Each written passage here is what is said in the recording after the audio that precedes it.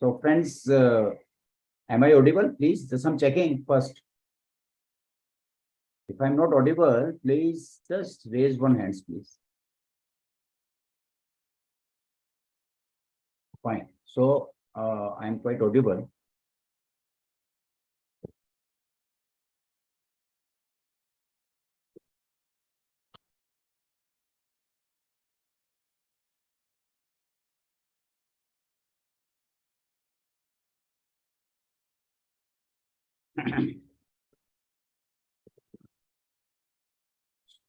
So friends, I welcome you to this special budget session and budget analysis of Finance Bill 2023. I welcome you all to this meeting. This meeting, friends, we are into when the Modi 2 government in the last year of their present regime, present tenure, and the world is facing a very bleak and the dim outlook towards the world economy. Major economy in the world is looking towards going to the recession as been projected by many of the economists. So there are many challenges before us since the world is looking at us at a time when in the large growing economy of the world, we are the fastest growing economy. And more to that, the last year of this present tenure of Modi 2, everyone expected this budget to be populist. But looking at the scenario, when the government is thriving to be at $5 trillion economy in the upcoming time, this budget has not let us down as far as that economist and economy of the budget and the country is concerned. Many of the good things been done in the budget. Budget is not all about the taxations. Budget is not all about the fund allocation. Budget is the composition of the entire things, entirety. If you look at this budget, then we have to go into the fact how the present regime, the government is going ahead and taking the country in the future. Starting with the budget, Honorable Finance Minister, while presenting the budget, has very, very specifically earmarked the path of the growth of this country. And this path of the growth been led by one first announcement by the Honorable Finance Minister, which was the biggest capital outlay of the so far in the Indian budget, which was been earmarked as in 10 lakh crores. It's a huge, and the total effective outlay will be 13.5 lakh for 4 lakh crores. So this is an humongous allocation by any of the finance minister, including the present finance minister. Spending on the capital expenditures give a multi-layers impact and exponential impact onto the budget session, onto the country economy, the growth of the economy. Maintaining discipline by the finance minister in the fiscal deficit was the other milestone that the budget has depicted. And further commitment to maintain the fiscal deficit in the years ahead was again been committed by the present regime. Friends, I will just take you the few points which are of utmost importance for us to understand. Yet they are, as far as the income tax is concerned, there are 120 plus odd amendments out there in the budget, which we will look into in the time to come. But this is because our bread and butter, we look always to the fact that these amendments we have to understand. But before going into this particular fact, the GDP growth which the country is going, as I said earlier also, is the highest from the rising economy. We are already at the 5th largest economy of the world, and we are going ahead with the 3rd largest economy in the times to come very soon. Railway expenditure again is the highest as 2.4 lakh crores, because we know the government impetus is always to grow within growth in infrastructure is the utmost important issue. Because until unless we have an infrastructure at hand, calling foreign investments or the foreign businessmen to the country, it is not possible. Many other things the government which has done is the defense outlay. Government always going ahead with the defense expenditures, and Make in India is the thumb rule of the present regime. Many of the things, friends, I will take you in the due course, in the due time. Whenever I'll get a time, I'll apprise you and update you on these points. However, I take this opportunity to welcome my esteemed speaker, who will take us to the right perspective of the budget and just decoding how the budget was from the economics point of view, from the taxation point of view, either it's a direct tax or the indirect tax. We will definitely be enlightened by our honorable speakers. But before I introduce my honorable speaker, I welcome you all who are joining in a large number, and not from the members fraternity. It is from the members who have joined today is a close board, including the executives and chief executives of the industries, and the members from the different strata and the segments. I welcome you all, friends. And in specific, today before I welcome again to my speakers, I take this opportunity to welcome the convener and the deputy convener of the Purple Gun CP Study Circle, CA Manish Gupta ji and Sachin Bahel ji, who are with us, and the CA Sangam Kumar ji, who is a member NIRC. I welcome him also. Now, present friends, just to take you to the right perspective of the decoding of the budget, I take this opportunity to introduce my speaker, who had taken their valuable time to get us insights of the budgets. And first and foremost, I will introduce first my speaker, CA Ved Jain ji. CA Ved Jain ji, past president ICAI, needs no introduction, friend. I hope we are all well known to him, but his contribution to the profession and beyond the profession is always we admire. We always look at to the fact him as an authority in the understanding the economy and the understanding the intricacies of the direct taxes and other matters equally. So it is my pride privilege to him to be with us and introduce you to be my first speaker for the current session. The second, after this, I welcome CA Ashok Batra ji.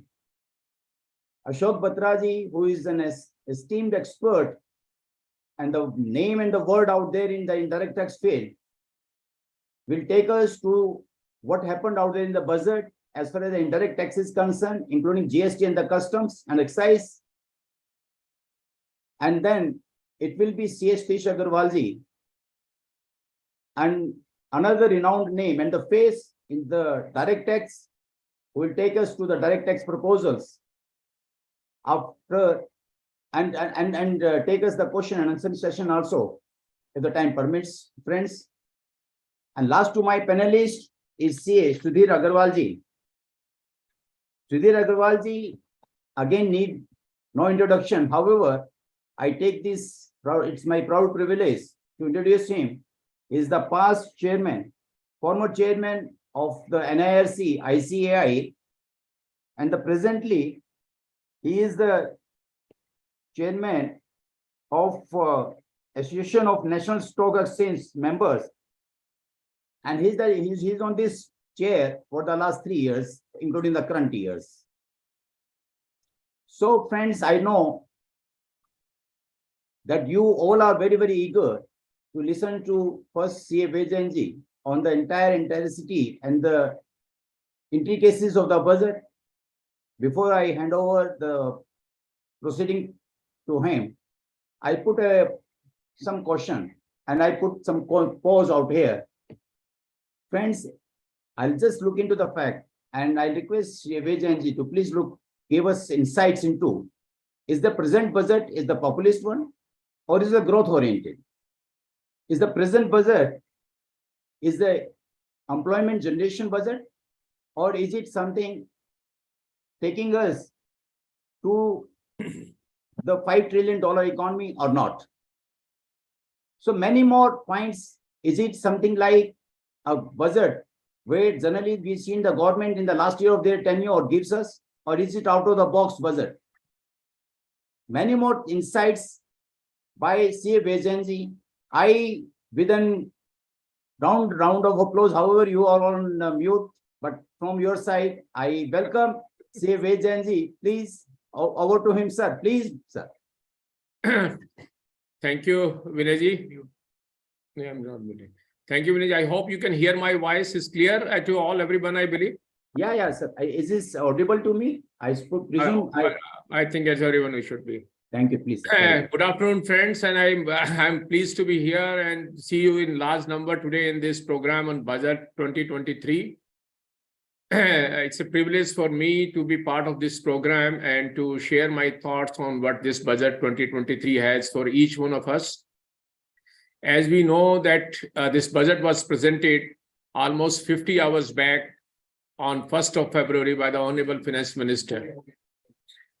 Budget is an exercise where the government carries out estimating expenditure, how much is going to be the expenditure next year, and then finding out the resources of the income. But interestingly, we find that the entire population of 140 crore odd expect some favor, some credit, some concession from the finance minister.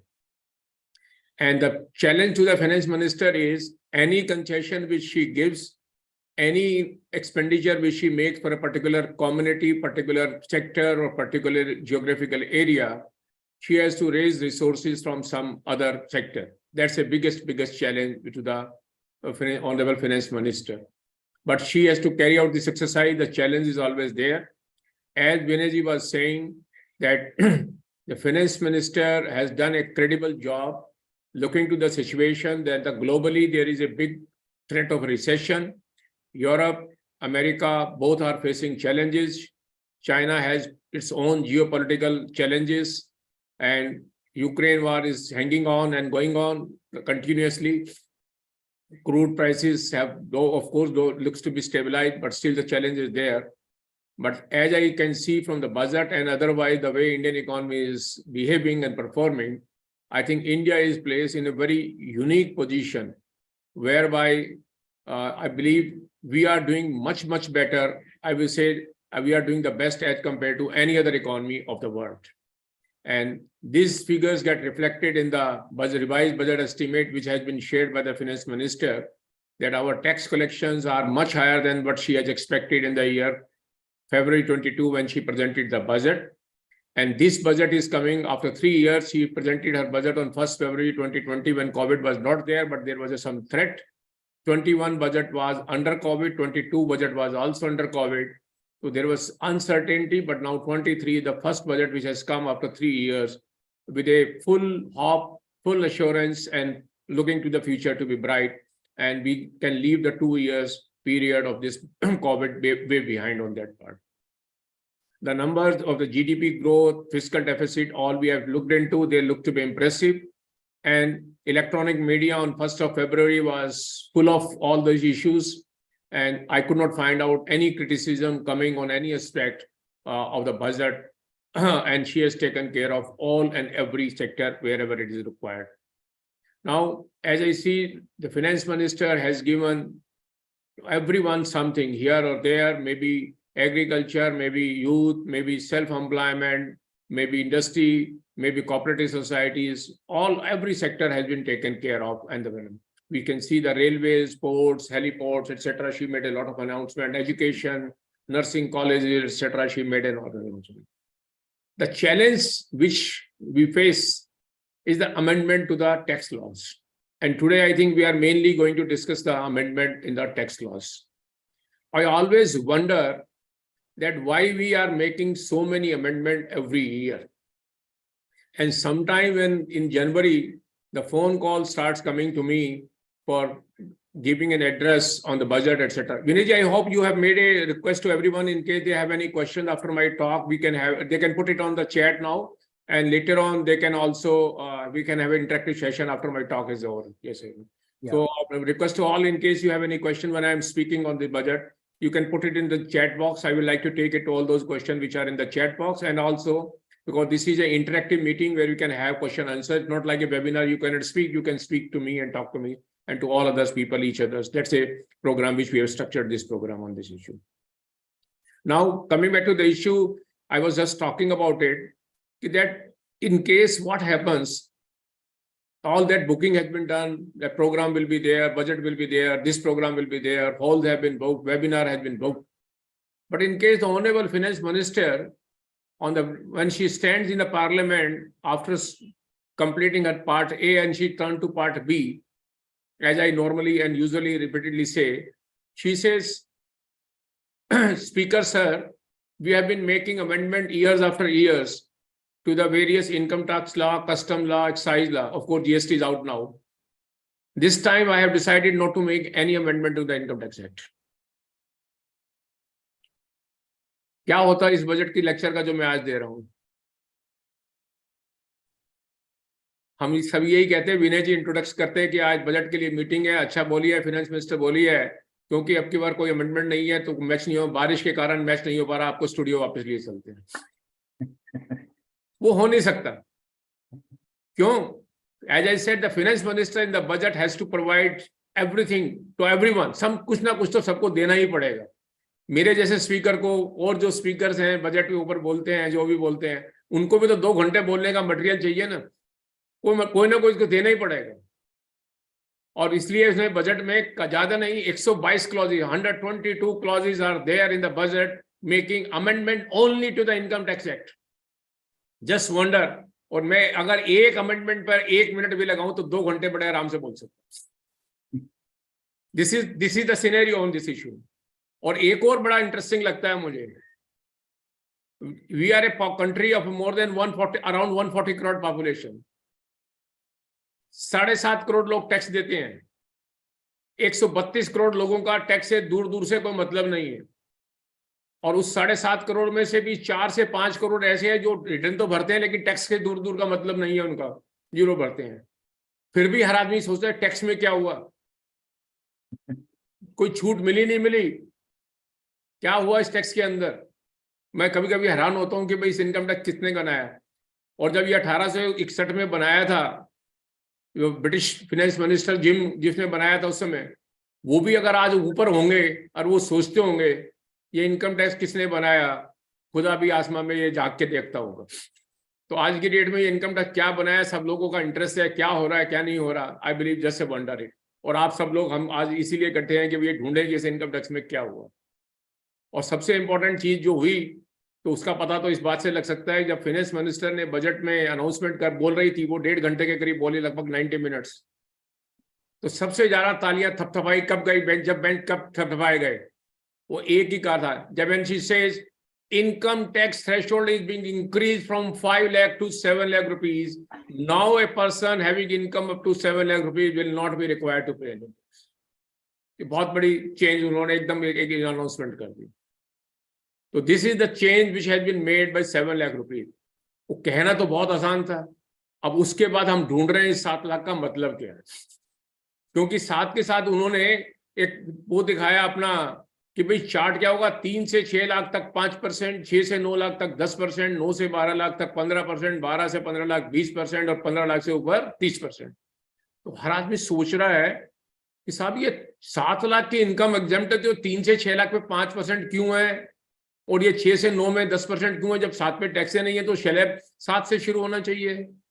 ये new regime और old regime की क्या बातें हो रही हैं? मैं तो 7 लाख रुपए मेरी इनकम है, मुझे तो कोई टैक्स नहीं देना है। ये अपना आप में भी कॉम्प्लेक्सिटी है कि क्या इसके बारे में। So let me just clarify this issue is when she says that 7 lakh up to 7 lakh rupees you need not pay tax, make sure that your income is not more than 7 lakh. If your income is more than 7 lakh rupees, then you are bound to pay tax from starting from rupees 3 lakh, not from 7 lakh. This is the game plan. This is the structure of the income tax. And the reason being very simple, that there is no, the tax slabs are same 3 to 6, 6 to 9 and 9 to 12. Only thing is there is an additional section 87A which we call it. They say a person having income up to rupees 7 lakh will get a rebate of rupees 25,000. तो आपकी income अगर 4 लाख है तो आपके ऊपर 5,000 रुपए का tax बनता है, 5,000 का रिबेट। 5 लाख इनकम है, 10,000 का रिबेट बनता है, 10,000 ले लीजिए। 6 लाख की इनकम है, 15,000 टैक्स बनता है, 15,000 का रिबेट ले लीजिए। और 7 लाख की इनकम है तो 25,000 रुपए टैक्स बनता है, 25,000 का रिबेट ले लीजिए। अब सबसे बड़ी प्रॉब्लम है, अगर 7 लाख 1,000 हो गया तो क्या होगा?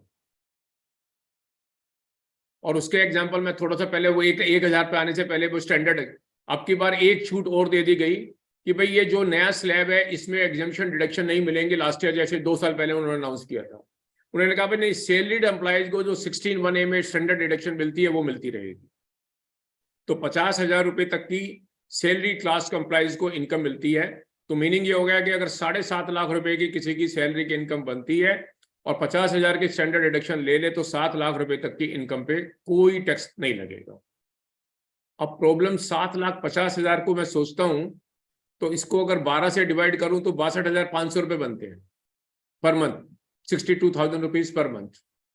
और मैं ये मान के चलूं कि भाई किसी एम्प्लॉय को सपोज करो सैलरी मिला के बोनस मिला मिलू के ये सारे 62,500 रुपए मिलते हैं, और अभी मार्च का महीना आने वाला 23 में, और वो मिल रहे हैं, बड़ा खुश हो रहा है कि साहब मेरी इनकम तो 7,50,000 50,000 स्टैंडर्ड डिडक्शन मिल गई, टैक्स जीरो होगा, अगले साल कोई टैक्स नहीं देना पड़ेगा।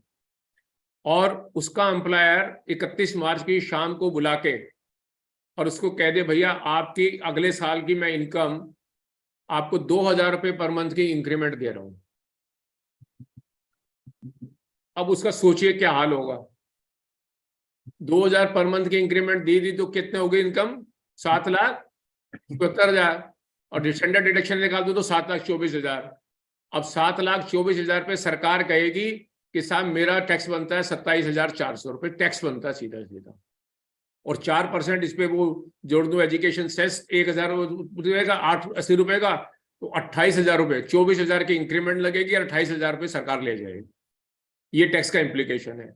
Meaning thereby that income up to 7 lakh is exempt. The moment you cross income by even 10 rupees, because below 10 it get rounded off to the lowest figure.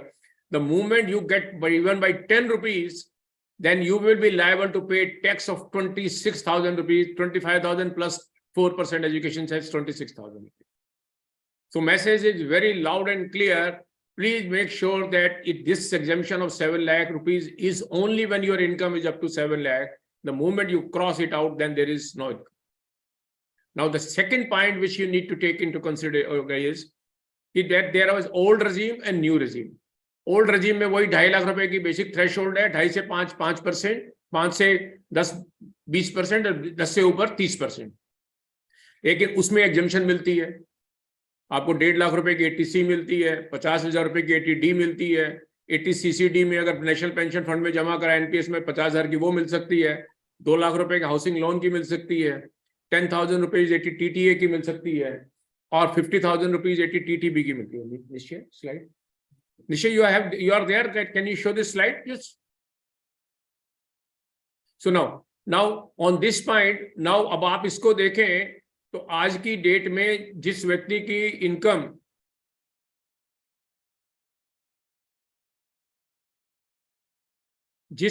Income अगर आज की डेट में compare करें old और new law में, तो एक simple example तो फाइनेंस मिनिस्टर ने अपने भाषण में दी थी कि अगर 9 लाख रुपए की इनकम है तो पुराने एक्ट में 60,000 रुपए टैक्स बनता है, नए में 45,000 बनता है, तो 15,000 रुपए की आपको टैक्स की छूट मिलती है।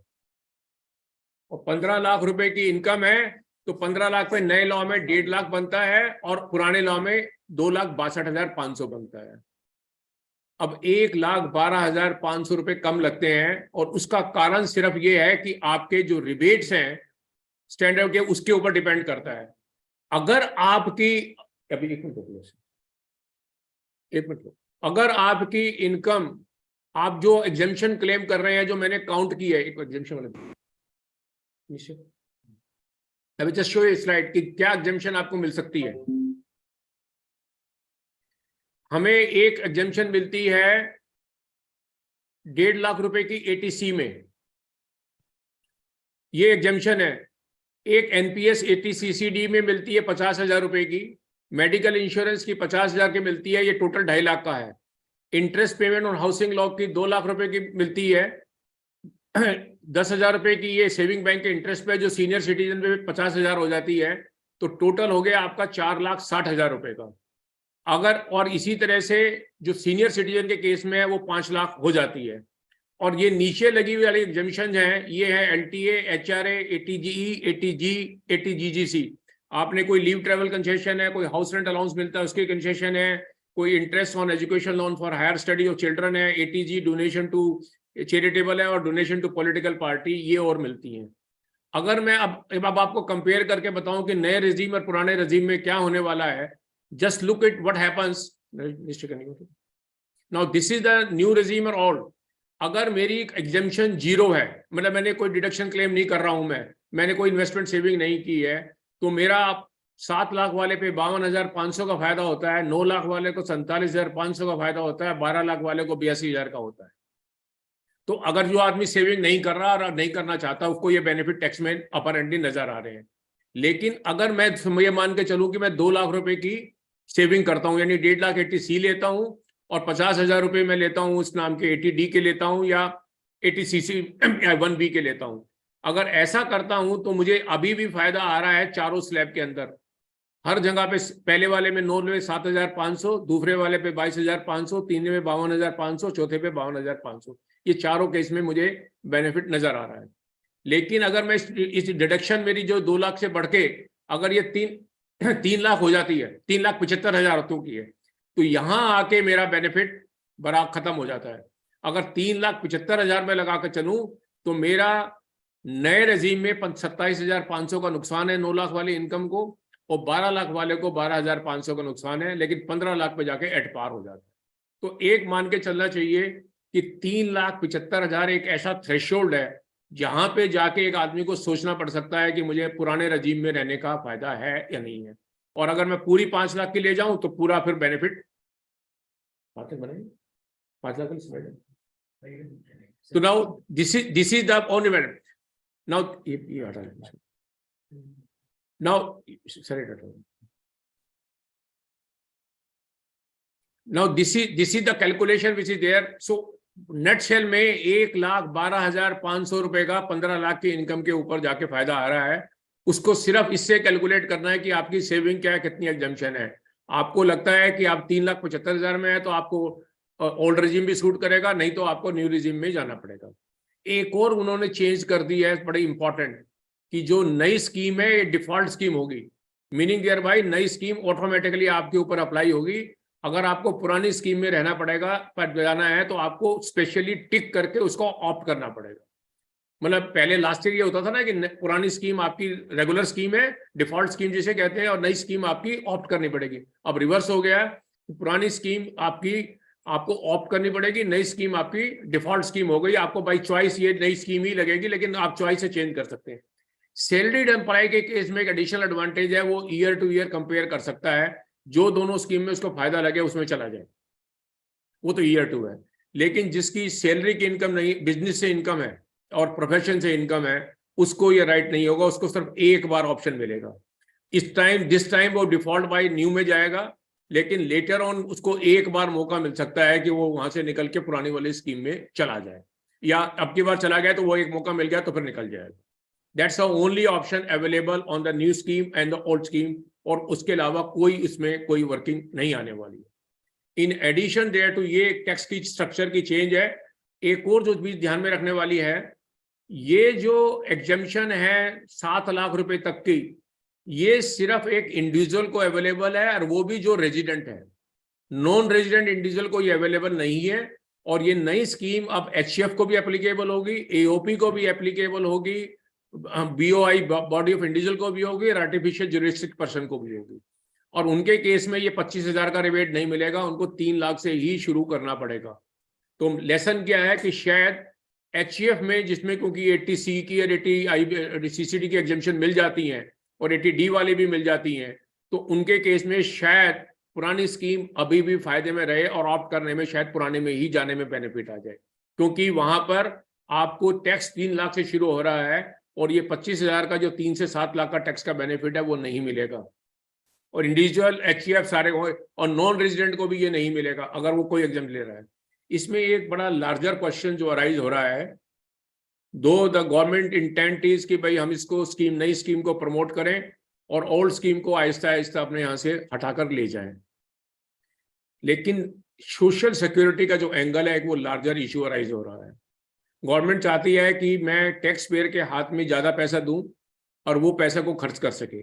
तो इस नई स्कीम के अंदर एक तीर से दो वर्किंग हो गई है, 2 टारगेट हो गए। एक, आपने ये कह दिया कि मैंने आपका टैक्स कम कर दिया, दूसरा आपने उसके हाथ में पैसे ज्यादा दे दिए। अब आज की डेट में जिसकी इनकम सपोज करो 9 लाख है, 75,000 रुपये महीना है, और वो 3 लाख रुपए की सेविंग करता है, मान के चलिए कि 1.5 लाख रुपया एटीसी में लगाता है, 50,000 एक जगह लगाता है, 50,000 एक लगाता है, या हाउसिंग लोन का लेता है, और उसको आज की डेट में टैक्स के अंदर 15,000 रुपए का बेनिफिट हो गया। तो अब उसको जो 3 लाख इन्वेस्ट नहीं करने और 15,000 का टैक्स का बेनिफिट हो गया, तो 3,15,000 रुपए उसके हाथ में एक्स्ट्रा आ गए, और परचेजिंग पावर बढ़ गई। और परचेजिंग पावर बढ़ गई तो बाजार में जाएगा, खर्चा करेगा, इकोनॉमी चलेगी, जिस दुकानदार से माल खरीदेगा उसकी बिक्री बढ़ेगी, जिसकी बिक्री बढ़ेगी तो उसकी इनकम बढ़ेगी, उसके यहाँ नौकरियां पैदा होंगी, नौकरियां पैदा होंगी तो फैक्ट्रियां और लगेंगी, और इनकम और आएगी तो और लोग टैक्स के दायरे में आएंगे। This is the propulsion of the economy, that's a idea basically. लेकिन इसका दूसरा एंगल भी है, जब 80C की जो इन्वेस्टमेंट है सेविंग, और 80D की जो मेडिकल इंश्योरेंस है, वो अपने आप में एक सोशल सिक्योरिटी क्रिएट करती है। क्योंकि इस स्कीम को, नई वाली को प्रमोट करने का मतलब है कि हम उसको एनकरेज नहीं कर रहे सेविंग्स वाली को। जब आदमी, लेबर लॉ में ये कहा जाता है कि हर एम्प्लॉय का पीएफ काट के जमा कराएगा और उतना पैसा अपनी जेब से डालेगा। आइडिया है कि कल को एम्प्लॉय की नौकरी छूट जाए, कुछ डिसेबिलिटी हो जाए, रिटायरमेंट हो जाए, ओल्ड एज हो जाए, तो उसको पैसे कहाँ से मिलेंगे? तो he should provide for the future. अब आज की, और यही स्कीम थी इनकम टैक्स में कि जो सेल्फ एम्प्लॉयड लोग हैं वो हैं, उनको भी ये छूट मिलनी चाहिए। तो अब ये चैलेंज आएगा कि अगर लोग ज्यादा से ज्यादा एनकरेज होकर स्कीम में नहीं जाएंगे, सेविंग नहीं करेंगे, तो कल को उनकी सोशल सिक्योरिटी कहाँ से क्रिएट होगी? ये अपने आप में एक बहुत बड़ा चैलेंज है। इसी तरह से मेडिकल के, जो मेडिकल इंश्योरेंस है, कोविड आया तो बहुत सारे लोगों का मेडिकल इंश्योरेंस काम आया, जितने खर्चे हुए तो LIC से या इंश्योरेंस से जो भी पैसे हैं वो मिल गए। लेकिन अगर वो आज की डेट में 80D में मेडिकल छूट नहीं है तो लोगों की एनकरेजमेंट नहीं होगी, तो ये भी बड़ा चैलेंज आएगा। और तीसरा बड़ा चैलेंज सबसे बड़ा आएगा LIC को। आज की डेट में 80C की छूट खत्म हो गई, और एक और अमेंडमेंट कर दी कि 5 लाख रुपए से ज्यादा 1/4/2023 के बाद जो पॉलिसी इश्यू होंगी, अगर प्रीमियम 5 लाख से ज्यादा का है तो उसकी आपको जब इनकम आएगी, वो मैच्योरिटी पे जो बोनस मिलता है वो एग्जेम्प्ट नहीं होगा। तो लाइफ इंश्योरेंस वाले सोच रहे होंगे कि मेरे बिजनेस का क्या होगा। वो भी एक बड़े भारी तकलीफ में आए लाइफ इंश्योरेंस वाले, वो भी अपने आप में बड़े भारी बिजनेस के चक्कर में पड़ गए हैं इसमें कि भैया लाइफ इंश्योरेंस के बिजनेस का क्या होगा। But these are the ramification which are coming up on that point. Now to complete on this point of the tax rate, another change is the regarding the surcharge. Surcharge 50 lakh से 1 करोड़ तक 10%, 1 करोड़ से 2 लाख करोड़ तक 15%, 2 करोड़ से ऊपर 25% और 5 करोड़ से ऊपर 37%। लोगों को कहना बहुत ज्यादा सरचार्ज लगता है। अब सरकार ने कहा है कि नहीं भाई, 5 करोड़ से ऊपर वालों को हम 25% में ले आते हैं। लेकिन शर्त वही है कि he should be under the new regime. अब उनका एडवांटेज आप देखना चाहें तो पता लगेगा कि एक 5 करोड़ से इनकम वाले को कितना बेनिफिट आ रहा है। 5 करोड़ से ऊपर वाले इनकम वाले को how you can just look into this benefit कि जिसके पास अगर ग्रोस इनकम 6 करोड़ रुपए की है तो आज की डेट में 23,69,000 रुपए का बेनिफिट आएगा उसको, और जिसकी 10 करोड़ की इनकम है उसको 38,66,800 रुपए का टैक्स के बेनिफिट आ रहा है। This is the benefit if you earn more and you pay more and now you are getting this benefit. मेरा ऐसा मानना है कि 5 करोड़ की इनकम क्रॉस करने के बाद 5 करोड़ 20 लाख रुपए तक उस आदमी के हाथ में कुछ नहीं आता था, क्योंकि वो सरचार्ज 12% वाला एक्स्ट्रा सब कुछ ले जाता था। अब उसके आदमी के अंदर लगभग 18 लाख रुपए की छूट वहां मिलेगी, और हर 1 करोड़ की इनकम के बाद 3 करोड़ 60 लाख रुपए का बेनिफिट आदमी को आ रहा है। ये अपने आप में एक बहुत बड़ी छूट है जो उसमें इसके अंदर आई है। तीसरी चीज जो टैक्स रेट में है वो है कोऑपरेटिव सोसाइटी के लिए। कोऑपरेटिव सोसाइटी को पिछले साल 22% के स्लैब में ले आए थे कंपनी को मानते हुए।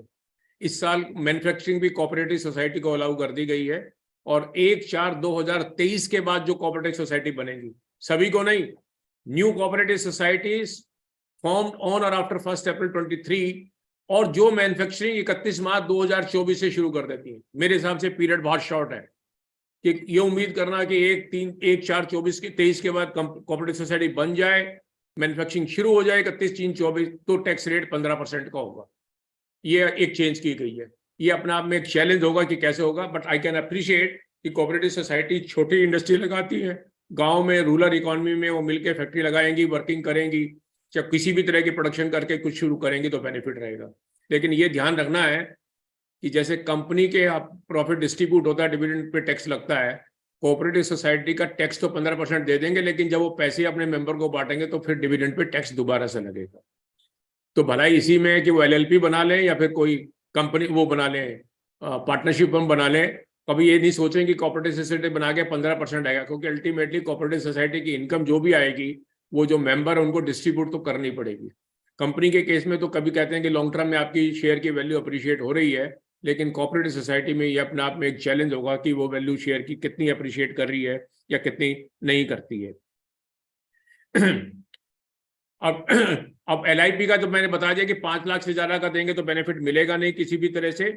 और अब आज की डेट में जो इंडिविजुअल को, अपने सैलरीड वाले को भी, जो 7.5 लाख वाला के व्यवहार है, उसको भी ये सोचना है कि अगर मुझे हाउस रेंट अलाउंस मिल रहा है या मुझे कोई और बेनिफिट मिल रहा है और उसके बारे में क्या करना है, वो एक आदमी को सोचने की बात है। When we move on, salaries में कोई चेंज नहीं है, सिर्फ सैलरी के अंदर एक परक्विजिट में चेंज किया है।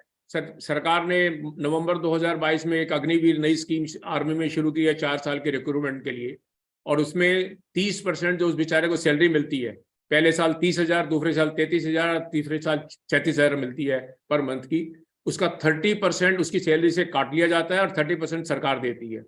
तो जो सरकार उसको देगी वो 30% वो उसकी इनकम पर क्रेडिट मानी जाएगी, और साथ के साथ सरकार ने उसको 80 CCD2 में एग्जम्प्ट कर दिया, उसको भी एग्जम्प्ट कर दिया। तो that's a benefit which has been given to the Agniveer. I don't think कि अग्निवीर के केस में, हालांकि जो उसको पैसे मेच्योरिटी में मिलेंगे 4 साल के, वो सारे एग्जम्प्ट कर दिए गए हैं, बट द नंबर सेज कि इट विल बी रफली 10 lakh rupees.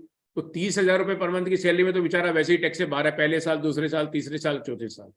The only benefit will be that when he gets money on the 4th year after retirement, तो एक नया सेक्शन डाल दिया 10(12)(c), जिसके अंदर उसकी इनकम जो मिलेगी वो 10-11 लाख रुपए मिलेंगे, उसके ऊपर उसको टैक्स नहीं लगेगा।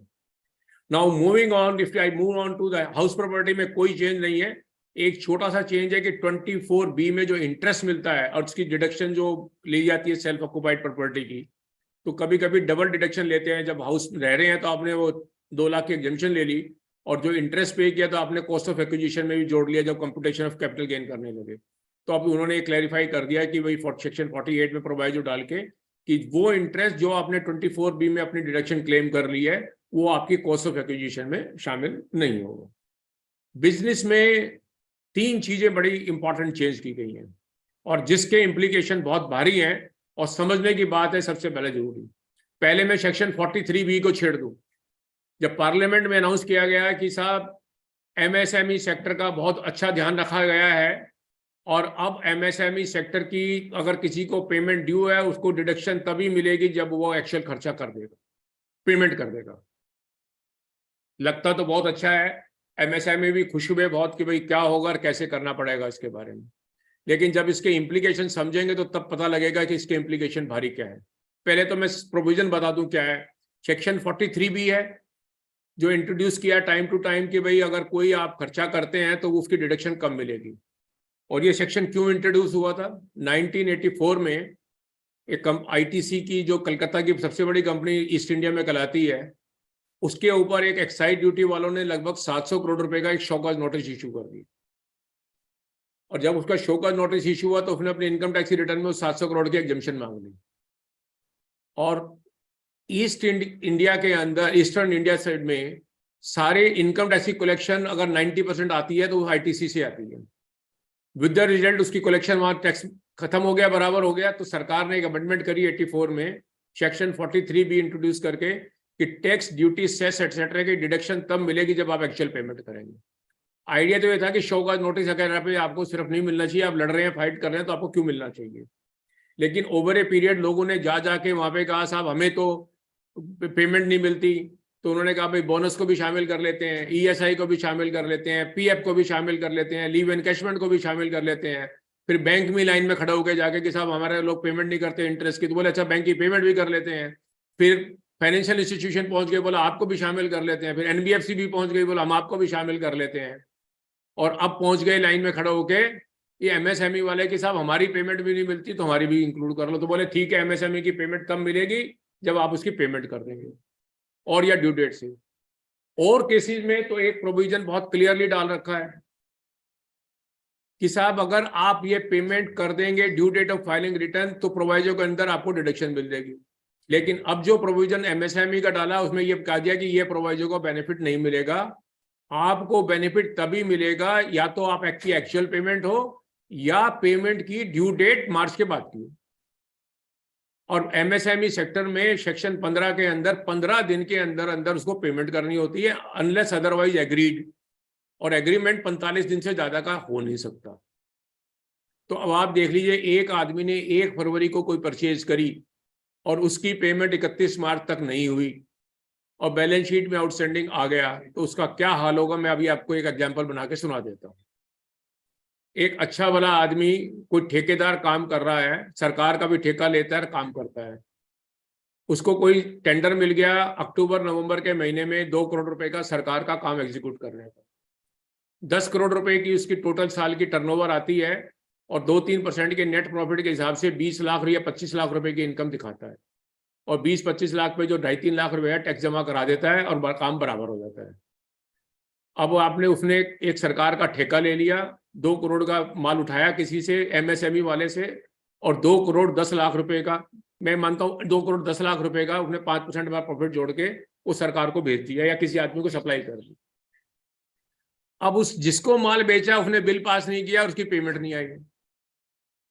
पेमेंट नहीं आई तो 31 मार्च तक इसने भी अपने सप्लायर को पेमेंट नहीं करी। और जब 1 अप्रैल के बाद आप ऑडिट करने लगेंगे तो आप लिख देंगे इसकी इनकम, भाई इसकी पेमेंट नहीं आई है, 2 करोड़ रुपए की सप्लायर है, एमएसएमई का सप्लायर है, वो जोड़ देगा। जब रिटर्न भरने लगेगा 20 लाख रुपए की income as per profit and loss account, 2 crore rupees added back under section 43B। Tax हो जाएगा 2 करोड़ के ऊपर, अगर पार्टनरशिप फर्म है तो 70 लाख रुपए, 30% plus 12% surcharge plus 4% education cess, 70 lakh रुपए का टैक्स लेके वो कहेगा भाई साहब पैसे कहां से लाऊं, पैसे तो है ही नहीं, इनकम तो मेरी 20 लाख रुपए की, 70 लाख रुपए आपको कहां से दूं। और सरकार कहेगी नहीं नहीं घबराने की बात नहीं है, आप अगले साल 2 करोड़ की पेमेंट कर दो, उसका आप अपनी डिडक्शन क्लेम कर लो। वो 2 करोड़ की अगले साल पेमेंट कर देता है, इनकम फिर 20 लाख की आएगी, लॉस कितना हो गया कैरी फॉरवर्ड 1 करोड़ 80 लाख। अब लॉस घूमता रहे 9 साल 10 साल तक के लेता रहे, लेकिन पैसे कहां से आएंगे 70 लाख जो पहले साल देने पड़ गए। जो टैक्स स्लैब बढ़ के पूछ गया वर्किंग आ गई, और ये 2 करोड़ वाला अगर इंडिविजुअल हो गया तो पता लगा सरचार्ज के 15-25% वाले स्लैब में शामिल हो गए ऑल ऑफ ए सडन जाके विद द रिजल्ट। और एक नहीं, अब वो जो एमएसएमई जिसने खुद सप्लाई किया जिसकी पेमेंट नहीं आई, उसने भी किसी और एमएसएमई से माल उठा रखा है 1 करोड़ 80 लाख में, उसने 2 करोड़ में इसको बेच रखा है। अब उसकी पेमेंट उसने नहीं दी तो इसने भी उसको पेमेंट नहीं की, तो इसके हाथ में भी वो जो इसने सप्लाई की 2 करोड़ रुपए वो भी जुड़ जाएंगे इसके हाथ में, क्योंकि इसने सप्लायर को 1,80,00,000 की पेमेंट नहीं की थी, इसकी इनकम जुड़ जाएगी, और उसके पीछे कोई और सप्लायर है तो वो भी जुड़ जाएगी। Looks to be very attractive जब हम कहते हैं कि 43B में शामिल हो जाओ और ये हो जाओ। मेरा ऐसा मानना है कि this will create many business entities, enterprise etcetera as a sick unit, because from where the money will come. Business में ये उम्मीद करना कि पेमेंट रेगुलर आ जाएंगी, रेगुलर नहीं आएंगी, बड़ा भारी चैलेंज है। जितनी भी आउटस्टैंडिंग पेमेंट हमारे सन्ड्री क्रेडिटर की लिस्ट है ओल्ड पुरानी, आई कैन अंडरस्टैंड 31 मार्च 23 तक की तो बच जाएगी, उसके बाद वाला का तो हालत खराब हो जाएगी। वो बैठते ही असेसिंग ऑफिसर पहले मांगेगा लिस्ट लिया हुआ कब से पेमेंट नहीं आया, इसमें एमएसएमई कितनी कंपनियां, वो नेट पे जाकर देख लेगा कितनी एमएसएमई है। आज की डेट में मैसेज होगा भाई एमएसएमई में रजिस्टर्ड कराओगे, अगर सप्लायर है तो मैं आपसे माल ही नहीं लूंगा, क्योंकि एमएसएमई के वो ही शुड बी रजिस्टर्ड। जो कहते हैं ना जीएसटी में रजिस्ट्रेशन नहीं है तो माल नहीं लूंगा, वो कहेगा एमएसएमई में रजिस्ट्रेशन है तो मैं आपसे सप्लाई नहीं लूंगा, क्योंकि कल को अगर आपकी पेमेंट लेट हो गई तो मैं फंस जाऊंगा। This is the challenge which will come in 43B। दूसरी अमेंडमेंट है 28(4) में, सेक्शन 28(4) में। और 28(4) क्या कहता है कि एनी बेनिफिट और amenity received during the course of the business of profession is considered to be the income. इस बात को ध्यान में रखते हुए लास्ट ईयर में सेक्शन 194R डाला गया था। 194R के अंदर यह कहा था कि भाई आप बेनिफिट और एमिनिटी जो आप देते हैं उसके अंदर 10% का आपको TDS काटना पड़ेगा। अब उसमें एक सवाल उठ के खड़ा हो गया कि जो 10% का TDS कटता है वो कैश और इन काइंड के बारे में झगड़ा था। बॉम्बे हाई कोर्ट ने बहुत पहले एक महिंद्रा एंड महिंद्रा में जजमेंट दी थी कि जब आप बैंक का लोन लेते हैं और जो वेवर हो जाता है, क्या वो 28(4) में इनकम मानी जा सकती है या नहीं मानी जा सकती। बॉम्बे हाई कोर्ट का व्यू था कि 28(4) में वही कवर होता है जो इन काइंड में पेमेंट आती है। इन काइंड में कुछ देता है आपको, पेमेंट नहीं आती है, जैसे आपको कोई गिफ्ट बांट दी, कोई और कुछ कर दिया, वो कर दिया, लेकिन अगर कैश में कंसेशन है तो कुछ नहीं होता था। इस एक्ट में ये अमेंडमेंट कर दी है कि अगर बेनिफिट कैश में भी आएगा तो वो भी इनकम मानी जाएगी। What will be the implication now? All waiver of loan and interest by the bank will be considered as income. And this will be a biggest challenge now, where when you are settling an old sick unit settling loan, the bank is giving waiver of the amount. If you have a liability of say 10 crore rupees and bank is settling for 2 crore rupees, 8 crore rupees is being given concession by the bank. On the now on 8 crore rupees, you will be liable to pay tax if you assume 35%, 2 crore 80 lakh rupees. Unit सिक है, bank 8 crore wave कर रहा है, लेकिन सरकार चाहेगी 8 करोड़ में से 2 करोड़ 80 लाख रुपए मुझे मिले, क्योंकि आपकी इनकम, आपकी वो लाइबिलिटी कम हो गई और ये बेनिफिट आपको बिजनेस में मिला है। This is the implication which is likely to come on 28(4) on that point on this issue. Now, friend, looking to the time, I have already spent half an hour, and I think I should go some other provision. I will skip some smaller provision which are there on that part.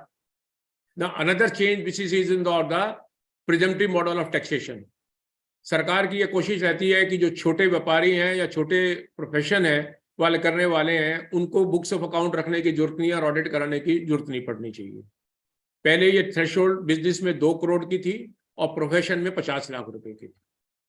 अब सरकार ने कहा कि साहब इसको 2 से 3 करोड़ कर देते हैं और 50 से 75 लाख कर देते हैं, लेकिन शर्त लगा दी है, ये 2 से 3 करोड़ प्रिजम्पटिव मॉडल जिसमें 6% टैक्स लगेगा, 6% इनकम मानी जाएगी, यानी 3 करोड़ की टर्नओवर करो और 18 लाख रुपए इनकम मानी जाएगी, और 75 लाख रुपए का प्रोफेशन करो तो 37,50,000 रुपए इनकम मानी जाएगी।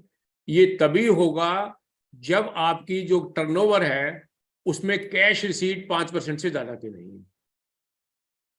तो जो कैश में आप सेल करते हैं वो नहीं आएगी। अगर कैश वाली है तो वो थ्रेशोल्ड 2 करोड़ की ही रहेगी, और कैश का मतलब इंक्लूडिंग अदर देन अकाउंट पे ही चेक होगा। तो आपकी सारी सेल्स की जो पेमेंट है वो अकाउंट पे ही चेक से अगर आई है और वो 5% से उससे ज्यादा दूसरी नहीं है, तो आप 3 करोड़ तक की पेमेंट को, टर्नओवर को 6% के अंदर 18 लाख रुपए दे सकते हैं। मेरा ऐसा मानना है ये अपने आप में एक बहुत बड़ा चेंज है। Just visualise it how this will affect. 3 crore का मतलब हो गया, अगर मैं 300 वर्किंग डे मान के चलूं कि 52 संडे और 10-12 हॉलीडे, दिवाली दशहरा के, 1 लाख पर डे की टर्नओवर है आपकी, और आपकी 1 लाख पर डे पे सिर्फ 18 लाख रुपए की आपकी इनकम मानी जाएगी, और नए रजीम में 18 लाख रुपए के ऊपर 2,40,000 रुपए का सिर्फ टैक्स आएगा। तो 3 करोड़ की टर्नओवर पे 2,40,000 रुपए का टैक्स, ना किसी अकाउंटेंट की जरूरत, ना किसी ऑडिटर की जरूरत, ना किसी और की जरूरत। सिंपल सारे जो पैसे अकाउंटेंट के हैं 2,40,20,000 रुपए महीने के, तो उसमें तो वो टैक्स में निकल जाएंगे। तो कोई किसी की जरूरत नहीं है 3 करोड़ रुपए की, 1 लाख रुपए की। तो जितने ढाबे वाले हैं, रेस्टोरेंट वाले हैं, रिटेल ट्रेड वाले हैं, स्मॉल वाले हैं, इन सब के लिए बड़ा आराम है इसके बारे में। तो ये अपने आप में एक बहुत बड़ी कंसेशन है। इवन फॉर प्रोफेशनल 75 लाख में 50%, 37 लाख 50, उसके अंदर भी बहुत बड़ी कंसेशन है कि आप टर्नओवर 75 लाख रुपए तक के लिए वर्कआउट करके लेके, ये भी एक अपने आप में मेरे हिसाब से एक काफी बड़ी कंसेशन है कि वेयर यू नॉट रिक्वायर्ड। लेकिन ये ध्यान रखना, जब हम ये कहते हैं 6% इनकम 3 करोड़ पे और 50% 75 लाख प्रोफेशन पे है, ये नहीं है कि आप बुक्स में इनकम ज्यादा जमा करें और इनकम टैक्स में 18 लाख दिखा दे सकें। फंड फ्लो के अंदर आपको 18 लाख मिलेगी, और डेप्रिसिएशन वगैरह हर चीज ये मानी जाएगी। इंटरेस्ट, डेप्रिसिएशन, आपने हर चीज का क्लेम ले लिया है, आपको इसके अलावा कोई छूट किसी दूसरे तरह की नहीं मिलेगी। इसके बारे में ये दूसरा प्रोविजन बनाया गया उसके बारे में। Then there are certain changes which have been affected, which may be related to business, and but one is regarding this startup. कोई भी एक्टिव है, आई बिलीव बजट पूरा नहीं हो सकता जब तक स्टार्टअप की बात ना की जाए। तो एक स्टार्टअप के साथ में भी 1 साल का पीरियड बढ़ा दिया कि अब पहले था कि स्टार्टअप सेटअप बिफोर 31 मार्च 23, अब उसको 31 मार्च 24 तक का स्टार्टअप की वर्किंग कर दी गई है।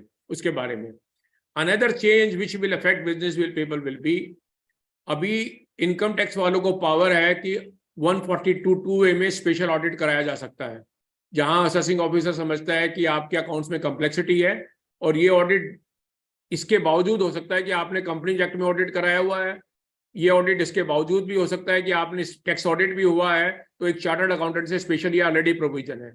लेकिन सरकार कहती है इससे काम नहीं चलता हमारा, आप जो इन्वेंट्री की वैल्यूएशन करते हैं हमें नहीं पता वो कितनी ठीक है। इस बात को एग्जामिन करने के लिए इस एक्ट में एक नया प्रोविजन आ गया कि एक आपका स्पेशल ऑडिट इन्वेंट्री वैल्यूएशन का कराया जा सकता है, और ये ऑडिट कोई और नहीं करेगा, सिर्फ कॉस्ट अकाउंटेंट कर सकते हैं। इसमें चार्टर्ड अकाउंटेंट ये ऑडिट नहीं कर पाएंगे, ये कॉस्ट ऑडिट सिर्फ कॉस्ट अकाउंटेंट कर पाएंगे, और असेसिंग ऑफिसर ऑडिट करके इन्वेंट्री की वैल्यूएशन कर सकता है। तो इस बात में भी आपको ये बहुत बड़ा ध्यान रखने की जरूरत है कि इसकी वर्किंग करने की चीज है। इसी के साथ एक नया चेंज हो रहा है कि जब आप इनकम आती है और टैक्स कट जाता है, और आपकी टैक्स कटने में, क्योंकि लॉ टैक्स का ये कहता है अक्रूवल और receipt which ever is earlier, और बहुत सारे लोग अपनी इनकम अक्रूवल बेसिस पे करते हैं। जैसे मैंने एफडी बनाई बैंक में, 5 साल की एफडी बनाई, 5 लाख रुपए की 10% के हिसाब से 50,000 रुपए साल का इंटरेस्ट आता है। बहुत सी बार बैंक इंटरेस्ट अक्रू करते समय टीडीएस नहीं काटता, वो कहता है आखिरी 5 साल में काटूंगा। लेकिन मैंने इनकम पहले साल में दिखा दी, दूसरे साल में 50,000 के दिखा दी, तीसरे साल में दिखा दी, उसका क्रेडिट नहीं मिलता था, बिकॉज लॉ सेज की 199 में लिखा है credit should be allowed only in the case in which income has been shown. जिस साल में इनकम दिखाई उस साल टीडीएस ही नहीं कटा, बाद में कटा। तो now income tax act is being amended to provide that in such cases now you can file an application for rectification within a period of 2 years from the date when TDS has been deducted.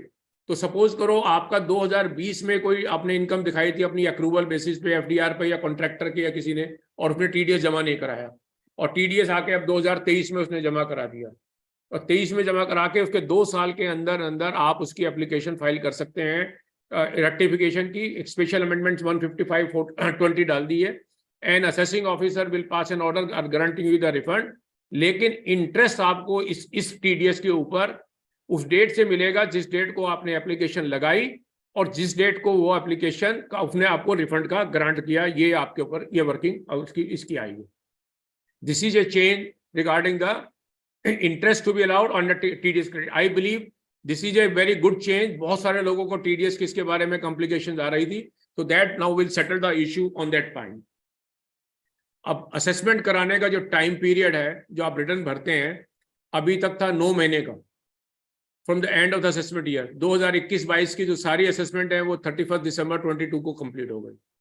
Now ये period 9 महीने की बढ़ा के 12 महीने का कर दिया। अब ये 2022-23 की जो असेसमेंट, जो स्क्रूटनी के नोटिस जून 23 में आएंगे और उसकी असेसमेंट मार्च 24 तक हो सकती है। इसका पीरियड 1 साल का हो गया from the end of the assessment year. इसके साथ साथ 148 की जब आपको नोटिस आता है, उसमें आज की डेट में assessing officer has a power to prescribe the time within which you have to file the return. बहुत सारे केस में 15 दिन देता है, नॉर्मली 1 महीना देता है। Now act is being amended to provide that this notice period shall be of 3 months, यानी you can file the return within a period of 3 months on 148 notice.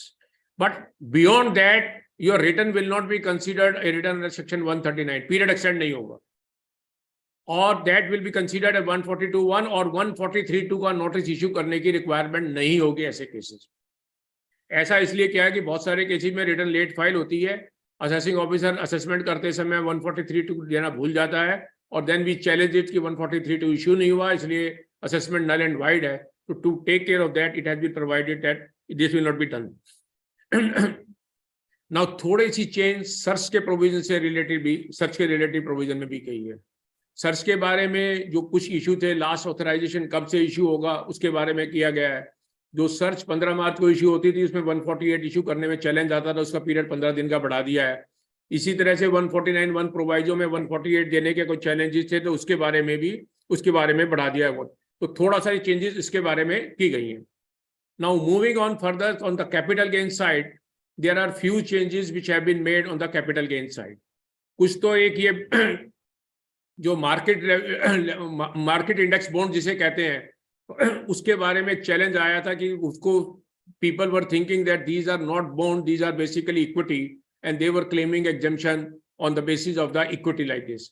ना उसके बारे में क्लैरिटी दे दी गई है कि ये मार्केट लिंक जो बॉन्ड्स हैं, इसका जो डिफरेंस है जो आपका होगा, it will be considered to be a short term capital gain and will be liable to tax normally in this provision, and for this a new section has been inserted for that part also.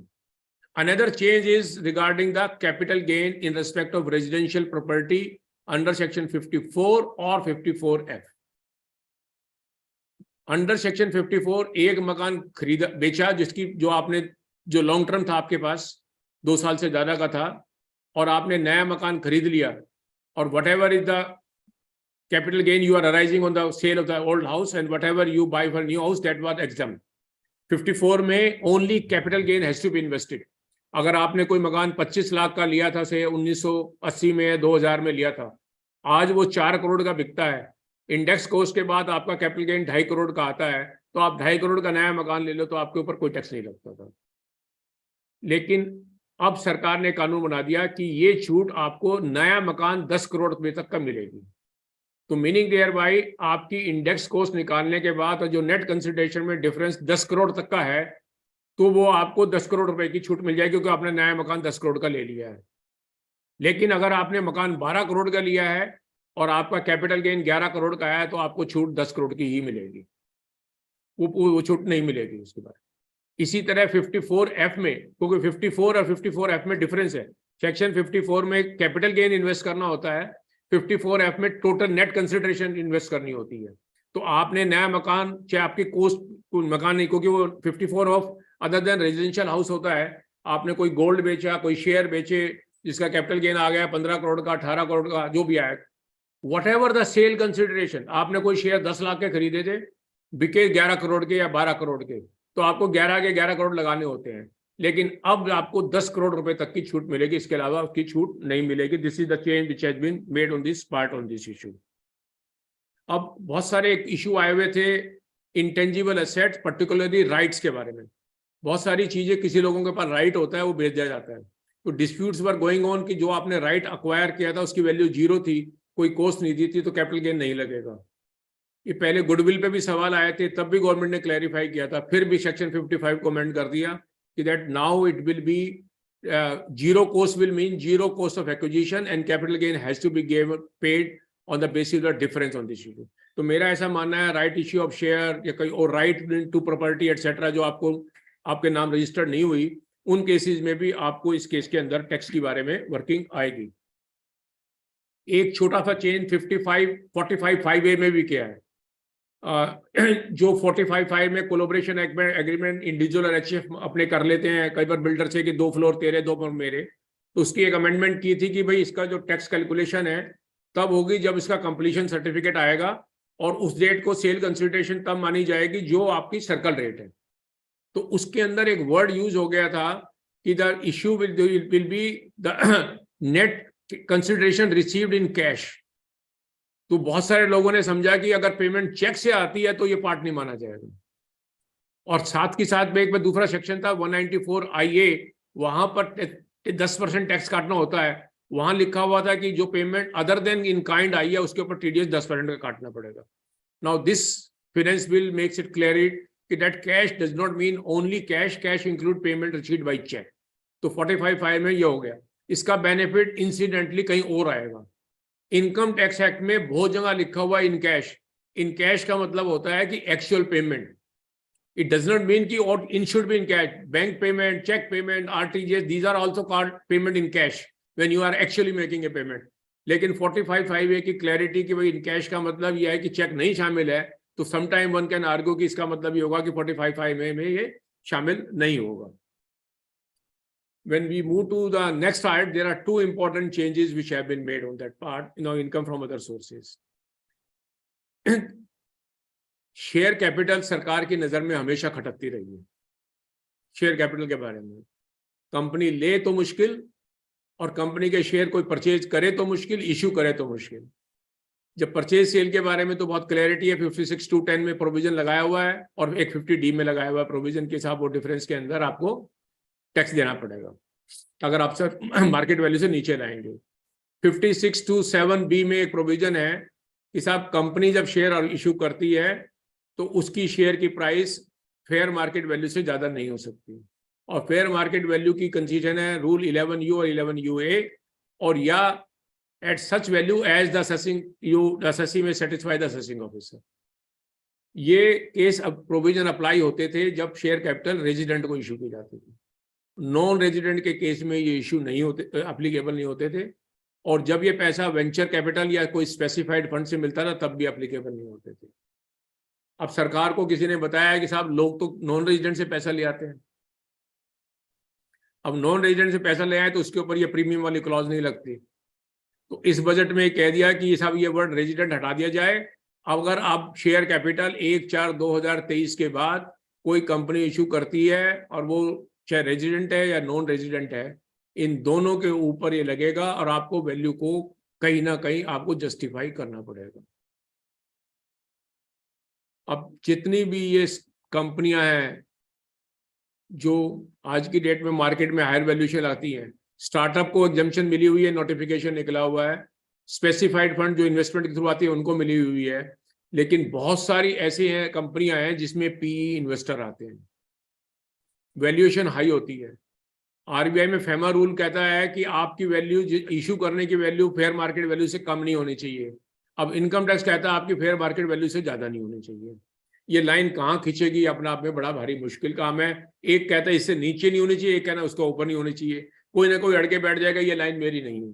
मेरा ऐसा मानना है कि इन सब cases में dispute होने वाले हैं। अब हर केस में ये झगड़ा होगा इसके बारे में, और कहीं ना कहीं मुझे ऐसा लगता है it can be A counter productive for the economy. FII FPI जो इन्वेस्टमेंट करती हैं, क्योंकि लिस्टेड कंपनी में ये अदरवाइज नहीं लगता। वेंचर कैपिटल से बाहर निकल गए, स्टार्टअप बाहर निकल गए जो रजिस्टर्ड है ऑफिशियली, और जो मेरा कहना है कि ये स्पेसिफाइड फंड से आएंगे वो निकल गए। लेकिन इसके अलावा इन्वेस्टर तो बहुत है। मॉरिशस से, नीदरलैंड से बहुत सारे पैसे आते हैं इंडिया में, सिंगापुर से, हांगकांग से बहुत पैसे आते हैं इन्वेस्टमेंट के लिए। An indication can be had कि 2022 वाले साल में as against 77 crore rupees of investment, $77 billion investment, it had got reduced to $54 billion. It can be a counterproductive move on that part. So that can be a challenge again on that part कि भाई इसकी अब whether this is required. अभी मैं आज पढ़ रहा था कि कल उन्होंने रेवेन्यू सेक्रेटरी ने या DIPM सेक्रेटरी ने वो दिया है एक्सप्लेनेशन इसके लिए। इसको एंजल टैक्स के नाम से आज आपने पढ़ा हुआ आर्टिकल आया हुआ है। तो एंजल टैक्स के बारे में वो कहते नहीं हवाला के थ्रू लोग पैसा वो कर रहे थे। I say enforcement mechanism and the compliance mechanism are two things. The larger interest of the economy was that in case a person outside India is making investment and the valuable foreign exchange is coming, we should not discourage. And now every company will be scared to make investment, knowing fully well tomorrow you can run into difficulty and what will happen there. This is the challenge which is likely to come up when we talk about on this issue. एक और चर्चा चल रही थी बहुत दिनों से TV पे डिबेट, आजकल देखा होगा कि लोग टीवी वालों को बड़ा कोई ना कोई इंटरेस्टिंग टॉपिक चाहिए। ऑनलाइन गेम, क्या रेट ऑफ टैक्स होना चाहिए और कैसे लगना चाहिए, कितने पे आना चाहिए। तो इस बजट ने उसकी भी समस्या हल कर दी है। एक नया सेक्शन 115 बीबीजे डाल दिया है, उसमें कहा भाई ऑनलाइन विनिंग के ऊपर 30%, नेट विनिंग के ऊपर 30% टैक्स लगेगा। और नेट विनिंग कैसे कैलकुलेट होगी और क्या होगा उसका मेथड हम प्रिस्क्राइब करते हैं, तो वो रूल्स के अंदर बनकर आ जाएगा और इसके लिए वर्किंग एक अलग पे निकल कर आ जाएगी इसके बारे में।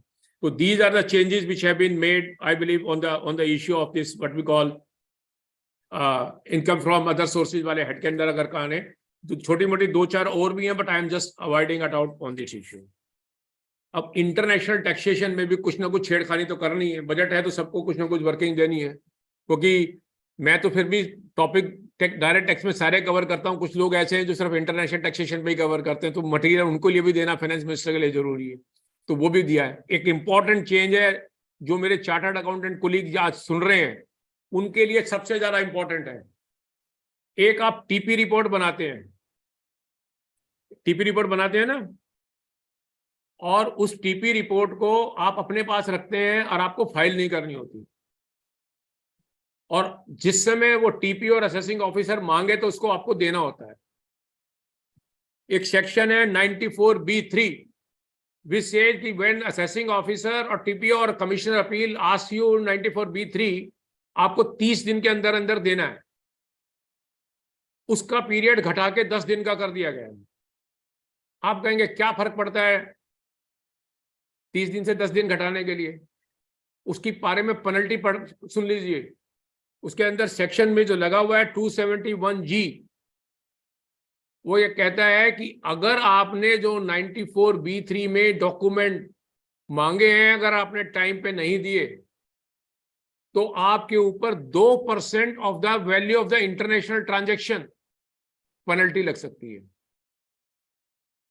किसी ने अगर इंटरनेशनल ट्रांजैक्शन 400 करोड़, 500 करोड़, 800 करोड़, ये नॉर्मल होती है परचेज की, सेल की, प्रॉफिट से बात नहीं कर रहा हूं मैं, value of the international transaction, meaning thereby transaction entered into with your AE, और 400 करोड़ रुपए की है और आपने 10 दिन के बाद, 11 दिन के बाद टीपी रिपोर्ट दी, तो वो आपको कह देगा 8 करोड़ की पेनल्टी लगाने के लिए तैयारी कर रहा हूं। मैं समझ नहीं पाया कि ये 2% क्यों होनी चाहिए। अगर आपकी डिले है तो 500, 1000, 2000, 5000 पर डे की, आई कैन अंडरस्टैंड कि जहां आपने रिकॉर्ड नहीं रखा वहां आप कुछ उसके बारे में वर्किंग कर दें। कोई सीलिंग नहीं है कि कितनी लग सकती है। और जगह तो जैसे टीडीएस में होता है ना कि डिफॉल्ट हो गया तो not exceeding the amount of the TDS etcetera, ऐसा कुछ नहीं है कहीं पे। पेनल्टी कैन बी अनलिमिटेड और 2% of international. I am just wondering what is going to happen on this point, on this issue. एक और बजट में इंपॉर्टेंट चेंज होती है, गिफ्ट सिटी बना हुआ है अहमदाबाद में। पिछले 10 साल से कोई ऐसा बजट नहीं है जिसमें गिफ्ट सिटी का जिक्र नहीं हो, और इनकम टैक्स में उसके नाम की कोई ना कोई छूट नहीं आया। इस बार भी गिफ्ट सिटी में इंटरनेशनल बैंकिंग यूनिट के बारे में कहा है कि जो डिविडेंड और इंटरेस्ट देते हैं वो तो टैक्स फ्री है, लेकिन इसके अलावा जो पेमेंट करते हैं तो वो वहां भी टैक्स होता है और वो इंडिविजुअल के हाथ में भी टैक्स हो, जिसको देते हैं यूनिट उसके हाथ में भी हो जाता है, ओडीआई के हाथ में भी टैक्स हो जाता है। उसको लेके हुए उन्होंने कहा भाई अमेंडमेंट कर दी कि अब ये टैक्स वहां नहीं होगा, ये सिंगल टैक्सेशन आएगी इसके बारे में। अनदर रूल इज, एक थिन कैपिटलाइजेशन रूल है ट्रांसफर प्राइसिंग में, कि जब आप इंटरेस्ट देते हैं एसोसिएटेड एंटरप्राइजेस को और वो 30% ऑफ एबिटा से ज्यादा होता है, तो ट्रांसफर प्राइसिंग में ये माना जाता है कि आपने अपनी कैपिटल सफिशिएंटली नहीं लगाई, इसीलिए आपका इंटरेस्ट आपको डिसअलाउ होना चाहिए। तो then the law says in excess of 30% subject to the interest which you have paid to AE that can disallow. इसके केस में 2 लोगों को छूट थी, बैंक और इंश्योरेंस कंपनी वालों को, कि भाई बैंकिंग कंपनी और इंश्योरेंस कंपनी वालों को इसमें छूट थी। अब एनबीएफसी वाले भी लाइन में लेके पहुंच गए, तो उनको भी कह दिया बाद अगर कोई एनबीएफसी अगर ऐसा है केस है उसके ऊपर ये थिन कैपिटलाइजेशन का रूल नहीं लगेगा। 56(2)(10) में gift other than from relative is chargeable to tax, तो ये चार्जेबल थी रेजिडेंट टू रेजिडेंट। अब एक कोई आपका मिलने वाला इंडिया से बाहर रहता है और वो नॉन रेजिडेंट है, उसको अगर आप गिफ्ट कर दो तो वो कहता था साहब मैं तो बाहर हूं, मेरे तो इंडिया में टैक्स नहीं लगता, तो मेरी इनकम पे टैक्स क्यों लिया जाए। उसके लिए एक अमेंडमेंट की गई थी पिछले साल में 918 2019 में, कि 918 डाल के कि साहब gift to non resident shall be deemed to be the income accruing and arising in India only.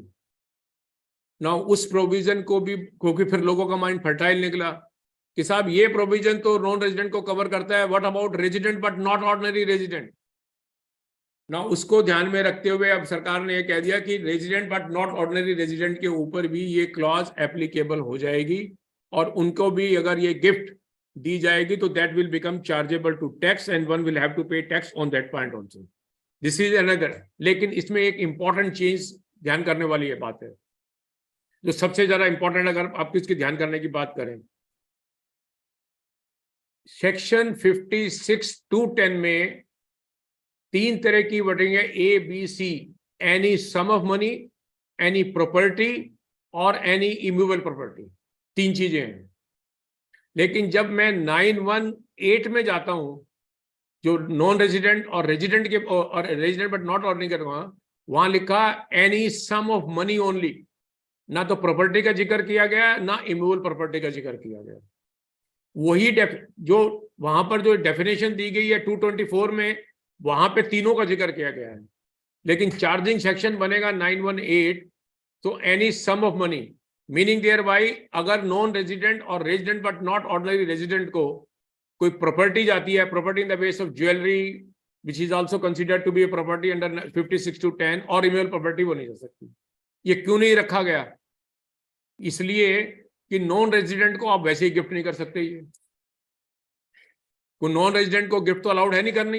Resident can not give a gift to non resident except LRS में जा सकती है, और एलआरएस में पैसे जाएंगे, वो सम ऑफ मनी में कवर्ड हो जाएगा। आप नॉन रेजिडेंट को प्रॉपर्टी गिफ्ट नहीं कर सकते इन काइंड में, आप इमूवेबल प्रॉपर्टी गिफ्ट नहीं कर सकते। Non resident can acquire a property only by inheritance from the person. तो ये अपने आप में, if you look at 918, I was just observing that any sum of money only is the word we use. That's a very important change which may be taken care of this issue. These are the changes which I am just touching upon, which are the main changes on that issue of this.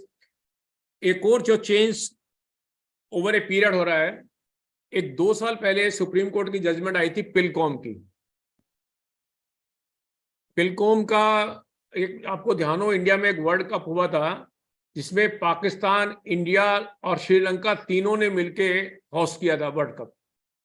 और उसकी जब payment होने लगी थी, जो sports person वगैरह की payment थी, उसकी टीडीएस के बारे में सवाल आया था।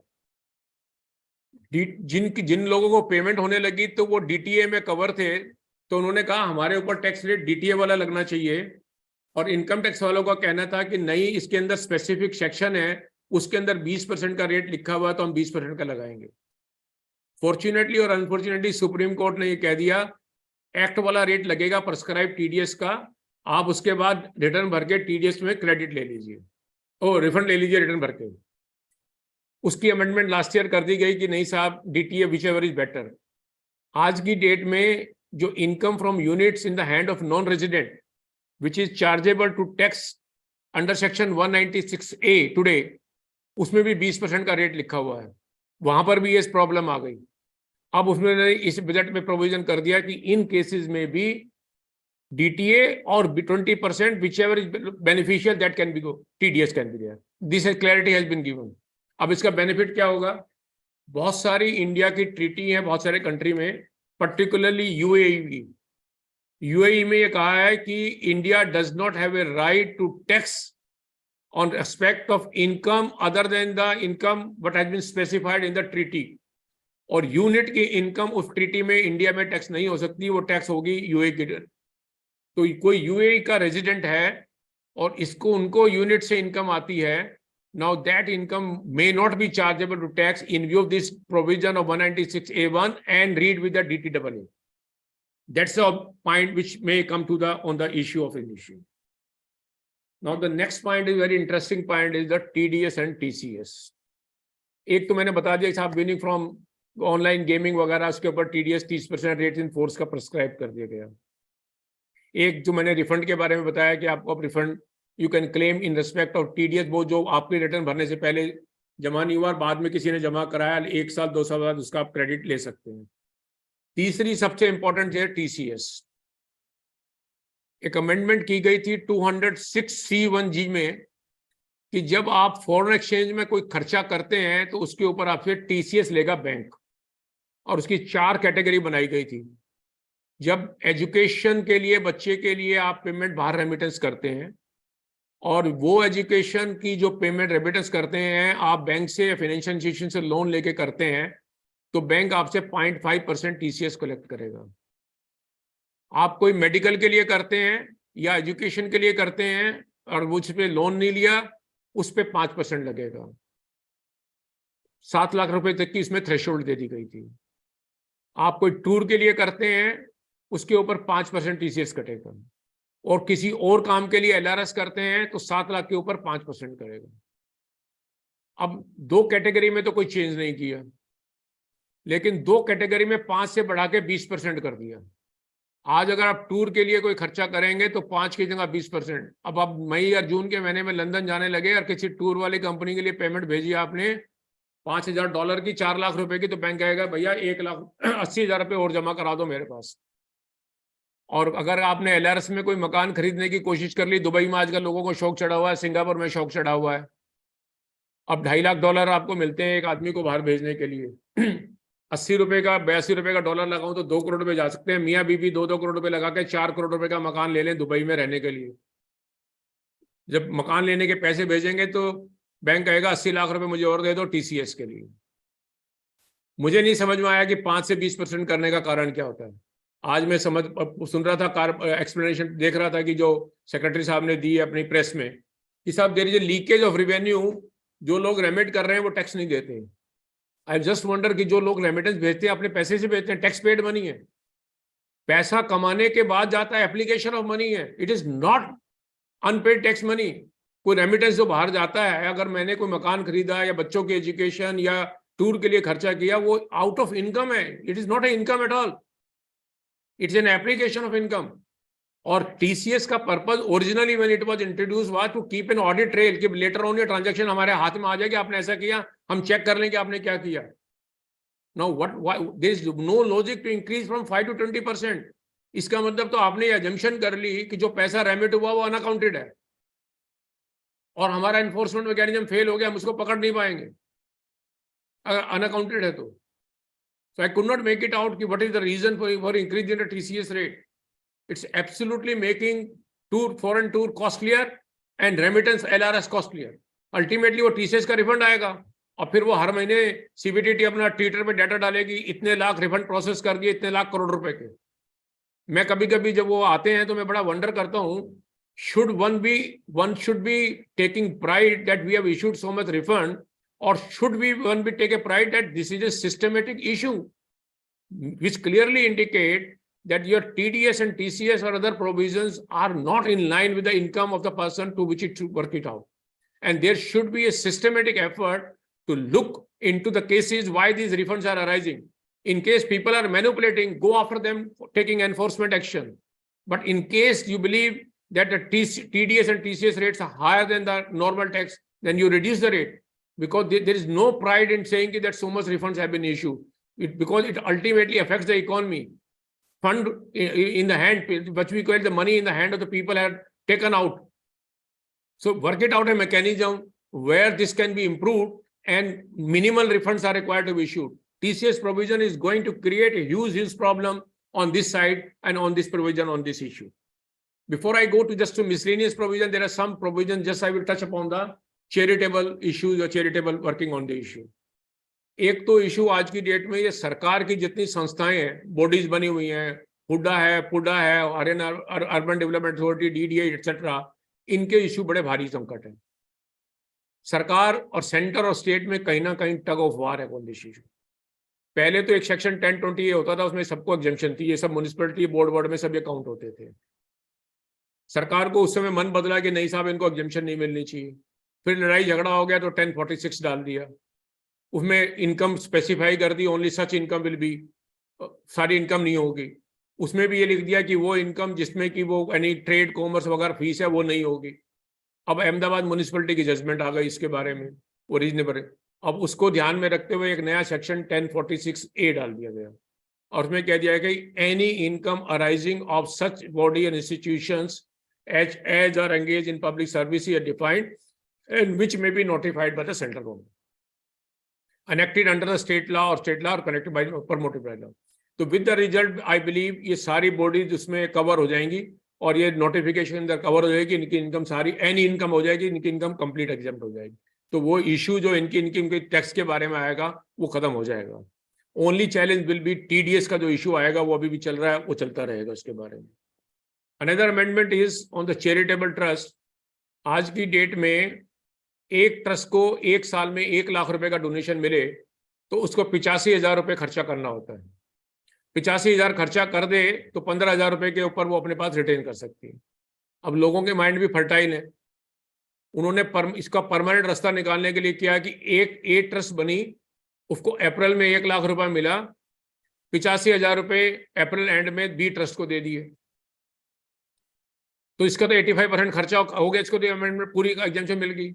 बी वाले के पास मई के अंदर 85,000 रुपए आए, उसने अगले मई के आखिर में 15% रोक के 73 रुपीज सी को दे दिए। जून के महीने में सी के पास 73 आए, उसने 15% 10 रुपए रोक के 63 रुपए डी को दे दिए। तो सरकार का कहना है कि ऐसे 15% करते करते वो सारे पैसे, ना तो खर्चा तो कहीं हुआ नहीं, वो सारे एग्जाम्पशन में निकल गया, टैक्स लगाने को, और कोई चैरिटेबल काम नहीं हुआ। Now the government says in case a charitable trust receives any money and gives the money to another charitable trust, exemption will be allowed only 85% of the donation. तो 100 वाले ने 85 दूसरे को दिए तो 85 की दूसरे वाले को 73 की एग्जाम्पशन मिलेगी। तो जितना उसके बाद मिला उतना ही एग्जाम्पशन आएगी, तो इससे ज्यादा नहीं मिलेगी। तो to overcome this difficulty, this has been done on this issue. Now there is another provision which require that filing of form in case you are not able to spend money, income which is arising trust, you are given a time to accumulate for a period of 5 years. उसके लिए एक intimation assessing officer को form 10 में देनी होती है। Now the law is being amended to provide this intimation has to be given 2 months before the due date of filing return. Similarly section 11(1)A में अगर आपकी जो इनकम आई है और आप उसको अप्लाई नहीं कर पाए during the year because the income accrue नहीं हुई या इनकम किसी वजह से रीजन से इस साल खर्चा नहीं हुआ और आपको ऑप्शन है आप अगले साल उसको खर्चा कर सकते हैं, उसको कवर करने के लिए आप एक अगेन इंटीमेशन असेसिंग ऑफिसर को देनी होती है और फॉर्म 9A फाइल करना होता है। नाउ द लॉ से ये फॉर्म भी आपको 2 महीने पहले फॉर्म करना पड़ेगा। Reason being auditor is required to specify whether this form has been filed or opted or not, इसलिए 2 महीने पहले करना पड़ेगा। मेरा ऐसा मानना है इस फॉर्म को फाइल करने की जरूरत ही क्यों होनी चाहिए। फाइनेंस मिनिस्टर ने ये कहा कि हम सब ITR को मर्ज करके एक लेकर आना चाह रहे हैं, सिंप्लीफाई करना चाह रहे हैं। जब आज की डेट में अगर हम ये सोच रहे हैं कि ये कंप्यूटराइज पे डिजिटल पे ड्रॉप डाउन विंडो है, तो ये सेपरेट फॉर्म फाइल करने की जरूरत क्यों होनी चाहिए। ITR के अंदर यस नो करा लीजिए, वो कंप्यूटर मना तो नहीं करता उसके अंदर फार्म शामिल करने के लिए। विद द रिजल्ट क्या हुआ, कितनी कंपनीज हैं जिन्होंने 115 BAA में एग्जाम्पशन मांगी थी 15% या 22% की रेट की, वहां तो कॉलम टिक कर दिया रिटर्न में कि yes you are opting for it, लेकिन वहां पर जाके फार्म फाइल नहीं हुआ, उन सबके फार्म प्रोसेसिंग में करोड़ों रुपए की डिमांडें निकल कर आ गई, simply because of a computer technical error. If the computer is there to help the government and the revenue, I believe the computer should be equally helpful to the taxpayer in ensuring a compliance. अगर taxpayer जब अपनी return भर रहा है और उसमें apparently नजर आ रहा है कि ये कॉलम भरना रह गया, ये फॉर्म नजर नहीं आ रहा और कॉलम टिक कर रहा, तो you should immediately send an alert कि नहीं साहब आपका ये फॉर्म बचा हुआ, आप ये कैसे टिक कर रहे हैं, whether you really want or not. Similarly, filing a return for a trust, a charitable trust or institution, there is no reason why there should not be a column like this in the form return itself. और मेरा एक और मानना है कि NGO they render a valuable service to the societies. Increasing compliance one after the other, we are making the things really difficult for the charitable trust or institution. Whether it is a tsunami or whether it is an earthquake in Bhuj or whether it is COVID, NGOs have played a very big role in helping the society, in bridging the gap by the services being provided by the government and the society. There is a big gap, it is the society. अगर आज की date में कहीं भी कोई आपातकालीन कोई विपत्ति आ जाए, एनजीओ पहले पहुंचेगी, सरकार की एड आने में तो 15 दिन महीने लग जाएंगे। So these NGOs should be handled with a very soft hand. We should not paint all institution like medical, private medical college and school. हम हर जगह ये समझते हैं कि सब ये सब मैनिपुलेट करते हैं, बट अब हमारा सबका एक्सपीरियंस है, more than 90% NGO are rendering a valuable service to the society. These NGOs are being looked after by honorary people who are retired, people who are giving their life and time to these NGO, and there is no reason that these NGOs should be put with such severe obligation that a simple default can put crores of rupees on the issue. This is another amendment which has been made in 115 TD on that part. 115 TD is a provision where on cancellation of a registration, the entire fair market value will be charged to at the maximum marginal rate. कोई 1890 में कोई society बनी, कोई मंदिर बना, कोई गुरुद्वारा बना, और आज तक का कंप्लायंस हो रहा है, और इस साल में किसी वजह से उसका रजिस्ट्रेशन कैंसिल हो जाए, तो जितनी भी प्रॉपर्टी आज की डेट में इकट्ठी की है उसकी सर्कल रेट की वैल्यू निकाल के मैक्सिमम मार्जिनल रेट जो 37% है उस पर टैक्स लग जाएगा। पता लगा वैल्यू हो गई सर्कल रेट के हिसाब से 200 करोड़ रुपए, 75 करोड़ रुपए की लाइबिलिटी आ गई, you know don't have a liability simply because there has been some technical default on that party. तो कैंसिलेशन की जो टर्म्स लगाई गई है वो तो बहुत लार्जर टर्म लगाई हुई है, इसके बारे में लगा लेंगे। These are the changes on the what we call on a charitable trust part on this issue. Now coming to the some miscellaneous issue which have been covered on this part on this budget. एक तो JCIT appeal का एक नया platform आ गया। पिछले 3 सालों से CIT appeal का दफ्तर ऑलमोस्ट बंद है। पहले तो कोविड की वजह से बंद हो गए, फिर वो फेसलेस अपील की वजह से चैलेंज आ गया, जो स्कीम बनाई थी उसमें कहा हम अपॉर्चुनिटी देंगे, वो कोर्ट में झगड़ा हो गया। कोर्ट ने कहा नहीं साहब अपॉर्चुनिटी तो देनी पड़ेगी हियरिंग की। अब वो नए रूल आए बन के, अब नए रूल आए तो उसके अंदर सरकार को अभी भी मुझे नहीं लगता कि CIT अपील पे कोई डिस्पोजल है। तो अब कहा कि सरकार ने JCIT अपील का एक नया इंस्टीट्यूशन होगा। जैसे CIT अपील पे अपील फाइल होती है, ऐसी JCIT अपील पे होगी। उसकी जो लिमिट प्रिस्क्राइब की कौन से केस JCIT में जाएंगे या कौन से CIT में जाएंगे वो लेटर ऑन प्रिस्क्राइब के जाएंगे, उसके बारे में कोई इश्यू नहीं आएगा। बट एक और इंटरेस्टिंग अमेंडमेंट आई है।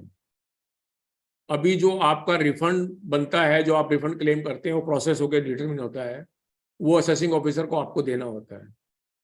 और असेसिंग ऑफिसर का राइट आज की डेट में भी है कि अगर वो समझता है कि इसमें इंटरेस्ट ऑफ रेवेन्यू जेपरडाइज हो जाएगा तो वो रीजन रिकॉर्ड करके उस रिफंड को रोक सकता है कि आपकी स्क्रूटनी के असेसमेंट है या कोई ऐसा पॉइंट है जिसकी वजह से आपका रिफंड इश्यू नहीं होना चाहिए। अब की बार उस प्रोविजन को चेंज करके नया प्रोविजन लगा दिया गया है। Assessing officer, when there is a pending assessment, can stop the refund, and in such cases later on when refund is to be issued, assessment होने के बाद जब refund issue होगा, आपको उस पीरियड का इंटरेस्ट नहीं मिलेगा। इंटरेस्ट तब मिलेगा जिस डेट से आप उसको अप्लाई करेंगे उसको लेने का, और जब वो ग्रांट होगा वो इंटरेस्ट मिलेगा। मैं कभी कभी सोचता हूँ कि वैसे तो टैक्स और में कोई इक्विटी नहीं होती, लेकिन फेयरनेस एंड इक्विटेबल तो होना ही चाहिए। पहले मैं सोचता था कि जब मेरे से 12% मांगते हैं तो सरकार मुझे 6% क्यों देती है रिफंड में। अब तो ये कह रही है कि मैंने रोका आपको जानबूझ के, और बाद में मैंने असेसमेंट करने के बाद ये फैसला हो गया कि नहीं आपका गलत रुका था, आपको पैसे मिलने चाहिए थे। रोकने के बाद भी इंटरेस्ट उसी डेट से देंगे जिस डेट को आपको बाद में असेसमेंट, उससे पहले का इंटरेस्ट नहीं देंगे। तो बहुत बढ़िया काम है। हर एक के केस में 143(2) का नोटिस दे दीजिए, सबका रिफंड रोक लीजिए और बाद में दीजिए, इंटरेस्ट आपको देना ही नहीं पड़ेगा। I could not make it out what is the logic behind this. I was wondering it out. Looking time I can give you an example कि कैसे लोगों का डिमांड क्रिएट होने के बाद how people suffer because of the demand. Just take a case जो मैंने आपको अभी उसके बारे में बता रहा था 43B के बारे में, कि किसी के केस में 10 लाख रुपए की इनकम डिक्लेयर हुई, डिस्प्यूट हो गया, असेसिंग ऑफिसर ने कोई 2 करोड़ रुपए की एडिशन कर दी, 70 लाख रुपए की डिमांड क्रिएट हो गई नॉर्मली, और ब्याज लगा के, क्योंकि जब वो 2 साल के बाद असेसमेंट होती है तो 234 ABC लगा के 1 करोड़ की हो गई। अब छीना झपटी करके 2 महीने के बाद वो 1 करोड़ रुपए असेसिंग ऑफिसर उससे रिकवरी करके ले गए। उस बेचारे की कोई बैंक से लिमिट थी 1 करोड़ रुपए की, उस पर वो 12-14% का ब्याज देता रहा, बिजनेस ठप हो गया, फंड फ्लो चला गया, काम धंधा रुक के खड़ा हो गया। लड़ झगड़ के 2-3 साल के बाद हमारे जैसे आदमी ने निकाल के उसकी 2 करोड़ का वो एडिशन डिलीट करा दी। 3 साल के बाद उसको वो रिफंड की डिटर्मिनेशन आने लगी। 1 करोड़ रुपए का सरकार कहेगी 3 साल का रिफंड है, 18 लाख रुपए आप मेरे से ले जाओ। वो कहेगा भाई साहब 3 साल में मैंने बैंक को 36 लाख दे दिया, आप मेरे को 18 लाख दे रहे हैं। वो बैंक कंपाउंडिंग में ले गया, आप सिंपल में दे रहे हैं। मेरा बिजनेस बंद हो गया, ठप हो गया, वो बात भूल जाइए आप मेरी, आपने डिमांड करके ले गए। कोई रेमेडी नहीं है आज की डेट में इसके बारे में। मैं हमेशा इसके बारे में एक ही बात कहता हूं कि एडिशन करें तो बोनाफाइड जस्टिफाइड है तो कोई इश्यू नहीं है। बहुत सारी एडिशन ऐसी होती है चैलेंजेबल है। जो भी अपीलेट अथॉरिटी जब उस अपील को डिसाइड करने लगे, एक सेंटेंस आखिरी में लिखते हैं कि एडिशन वाज फ्रिवलेस और नॉन फ्रिवलेस। अगर डिबेटेबल इश्यू कोई इश्यू नहीं, एडिशन वो तो हो सकता है, लेकिन जो एडिशन फ्रिवलेस है उससे उसी में काफी हो जाएगा। सरकार पेनल्टी लगाती है 200% की अगर आपने गलत पर्टिकुलर भर दी है, लेकिन गलत एडिशन होकर छूट जाए उसके बारे में किसी को कोई कंपनसेशन। लाइटर वेन में मैं हमेशा कहता हूं आप पेनल्टी 200 की जगह 300 लगा लीजिए, लेकिन ये कह दीजिए कि अगर आपकी एडिशन डिलीट होगी तो आपको 1% का एडिशनल बेनिफिट मिलेगा, उसी में काम काफी हो जाएगा। These are the changes on this part which has been made on this issue. Then there are certain other changes which are agriculture credit society जिनको 269 SS और 269T में डिपॉजिट और रीपेमेंट के 20,000 के बजा के 2 लाख रुपए की वर्किंग कर दी गई है उसके बारे में। इसी तरह से कुछ और छोटे से प्रोविजन जो रिस्ट्रक्चरिंग के बारे में प्रोविजन है, जो रिस्ट्रक्चरिंग करते हैं उसके बारे में है। अब डिपार्टमेंट का राइट भी आ गया है कि CO फाइल करने का, even when there is no appeal before the commissioner appeal. DRP के ऑर्डर के केस भी मुझे ऐसा लगता है आउट की COP can be filed also. Benami act में थोड़ी सी चेंजेस की हैं जिसमें वो पीरियड 45 डेज का अपील का है from the date of receipt of the order होगा। These are the some of the changes which I have tried to cover it up on that point and now I believe looking to the time constraint and Vinay ji, we can just take open up the house and we can have some question answer on the issue. I think we look at the chat box. I can look into this. Yeah, chat box may there are few question. I presume we can take. Let me look into. I think I can look into this. Fair enough. I can just to increase in TCS 20% of remittance to our near and dear residing abroad, whereas LRS allowed us to remit $US पर ये मैंने explain कर दिया. Nothing can be done on that part. दो interesting चीजें और हैं अगर आपने कभी नोटिस की होगी। अभी एक में 80G में कुछ ऐसे इंस्टीट्यूशन है जिनकी एग्जम्पशन 100% दी हुई है। इस साल 3 इंस्टीट्यूशन की एग्जम्पशन उसमें से हटा दी गई है और तीनों में नाम बताऊंगा, Jawaharlal Nehru memorial fund, Indira Gandhi memorial trust and Rajiv Gandhi foundation. और रीजन तीनों के दिए गए हैं कि जो नाम से जो संस्थाएं हैं उनको ये एग्जम्पशन नहीं मिलनी चाहिए। That's a change which has been made in 80G also on that part. News agency की इनकम जो एग्जेम्प्ट होती थी सेक्शन 1022B में, अब न्यूज एजेंसी की इनकम को भी एग्जेम्प्ट नहीं होगा। तो INS RA वगैरह इनकी इनकम जो एग्जेम्प्ट होती थी, ये इनकी एग्जेम्पशन नहीं आएगी इनके बारे में। New section being introduced 50AA which talks about market link debenture being taxed at short term capital gain in respect to 10 year. Now the definition of market link debenture defined which talks about listed and what is the next implication. देखिए सरकार ने एक मान लिया है कि जो market link debenture हैं ये सेबी की डेफिनेशन में सिक्योरिटी में जरूर आते हैं, लेकिन उनका मानना है कि ये डेट इंस्ट्रूमेंट है और इसका जो डिफरेंस है that will be taxed as a short term capital gain. So nothing can be, it will be considered as regular income. That's the idea basically.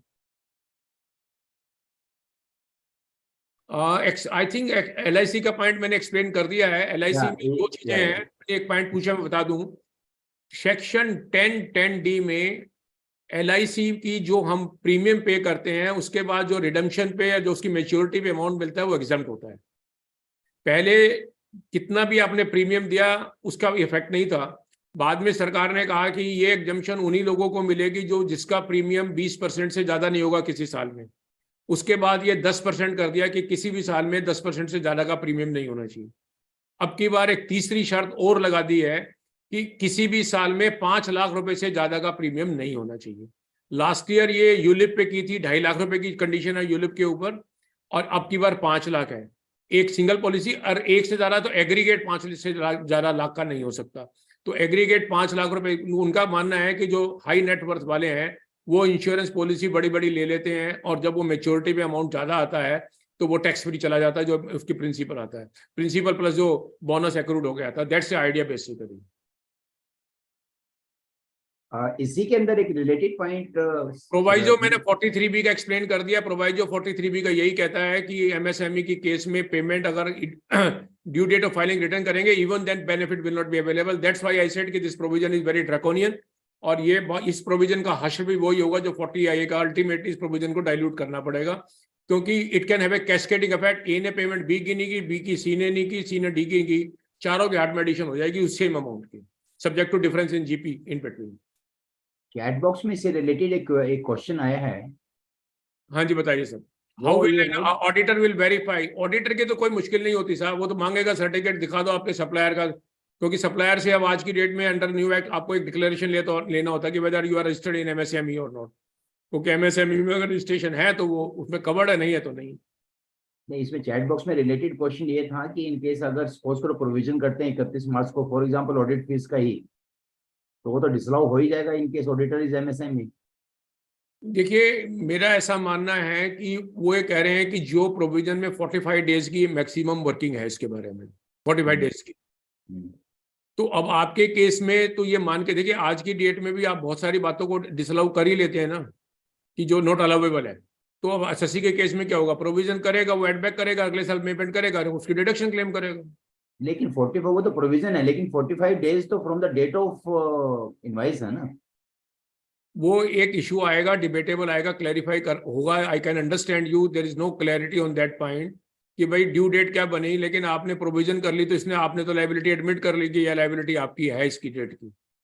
आपकी बुक्स में तो लाइबिलिटी आ गई ना, अमाउंट पेबल आ गया कि services to be rendered. I do agree कि भाई इनवाइस रेज नहीं हुआ तो ड्यू नहीं हुआ, आपका प्रोविजन है। Then there will be a challenge whether provision made to meet a liability is amount due. तो एमएसएमई में ये कहीं क्लैरिफाई करना पड़ेगा, अमाउंट एक्रूड एंड ड्यू, जो हम पुराने पहले यूज करते थे, accrued and due but not due. एक क्वेश्चन बहुत अच्छा पूछा है sir, if I earn 75 lakh and all fund remain in bank then it much be taxable. Answer will be in this such case 75 lakh will be taxable. 50% वाला आपको presumptive वाला मुश्किल होगा करना। Is the amendment for TDS deducted at a later date? No, देखिए ये TDS के वहां, ये कल भी मेरे से सवाल पूछा गया था एक सेमिनार में कि जो ये अमेंडमेंट की गई है सेक्शन 199 से लिंक करके कि भाई आपको टीडीएस का क्रेडिट तब मिल जाएगा जब आप वो पेमेंट करेगा। इसको रेट्रोस्पेक्टिव की जरूरत नहीं है। ये अमेंडमेंट 1/4/2022-23 से आ रही है। इसका मतलब है उसके बाद जो भी 2 सालों के अंदर, क्योंकि 2 साल के अंदर अंदर आपको एप्लीकेशन लगानी है from the date of deducted. तो किसी ने अगर 21 में 22 में टीडीएस काटा है तो उसकी एप्लीकेशन लग जाएगी। और मेरा ऐसा मानना है कि जिसमें 2 साल में भी नहीं आएगा उसको भी लड़ झगड़ के उसकी मिल जाएगी, क्योंकि अनड्यू एनरिचमेंट नहीं हो सकती। सरकार ये नहीं कह सकती कि मेरा टैक्स जमा होने के बाद मैं इसको वापस नहीं दूंगी। पहले भी इस पर लड़ाई थी, लेकिन अब सरकार ने क्लैरिटी कर दी है। लेकिन अभी प्रोविजन ये कह रहा है कि this application can be filed within a period of 2 years from the date when the TDS has been deposited, join किया डिडक्टेड। सो इन केस किसी का 1/4/23 में है तो अगर 21 तक का मानू तो वो तो कवर हो ही जाएगा period. The newly inserted section 115 with respect to tax on winning on gain-line game talks of net winning from such. इसके लिए मैंने बताया ना कि ये नेट विनिंग का मेथड प्रेस्क्राइब किया जाएगा। और 194B सेज कि भाई उसके ऊपर जो आप 194B पढ़ेंगे उसमें बहुत क्लैरिटी लिखी है at the time of making payment और क्रेडिटिंग, उसके बारे में। तो इसके बारे में जो रूल्स आएंगे they will clarify what will happen on this part of this. Is TCS required to be deducted by bank on self remittance of 2 lakh from next year? नहीं, TCS डिडक्ट नहीं होता, TCS कलेक्ट किया जाता है। तो आप bank में जाएंगे कि आप $2.5 लाख रेमिट कर दो, तो बैंक कहेगा $2.5 लाख तो मैं रेमिट कर दूंगा, लेकिन आप मुझे 20% और दे दीजिए, TCS आपके अकाउंट में काट के लेके मैं जमा कराऊंगा। What about 100 who paid to another trust? Will the trust claim rupees as applied? No. If 100 rupees you pay to another trust, 85 will be allowed as a deduction now under the new law. नहीं sir, इसमें $2.5 लाख वाली जो कहानी है उसमें वो कह रहे हैं वो सेल्फ रेमिटेंस कर रहा है, will it still be subject to TCS? Self remittance का मतलब क्या हुआ? कहाँ जा रहा है? नहीं, यहीं पे उसका पैसा था, टैक्स पे कर दिया उसने और वो विदेश में लेके जा रहा है। वही तो प्रोविजन किसके लिए है? आप उसी के लिए तो प्रोविजन है। आप LRS में तो लेके जाओगे, हाँ LRS में लेके जाएंगे। और फिर करेगा तो चिंता क्यों हो रही है? नहीं वो तो वो हिना 5 ये करोड़ के करेगी इनकम में आप 2.5 करोड़ देर में भेज रहे हो, तो क्या दिक्कत है आपको? ना। ठीक, इसी काम के लिए लगे रहेंगे, फिर वो TDS का क्लेम नहीं करेगा, नहीं, refund मेरा आएगा। मेरा मेरा कहना कुछ और है। Why there should be TCS of 20%? I can understand 0.1% और 1% just to keep a track, कि भाई मुझे ट्रांजैक्शन पता लग जाए कि आपने भेजा है पैसा। क्योंकि जो TCS के TDS के प्रोविजन आए थे ओरिजिनली भी, अगर आप पुरानी हिस्ट्री देखें तो जो फॉरेस्ट के ऊपर लगाया था, टिम्बर पे लगाया था, स्क्रैप पे लगाया था, वो कहता ये ट्रेड ऐसा है जहां लोग स्टेट गवर्नमेंट से टिम्बर का ठेका ले लेते हैं, फॉरेस्ट का, वो टिम्बर बेच बाज के चले जाते हैं पकड़ने। तो ट्रेल रखने के लिए ये प्रोविजन आया था। तो अभी भी जो फॉरेन रेमिटेंस है, आपको ये तो मान के चलना चाहिए कि देश के नागरिक सच्चे हैं, ईमानदार हैं। इनकम टैक्स वालों को एक ट्रेल मिल जाए, ट्रैक मिल जाए कि भाई इसने भेजा है। बाद में बुला के पूछ लीजिए, भैया तूने बैंक से इतने पैसे भेजे, तेरी इनकम कहाँ है? नहीं मेरा तो दूसरा और पॉइंट, फैमा में LRS के अंदर कंडीशन है, आप बोरो करके नहीं भेज सकते, आपको डिक्लेरेशन देना पड़ता है, it is my own money. Wife and husband है, दोनों की सेपरेट इनकम होनी चाहिए, तब then you can remit each member of the family, but it should be own money.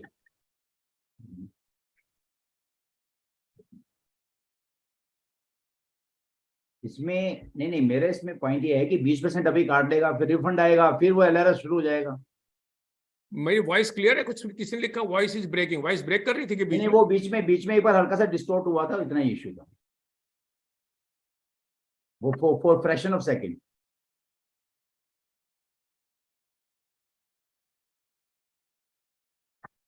एक अच्छा क्वेश्चन पूछा है, material purchase on MSA on 20th March and payment made in next year 5th April। नहीं, 43 भी नहीं लगेगा क्योंकि due date के अंदर आ गया MSME में, 15 दिन के अंदर आ जाएगा।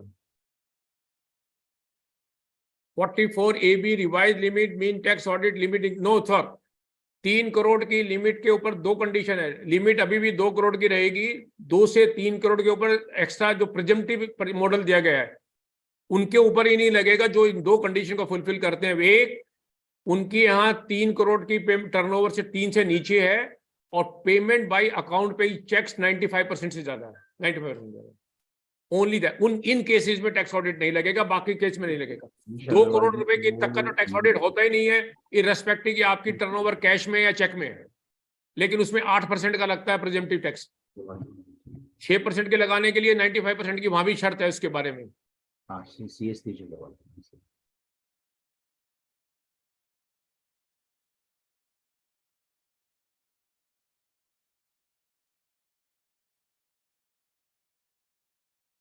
ओल्ड पॉलिसी के ऊपर नहीं लगेगा। किसी ने ये सवाल पूछा है, ये जो 5 लाख की शर्ती प्रीमियम की पर ईयर की, in respect of policies to be issued on or after 1 April 2023, पुरानी पॉलिसीज के ऊपर ये नहीं लगेगा। Can a non resident purchase a house in India? Sir welcome, only thing is non resident Indian can purchase a house. एक घर खरीदने की छूट पूरी है लोगों। प्रहलाद जी आपने हाथ खड़ा किया, प्रहलाद जी से क्वेश्चन ले लेते हैं। प्रहलाद जी को अनम्यूट कर दो।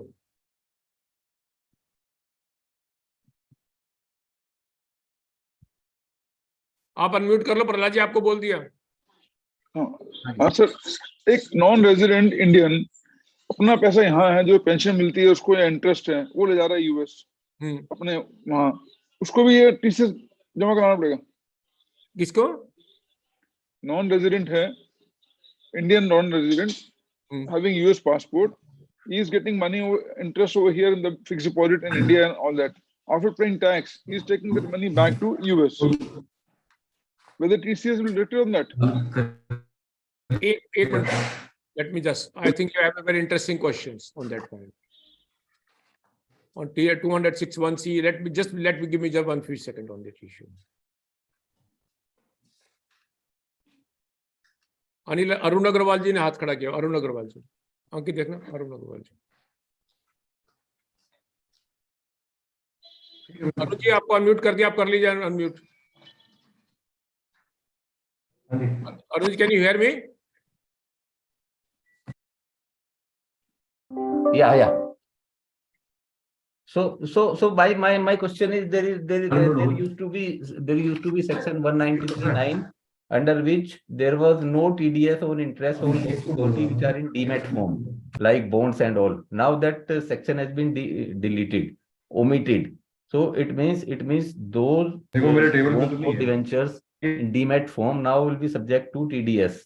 Yes. So in case in stock market securities purchase come interest, say 1,000 rupee debenture and interest of 100, and it is bought at 190 few days before that, so that interest income of 100 will be charged to that account, and there will be TDS of at the rate. Yes, you are right. So yeah, so just that point was not discussed. So it will create a lot of problem. Like you buy cumulative debentures after 3 years just before redemption, and then whole amount of difference will be charged to you. देखिए अरुण जी, क्या है, section 193 को revive कर दिया। 193 बहुत ज्यादा operative नहीं था, इंटरेस्ट ऑन सिक्योरिटीज जिसे हम कहते थे। 192 salary, 193 interest on security, and 194 dividend income.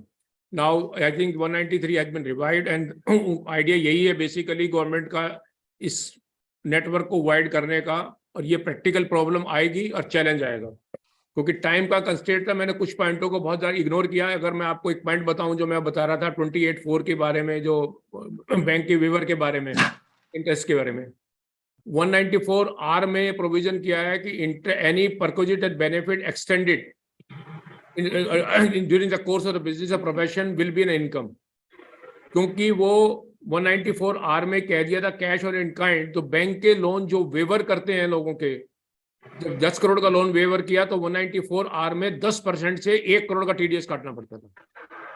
तो बैंकों को पता लगा, बैंक कहते हैं देखो भैया, मैं इसके 10 करोड़ के इंटरेस्ट लोन छोड़ रहा हूं, और आप मुझे कह रहे हैं कि ये तो छोड़ दो और 1 करोड़ इसका TDS दे दो और क्रेडिट ये ले जाएगा, क्योंकि जब मोमेंट TDS कट जाएगा क्रेडिट तो लेंडर के बोरोवर के पास चला जाएगा।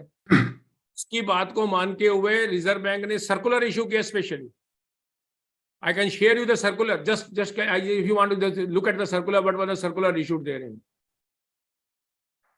सितंबर का सर्कुलर है, उसमें उन्होंने स्पेसिफिकली इस बात को कहा कि साहब इन केस में बैंकों ने ये रिप्रेजेंटेशन किया है और वी एग्री कि ऐसे केस में आपको वो लगाने की जरूरत नहीं है, TDS काटने की जरूरत नहीं है। ये 193 ये प्रैक्टिकल प्रॉब्लम है जो आपकी TDS की। I can appreciate it. I believe over a period there can be some issue. You just look at the circular question. Yes. Refer question number 3 of circular number 12/22.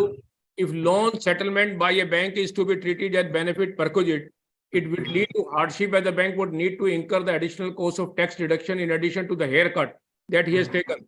Will section 194 apply in such a situation? Answer: it is true that waiver or settlement of loan by bank may be an income to the person who had taken the loan.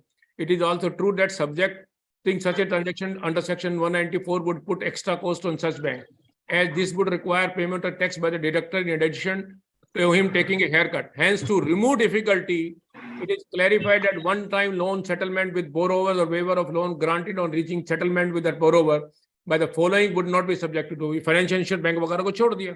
So that's a practical problem. But now this circular clarifies कि जब bank loan wave of होगा, credit कब आएगा, तो उसके ऊपर वो income आपकी मानी जाएगी। This is a challenge which is coming. Okay, thanks. Manoj Pawar ji please. Sir नमस्कार।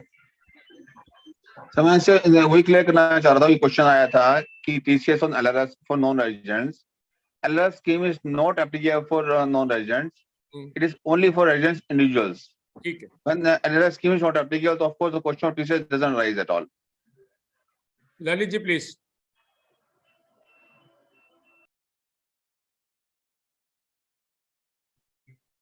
ललित जी अनम्यूट कर लो अपने आप को। ललित जी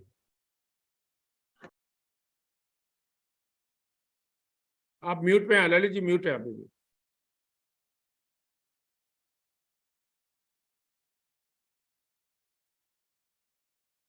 आप म्यूट है ललित जी। मीनवाइल मैं मुकेश छाजड़ जी को बोल रहा हूं। छाजड़ जी आप कर लो अपने आप को unmute. Mukesh ji. Sir REIT और इनबिट का जो डिस्ट्रीब्यूशन टैक्सेबल बनाया है, इस पे थोड़ा लाइट डालें।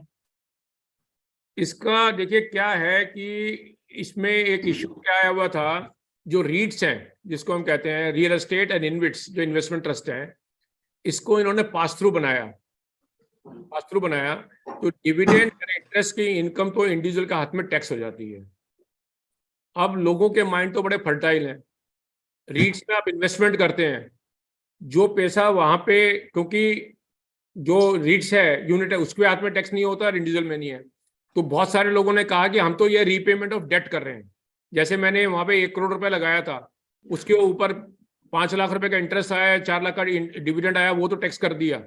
लेकिन उन्होंने कहना शुरू कर दिया कि हम 1 करोड़ रुपए जो आपका लगाया था उसमें से 10 लाख रुपए आपका वापस कर रहे हैं। ये सवाल आया कि अब ये 10 लाख रुपए डेट की वापसी है या नहीं है, इसके अंदर कितना कंपोनेंट इनकम का है, कितना नहीं है। तो उन्होंने कहा कि जो रीट पेमेंट करेगा अपने यूनिट होल्डर को, that will be considered as income. अब यूनिट होल्डर को अपनी उस इनकम में से कॉस्ट माइनस करके जो डिफरेंस टैक्स देना पड़ेगा। So this is the clarity on the REITs. If you just read the memorandum, it clearly says on that part. Sir I hope this clarifies everything there. Yeah. Sir अभी पीछे एक बताया था जो MSME है उसमें मीडियम पे enterprises को इंक्लूड नहीं करा, केवल स्मॉल एंटरप्राइजेस को क्या हुआ है? अभी मैं सुन रहा था अवजय सर क्या वो सुन रहा था, तो ही सिंह की इसमें MSME की डेफिनेशन में स्मॉल एंटरप्राइजेस को करा, मीडियम एंटरप्राइजेस को इंक्लूड।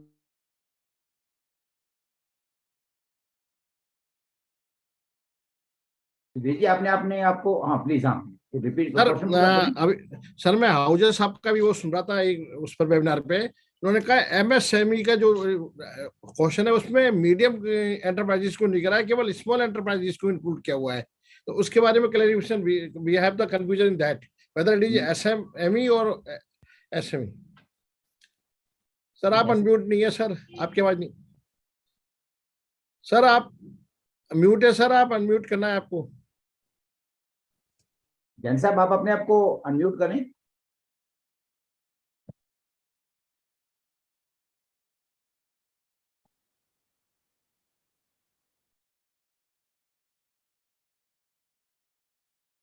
हाँ, अब आ इसमें रही है मेरी आवाज? इसमें सुधीर जी मीडियम को उन्होंने बंद वो किया है, माइक्रो और स्मॉल को तो इंक्लूड किया है। नहीं, ये लिखा है any sum payable by the assessee to a micro or small enterprise beyond the, अब दोनों है, देखो ये एक्ट आपके सामने शेयर किया मैंने। Beyond the limits specified in section 15 of the micro, small and medium enterprises development act.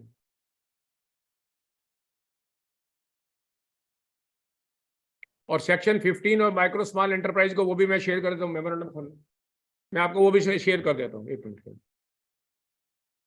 Meanwhile, we can take some other question, I think. Abhishek Batra Lalit ji, you are there. Now you are unmute, Lalit ji. Sir वो जो सुधीर जी कह रहे हैं वो micro or small के लिए close आई है, medium के लिए नहीं आई है basically. That act is for micro, small and medium, 3 categories. हाँ वो ठीक है, micro small, that's a issue. हाँ, मीडियम के लिए नहीं आई है सर, माइक्रो स्मॉल के लिए आई है। ये सुधीर जी थोड़ा सा पॉइंट आउट करना चाह रहे हैं। Thank you sir. Abhishek Batra ji. Sir अभी आपने रीट के लिए कहा कि जो रीपेमेंट ऑफ डेट है वो टैक्सेबल हो जाएगा इनकम की तरह। नहीं, वो तो repayment of debt subject to the rule to be worked out on this issue, not the entire debt. They say that the lies on this issue. ठीक, thank you. We can just look at the 56 to 12. Whatever, what is the provision now? 56 to 12, just a second. Oh yeah, 56 to 12 में income डालिए, just look at that.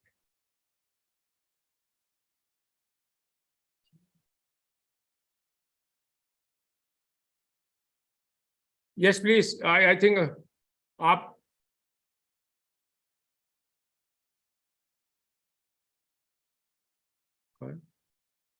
क्या question ये लिखा ना, any sum received by a unit holder from a business trust which is not in the nature of income refer to in section 23 FC and 20 of that is not chargeable to tax under section, provided that where the sum received by a unit holder from a business trust is for redemption of unit or unit held by him, the sum so received shall be reduced by the cost of acquisition of the unit or unit to the extent such cost does not exceed the sum received. ये है definition. I believe this answer the question, I believe. Abhishek, Abhinesh, you are mute. अभिषेक,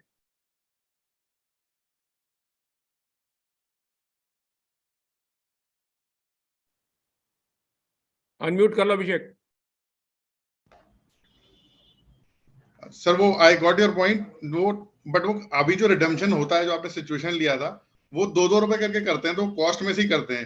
100 रुपए का unit होता है तो 2 रुपए date की redeem करते देखो हैं। ये कल मुझे किसी की जो रीड्स चला रहे हैं उनका भी सवाल आया, क्वेश्चन आया हुआ था, और मैंने कहा कि भाई देखिए ये जो कंसर्न है ये सरकार की आई है इस वजह से कि बहुत सारे लोगों ने इनकम को डिस्ट्रीब्यूट कर दिया एज रीपेमेंट ऑफ डेट। अब ये अकाउंटिंग एंट्री पे डिपेंड करता है कि रीड्स क्या एंट्री करती है और रिसीवेंट क्या करता है।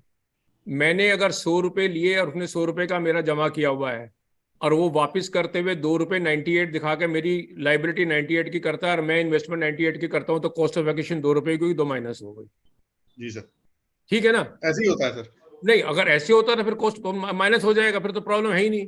Then he has to reduce both side, but there is a possibility कि वो ही में से कि ये रीपेमेंट है, रीपेमेंट में कुछ प्लस कर रहा है, क्योंकि कुछ हो सकता है एक्रूवल बेसिस वाली हो जो इनकम में नहीं हो सकता, जो इंटरनल रूल्स हैं। तो that's why I have clarified the present provision clearly says कि भाई जो इनकम इंटरेस्ट की और डिविडेंड की है वो तो टैक्स होती है, क्योंकि पास थ्रू है, रीट्स का मॉडल पास थ्रू है, यूनिट होल्डर के हाथ में टैक्स करेंगे। सेकंड मॉडल इज कि भाई अगर डेट की रीपेमेंट है जो मैंने इन्वेस्टमेंट की, कोई रीट्स में इन्वेस्टमेंट वापस आ सकती है, तो वो आप माइनस, उसने कहा कि वो मैं चार्जेबल टू टैक्स कर रहा हूँ 56 में लगा के, लेकिन जितनी आपकी कॉस्ट है वो माइनस कर लो। कॉस्ट के अर्थमेटिक आपको एक्सप्लेन करना पड़ेगा। ठीक है, थैंक यू। सर आपका, आपने हाथ खड़ा किया हुआ है। नमस्कार जैन साहब। नमस्कार भैया। सर ये आपने यूटिलाइजेशन ऑफ फंड्स के बात की ट्रस्ट में, जो 1% 1 trust transfers funds to other, इसमें सर कॉर्पस पे भी कुछ बताइए सर। कॉर्पस फंड का कुछ है क्या इशू? कॉर्पस में तो अलाउड ही नहीं है, वो अलाउड ही नहीं, ये बस ईयरली इनकम पे है। पहले नहीं, अगले साल की इनकम में तो पहले ही बैन कर दिया था ड्यूरिंग द ईयर, वो तो परपेचुइटी को रोकने के लिए। Right sir. हमारे माइंड में तो बड़े फर्टाइल है ना, सरकार एक अमेंडमेंट करती है, हम दूसरा रास्ता ढूंढ लेते हैं। तो कॉर्पस फंड में से कोई डोनेट नहीं हो सकता ना, यूटिलाइजेशन के नाम पे? अच्छा, अब तो कॉर्पस से बड़ी भारी रिस्ट्रिक्शन आ गई, कॉर्पस लोन की तो सारी रिस्ट्रिक्शन ही आ गई, वो तो मैंने डिस्कस नहीं किया, बहुत सारा आ गया कि जो आपने पिछले साल का यूटिलाइज किया उसको आप दोबारा यूटिलाइज नहीं कर सकते, अगर आपने एक बार यूज किया तो 5 साल के अंदर वापस लाना पड़ेगा आपको, वो बहुत सारी शर्तें आ गई। Right sir. Chawla ji unmute कर लो अपने साहब को, चावला जी अपने आप को।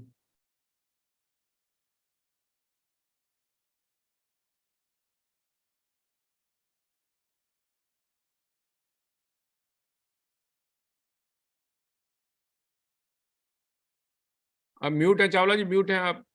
बच्चे को लगाओ किसी को बराबर में, आपको अनम्यूट कर दे आपको। हाँ जी सर। हाँ जी, हाँ जी, नमस्ते। नमस्ते सर, नमस्ते सर आप थक गए होंगे, 196A को जरा दोबारा बताइए। कौन सी फॉरेन कंपनी, किसके यूनिट आप लेके घूम रहे हैं, बताओ ना। हमारे पास कुछ नहीं है, जैसे ये ट्रैवल एजेंट्स हैं, उनके बाहर के लोग बिजनेस भेजते हैं, कमीशन काटते हैं, तो उनके तो यहाँ TRC नहीं होती, तो नहीं 196A उसके ऊपर नहीं है। अच्छा, 196A is income of the unit held by the non-resident.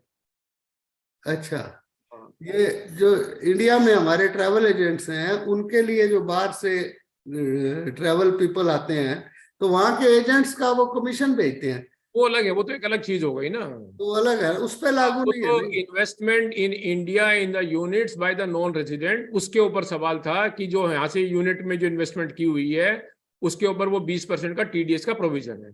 अच्छा, दिस इट्स नॉट एप्लीकेबल। ठीक है, ठीक है, थैंक यू जैन साहब, थैंक यू।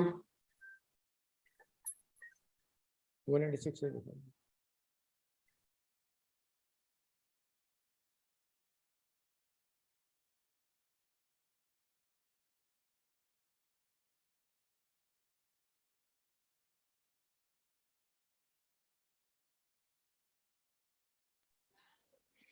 हाँ जैन साहब,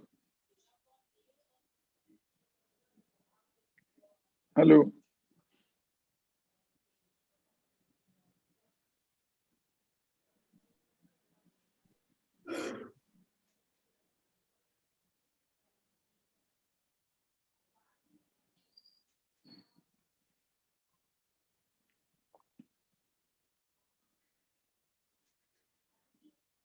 हाँ जी प्रहलाद जी बताइए। सर 50A के अंदर लिस्टेड अनलिस्टेड दोनों में शॉर्ट टर्म कैपिटल लगेगा? इस पे क्या मैं समझी? 50AA जो इंट्रोड्यूस किया है फॉर मार्केट लिंक डिबेंचर जो लिस्टेड हैं, दोनों पे, दोनों उसी को पकड़ा उन्होंने, दोनों पे लगाया, दोनों पे लगाएंगे। और जो अपील के लिए जो भी उन्होंने बोला कि पुरानी अपील पेंडिंग है, उन्होंने ये कहा है कि लोग इसको डेरिवेटिव से लिंक करके इसको इक्विटी की तरह समझ रहे हैं, एक्चुअल में ये डेट है। उन्होंने, आप पढ़ो उसका मेमोरेंडम, उन्होंने लिखा बहुत क्लैरिटी से। और दूसरा जो पुरानी जो अपील्स पेंडिंग पड़ी हैं, जो JCIT बनाया है, ये पुराने वाले को उठाएंगे कि नए वाली? आप क्यों चिंता करें अपनी अपील की, छोटी सी अपील है, हमें समझ गया आप कौन सी अपील की चिंता कर रहे हैं। सर आप जैसे अपील कर रखी, आपके थ्रू कराइए तो भी नहीं हो रही। 3 साल में कैसे काम? जब भी तो मैंने रेट कर दिया, क्या छोटी सी अपील के बारे में चिंता करते हैं, ये तो इसमें निकल जाती है राउंडिंग ऑफ में। आप कहते राउंडिंग ऑफ है सर। 46 लाख करोड़ के बजट की बात कर रहे हो आप, 46,000 रुपए की बात कर रहे हो। ये चावला जी 196 है वन।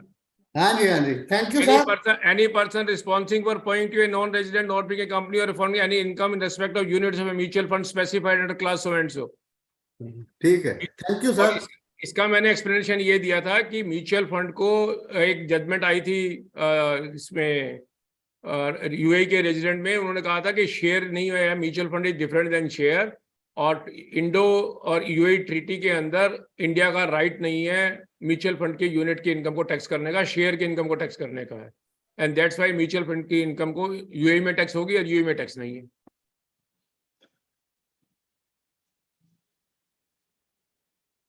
हाँ जी Vinay ji, can we take leave? Can I take leave now? This is 2 minutes more, sir. Just 2 minutes. अभी क्वेश्चन कोई और तो ले ले, नहीं तो फिर मैं just give me permission to leave कहते हैं। Yes sir. नहीं कौन है? कौन पूछ रहे हैं? यहाँ mister Das, yes please come in. Sir good afternoon. Good afternoon sir, मेरा एक क्वेश्चन है MSME से रिलेटेड कि अगर किसी वेंडर के साथ मेरा एग्रीमेंट 60 डेज या 90 डेज का है तो मुझे आप सेक्शन 15 पढ़ लो ना MSME एक्ट का। 45 दिन से ज्यादा का एग्रीमेंट अलाउ ही नहीं करता। नहीं, फिर भी अगर मेरा एग्रीमेंट है 60 डेज या 90 डेज का तो भी मुझे आप यार कानून से बाहर थोड़ी जाओगे आप। ठीक है, ठीक है। तो सर ये जो पेमेंट वाला है, काम करो, आपको मैं मेमोरेंडम पढ़ाकर सुन जरा खोलना, मेमोरेंडम में वो देखा MSME वाला पार्ट आपको दिखा देता मैं। नहीं, उसमें कोशिश ये की है कि जितने सवाल आए ना उसको वहीं के वहीं तसल्ली करके कि कहाँ पर क्या इश्यू आया हुआ है। नहीं वो तो ठीक है, लेकिन अगर एग्रीमेंट में वो एक्सेप्टेड कर रहा है वेंडर मेरा,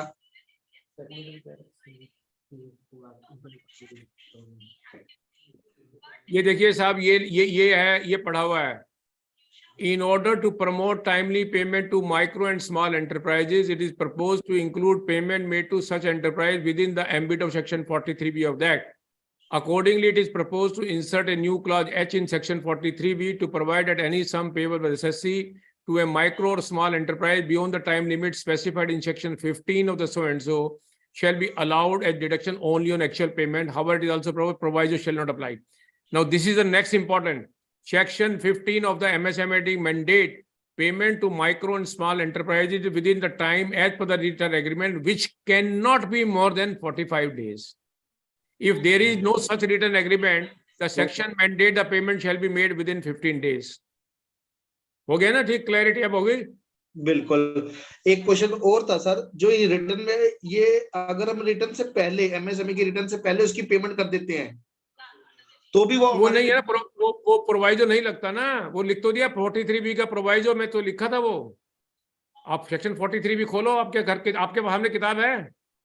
ठीक है सर, खोलो जरा सामने एक्ट खोलो ना इनकम। आप तो मोबाइल फोन से ज्वाइन किया हुआ है।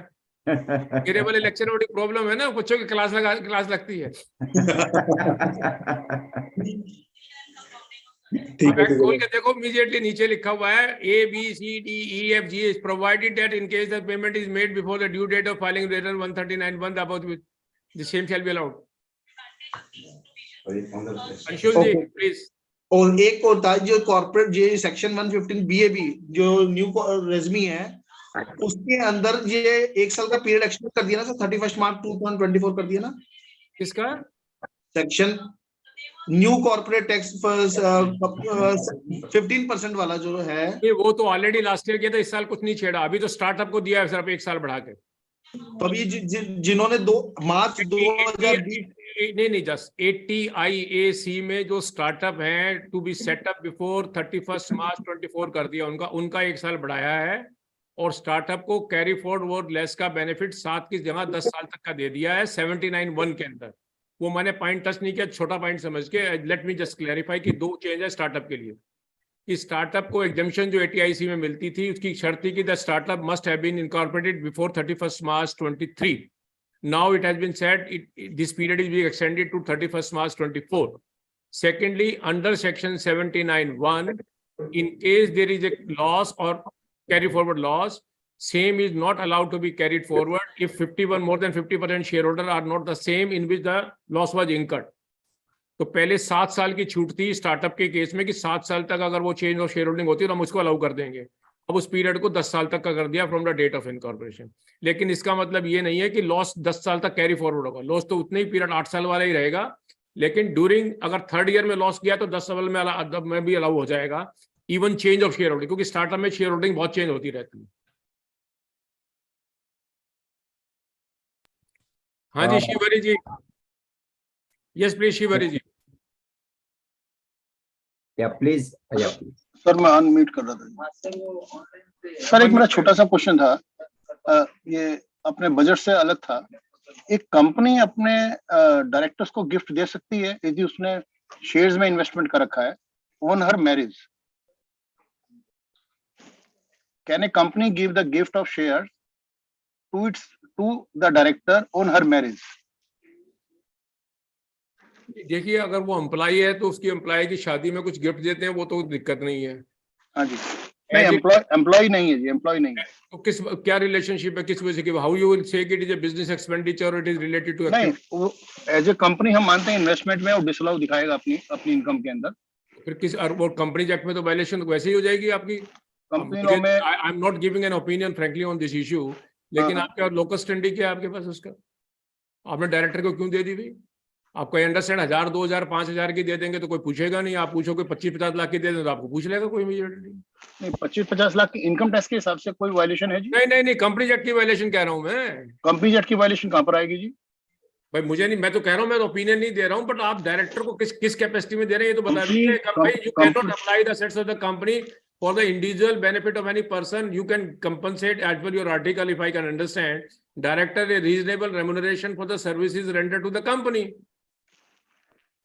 You cannot give anything else to the director. Card is a closely held company है, 3 ही शेयर होल्डर है, 3 ही डायरेक्टर्स हैं। भाई साहब आप ये तो समझ लीजिए ना कि company is a separate legal entity governed by the companies act, not individual preferences, and it is a separate legal entity. Shareholders are not the owners of the company. Shareholders have an interest only in its income. I got it. I got that. So, K.K. Agarwal ji, please. हाँ जी sir. Sir आप क्या और question ले रहे हैं? आप time sir मेरा एक question I think just 1-2 minute खत्म. I think there are other speaker lined up. I think I should yes sir. नमस्कार सर, मेरा एक क्वेश्चन है. ये जो 5 लाख वाली जो इन्वेस्टमेंट LIC वाली जो टैक्सेबल वाली स्कीम आई है, ये पुरानी पॉलिसी में भी होगी? क्योंकि मैंने कहा ना 1/4/23 के बाद जो पॉलिसी शुरू होंगी, इशू होंगे, जो पॉलिसी लेंगे वो. ठीक है. Just to reconfirm on section 43B कि मैंने अगर पेमेंट्स 15 डेज या 45 डेज में नहीं की तो वो मुझे एक्सपेंडिचर अलाउ नहीं होगा? नहीं, आपको देखिए 14-15 डेज का मतलब विद इन द, अगर अकाउंटिंग ईयर के अंदर हो गई तो payment year of the payment में तो अलाउ हो ही जाएगी ना. उसी ईयर में हो गई अकाउंटिंग ईयर. करो आपने अप्रैल में माल परचेज किया और 31 मार्च से पेमेंट कर दी, फिर तो आपको एलिजिबिलिटी आ ही जाएगी ना. जी, अगर बस मैंने 1 मार्च को परचेजेस की और उसकी 45 डेज की लिमिट है तो फिर 15 अप्रैल तक पेमेंट मिल जाएगी आपको. 15 अप्रैल तक मिल जाएगी. अगर मैंने 20 अप्रैल को की तो फिर वो then you can disallow. ठीक है, बस. Thank you sir, thank you so much. So sir, how you look at sir? What is, I mean, how much more time? Jan sir? हाँ जी. How much more time, sir? Or shall we put on कहा hold to the questions? ना question 2-3 लोगों के हैं. अगर श्वेता अजमेरा से पूछ लें, बहुत कई बार आती रहती है श्वेता जी के हैं. So last question and the balance question will request the members to put on hold. We'll take after next deliberation. We will just put on. I think that will be good. I mean, yeah. Shweta, इनको एक last लेके खत्म कर देते हैं. Shweta ji, please. Hello. Yeah, please. Wait, sir. If in case of coaching classes, whether they can claim benefit of 75 lakhs and take 50% as a income, or it would be treated as a business income? देखिए, answer is simple. 44AA में profession defined है और सीबीटीटी ने notify किया हुआ है. अगर वो प्रोफेशन जो उसमें से कवर होते हैं तो आएंगे. कोचिंग क्लास मेरे हिसाब से उसमें कवर नहीं होती है. Okay, sir. Thank you. Thank you. Thanks, friends. It was a pleasure to be part of this program. So I tried my best to elaborate all such provisions, maybe some complex provision this time. As I said in the beginning, these are 122 clauses. Looking to the time constraint, and the other speakers are also there. So I tried my best to cover up as much as I could do it on that aspect. But still, I can say that the text is so complex and complexity. There will be unanswered questions in your mind on that part.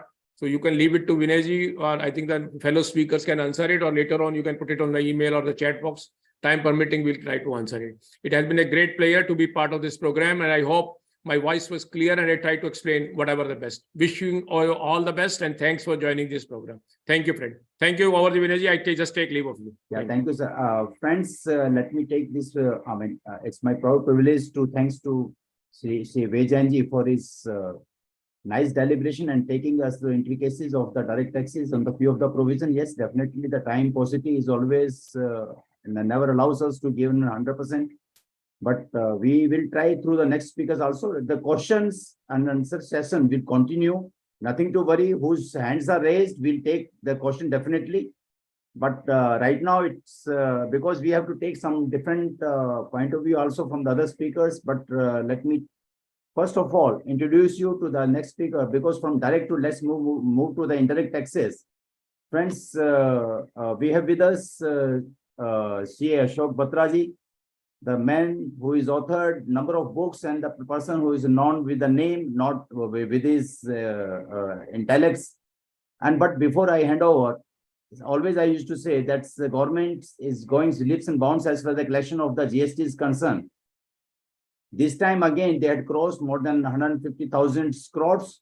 So it is a new normal looks like, and the governments from the budget provisions also looks like this particular scenario will continue in the time to come. However, there is challenges in the economy, but Ashok Batraji will take us to the amendment out there in the GST and the other indirect taxes, including customs and the excise. If that time permits, there's no amendment to excise, but customs, yes, 2, custom tariff 3, and the 15 amendments to the GST and 2 to the IGST. Over to Shri Ashok Batraji. Please, sir. Carry on. Ashok Batraji.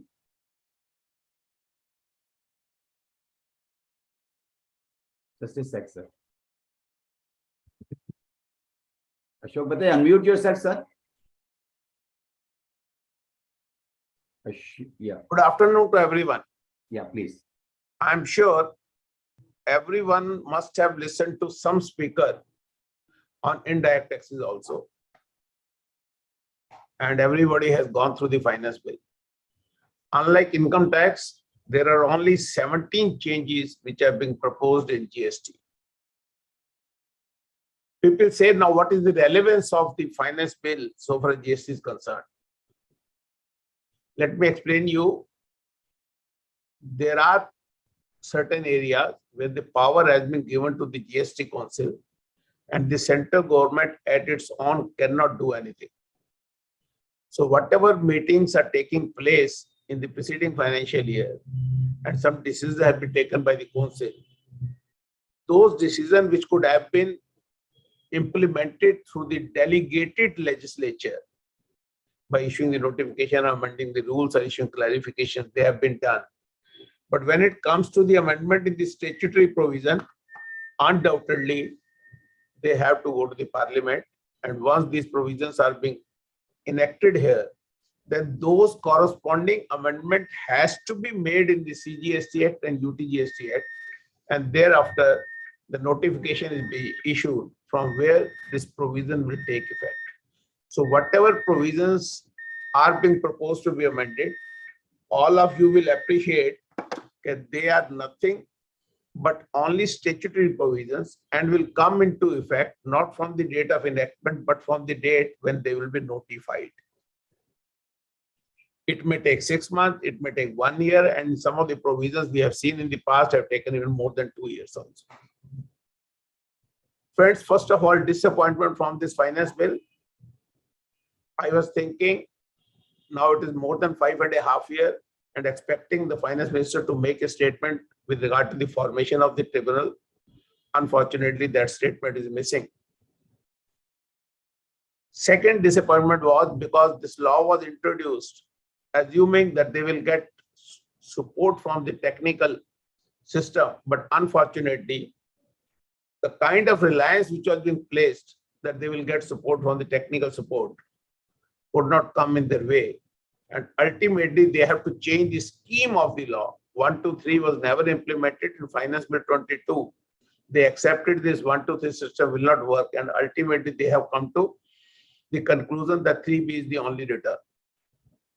And there have been so many amendments, notifications, etc., and clarifications that there are certain doubts which were there in the minds of trade and industry, and even the professionals who have been dealing exclusively in GST were also not clear about certain things. So with this kind of complex situation, I was expecting some amnesty scheme will be announced, wherein some relief will be given, but unfortunately, so far as GST is concerned, there is no amnesty scheme. Now, friends, coming to the changes which are being proposed in CGST and IGST, let me tell you, these changes appears to be very simple, but triggering certain words, it has a wide range implications, has very, very serious repercussions in some of the cases. Some of the changes are in good perspective, undoubtedly. So now I'll start with the clauses which are 128 to 144. I will not repeat the clause, I'll go section wise now.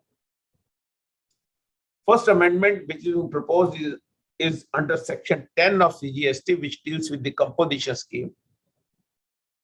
Section 2A and section 2 capital A, clause D and C, the words goods or are being deleted. The implication is any person who is registered with the department and making supply through e-commerce operator now can opt for the composition scheme also. It is really a big relief to the small and medium enterprises, because we understand once I am registered as a regular dealer in GST, the kind of compliance is very huge and complicated. But once I am registered as a composition dealer, compliance are very limited and things are very easy. If you look at the present marketing trend,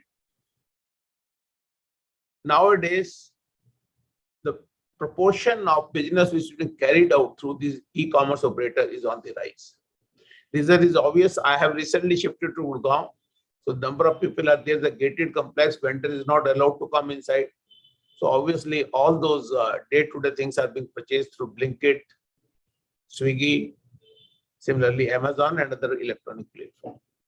So by permitting the registered dealer to make supplies through electronic commerce operator and also opt for the composition scheme is really a huge relief for the small and medium enterprises who want to do their business through electronic commerce operator.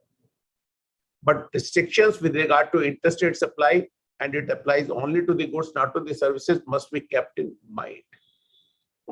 Now, the next proposal which is being proposed in CGST is in section 16. Section 16 deals with ITC, and I'm sure those who are dealing in GST now, they're all aware that ITC is one area which is being triggered by every finance minister. And even in the GST Council, every time there is some proposal, some dispute, some litigation. In this finance bill, they intend to play, or they intend to change second proviso and third proviso to section 16, subsection 2. Second proviso talk about in case you fail to make payment for the value of supply and tax thereon to the supplier within 180 days, then that amount shall be added to your output tax liability and shall be payable with interest. This language which was being used was keeping in view the mechanism which was there in 123, which could have never been implemented. Last month, they have issued already a Rule 37, wherein they use the language that you have to pay the tax along with interest under Section 50, looking to the new scheme of act. So in order to align this section with the rule, they have used the same terminology that you have to pay the tax along with interest. So in fact, it is nothing but a technical correction wherein the rule and section is being aligned in terms of new return filing mechanism.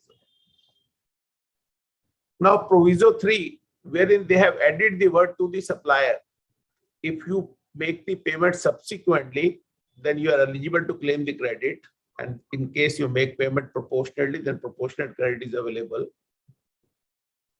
And once you make the payment, you can claim the credit thereof, and the time limit prescribed in 16(4) is also not applicable. We know all that. Now they have added the word to the dealer, to the supplier, payment made to the supplier. And this is the same language which was used in Rule 37, Sub-Rule 2. So in a way, you can say it is being aligned. But by using the word payment made to the supplier, in my humble opinion, can create a problem. There may be a garnishee order and the court instruct you that you have to make payment to the court, not to the person to whom you owe the money. There can be a situation I am having a dispute with the landlord and the rent is being deposited with the court. Forget about all this. There may be a situation where recovery proceedings are going on under Section 79 of the CGST Act, and the department serves me a notice. Rather than making payment to the person concerned, you have to deposit the money with the department if it has become due. So can the department say, because the term payment made to the supplier is being mentioned, and now the payment has been made to the court or to the department, credit will not be allowed to you? Yes, bureaucrats, we know the way they function. They may raise this issue. But in my humble opinion, when I make payment to the courts or to the department, it is nothing but a payment made to the agent of the supplier. And the payment is being credited to the account of the supplier only. So in my humble opinion, I hope that the bureaucrats or the department will not raise that issue, but there is a possibility that they may raise this issue and open a new plethora of litigation in such cases. Then friends, after this amendment in Section 16, the next amendment is being proposed under Section 17. Here, two subsections are proposed to be affected. One is Section 17(3). We all know Section 17 is applicable when we are supplying goods and services for the purpose of business and other business, and when we are providing taxable as well as exempted services, then there is a need for the apportionment of credit, for which I am entitled read with Rule 42 and 43. So this provision has been prescribed in 17(1) and 17(2). How to calculate the value of exempt supply for the purpose of reversal of credit has been provided in subsection 3 of Section 17. It says how to calculate. Then in the explanation says that while calculating the value of exempt supply, you have to take the valuation in terms of circle rate, in terms of 1% in the case of securities, etc. But then there are 8 entries which have been specified in Schedule 3, which are neither supply of goods nor supply of service. And in those cases, those supplies are not to be treated as exempt supply for the purpose of calculation of the value of exempt supply, subject to para 5 of that schedule. Para 5 of that schedule deal, we all know, sale of land, building, subject to clause 5P of Schedule 2.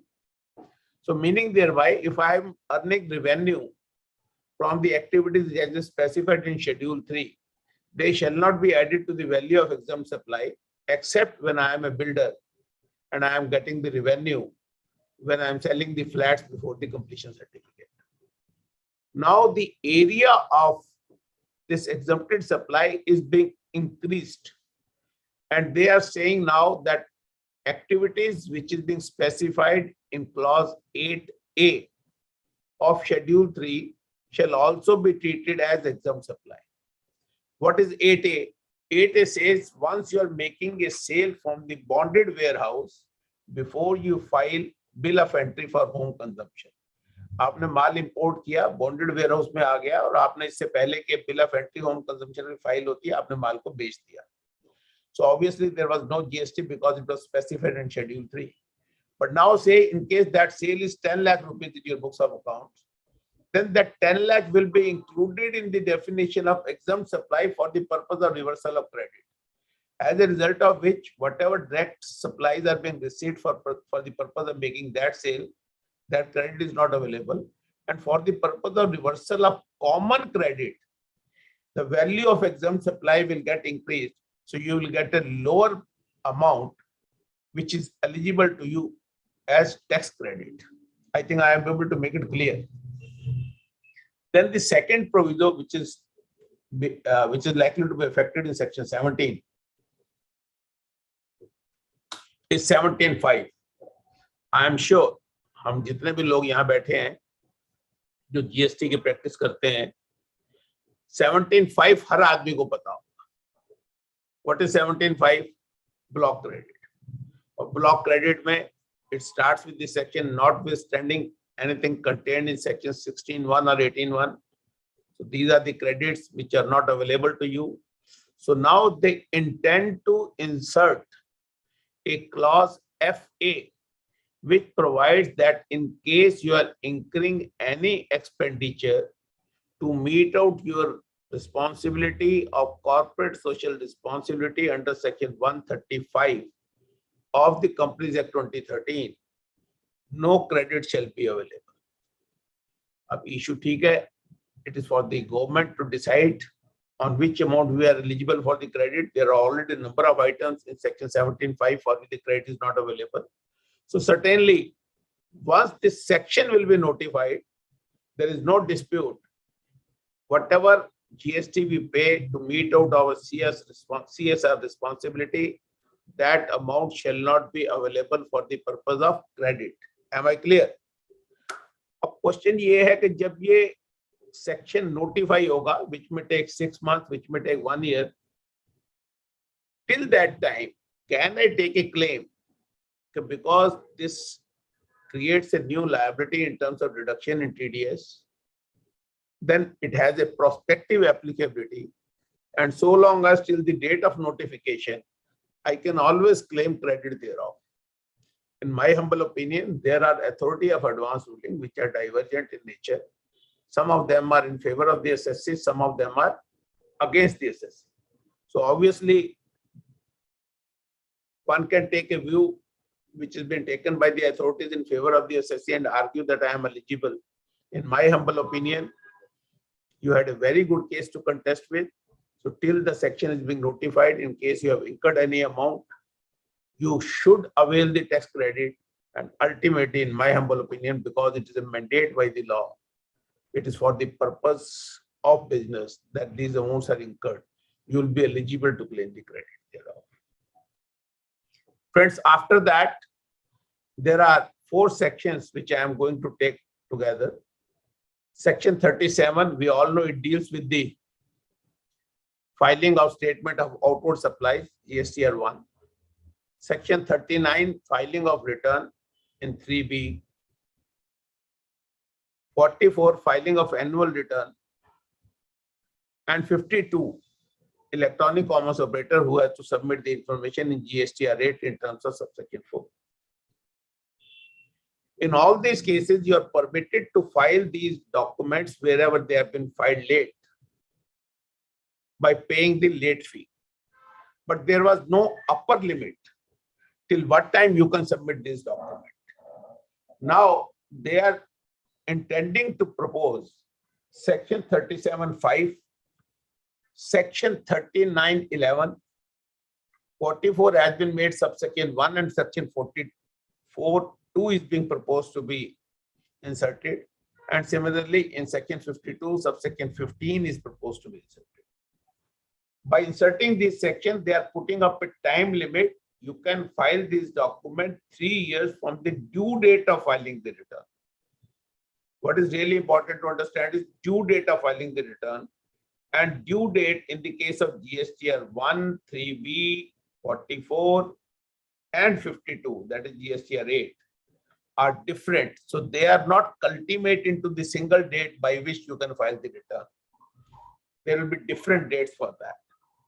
And secondly, they have taken a power also, in case the government feels on the recommendation of the council, they can exempt a particular dealer or a class of dealers wherein they will be permitted to file these documents even after the expiry of 3 years. So the question is, what is the practical usefulness of this amendment? If you look at the present scenario, I cannot file my GSTR 1 for the current month if I have not submitted my GSTR 1 for the previous month. Similarly, I cannot file my GSTR 3B for the current month if I have not submitted the GSTR 1 for the current month. More importantly, if you look at the cancellation provisions, you will also appreciate that in case I don't submit my return for 6 months, my RC is being cancelled, suspended. Then in what situation I will be permitted to file these documents after 3 years? Have you come across any supplier who has not submitted the GSTR 1 for 3 years and is still on the record? There may be certain exceptional situation which I don't want to visualize because looking to the time constraint. But the fact remains, in my humble understanding, practically, it is not possible that I don't submit my GSTR 1 or 3B and I still survive and my RC is not being suspended or cancelled. Annual return, I can understand if I'm not filing, I can run the business and all that. It may have some implication there. But why amendment is proposed in section 37 and 39? Even GSTR 8 may be the situation where I'm not filing it. Though, of course, now the information is available on the electronic system itself. And I'm sure even the electronic commerce operator cannot afford not to file the GSTR 8 for a long 3 years. But the purpose of amendment, so far as 37 and 39 sections are concerned, it is absolutely not traceable to me, not acceptable to me, and not understandable by me. चलिए friends, अब आगे चलते हैं. इन 52 section के बाद फिर section 54 which deals with the refund, उसमें एक चेंज प्रपोज किया गया. उस चेंज में ये कहा था कि आपको 90% टैक्स दिया जाएगा less provisionally accepted credit, as that scheme could not be operationalized and ultimately suspended by the Finance Act 22. Now they are using the word self-assessed tax. So they say whatever amount you will apply for it, you will get the refund for that. So it is only a technical change. Otherwise, scope of refund, etc., remains the same. Then comes section 56, which deal with the interest on late payment of refund. First of all, the language is being amended. Earlier on, the department was supposed to pay you the interest on refund if the refund is not being granted within 60 days from the date of filing the application. Now they have changed it to the interest will be paid if it is delayed beyond 60 days from the date of filing the application. So in my humble understanding, either it is beyond 60 days or after 60 days, does not make a difference. We all understand once we file a defective application and the defects are being cured, that is the date when the application is deemed to have been filed. But more importantly, besides this change in the language, they have also stated that they intend to formulate, they have taken the power to formulate the rule, how to calculate the interest, etc. In my humble understanding, the department doesn't want to pay interest on the refund. We have seen in income tax also now the refunds are coming at a much faster speed, resulting into less interest liability in the hands of the department. So perhaps the department wants to ensure that you get the refund within time, and they want to reduce the interest liability. So for that purpose, they may draft certain rules and save the interest cost, and maybe they issue a SOP, also standard operating procedure, so that can be implemented throughout India. So that there are two benefits. I am getting my refund in time, I am happy with it, and the government is saving interest. Nowadays, the interest and bank rates are almost similar. But there was a time when the interest rate which I used to get from the department was 6%, and the bank interest was only 3.5%. So I think this is one amendment which is being done, and it will help the taxpayer in getting the refund faster. But let us see when this rules will be enacted and when this section will be clarified. After this, after 56, now I am moving to section 122, which is the next amendment. And 122 section is nothing but a penalty section. In this section, a new section 1B is proposed to be inserted. And this section will deal with the penal provision in relation to electronic commerce operator. If the electronic commerce operator permit any registered person who is not eligible to make supplies from the portal, or he permits any supplier to make interstate supply which is not eligible to do that, or he does any default in furnishing the GSTR 8 which is permitted to file in terms of subsection 4. In all the three situations, he is liable to pay penalty to the extent of 10,000 rupees or the amount of tax involved. Now, because I told you earlier also that composition dealer can also make supply of goods through the portal. Therefore, while calculating the amount of tax, it will be presumed as if the goods have been sold by the normal dealer. Concessional rate pe composition dealer bechega, but for the purpose of calculation of penalty, the amount of tax will be calculated as if the sale has been made by a regular dealer. Then comes, friends, another amendment which is in section 132. We all know this is the most dangerous section, and this is the provision where all the arrests have been made. And I have been in practice for more than 40 years now. I have never seen those kind of arrests in indirect taxes in pre-GST era.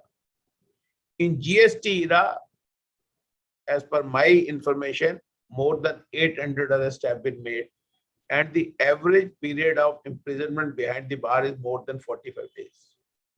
So there has been a huge demand for decriminalization of offenses, and of course the upper limit should be raised. There can be some inadvertent error so that he should not be subject to prosecution. So now, in terms of section 132(1), 3 offenses have been decriminalized, meaning thereby unke case mein prosecution ho hi nahi sakta.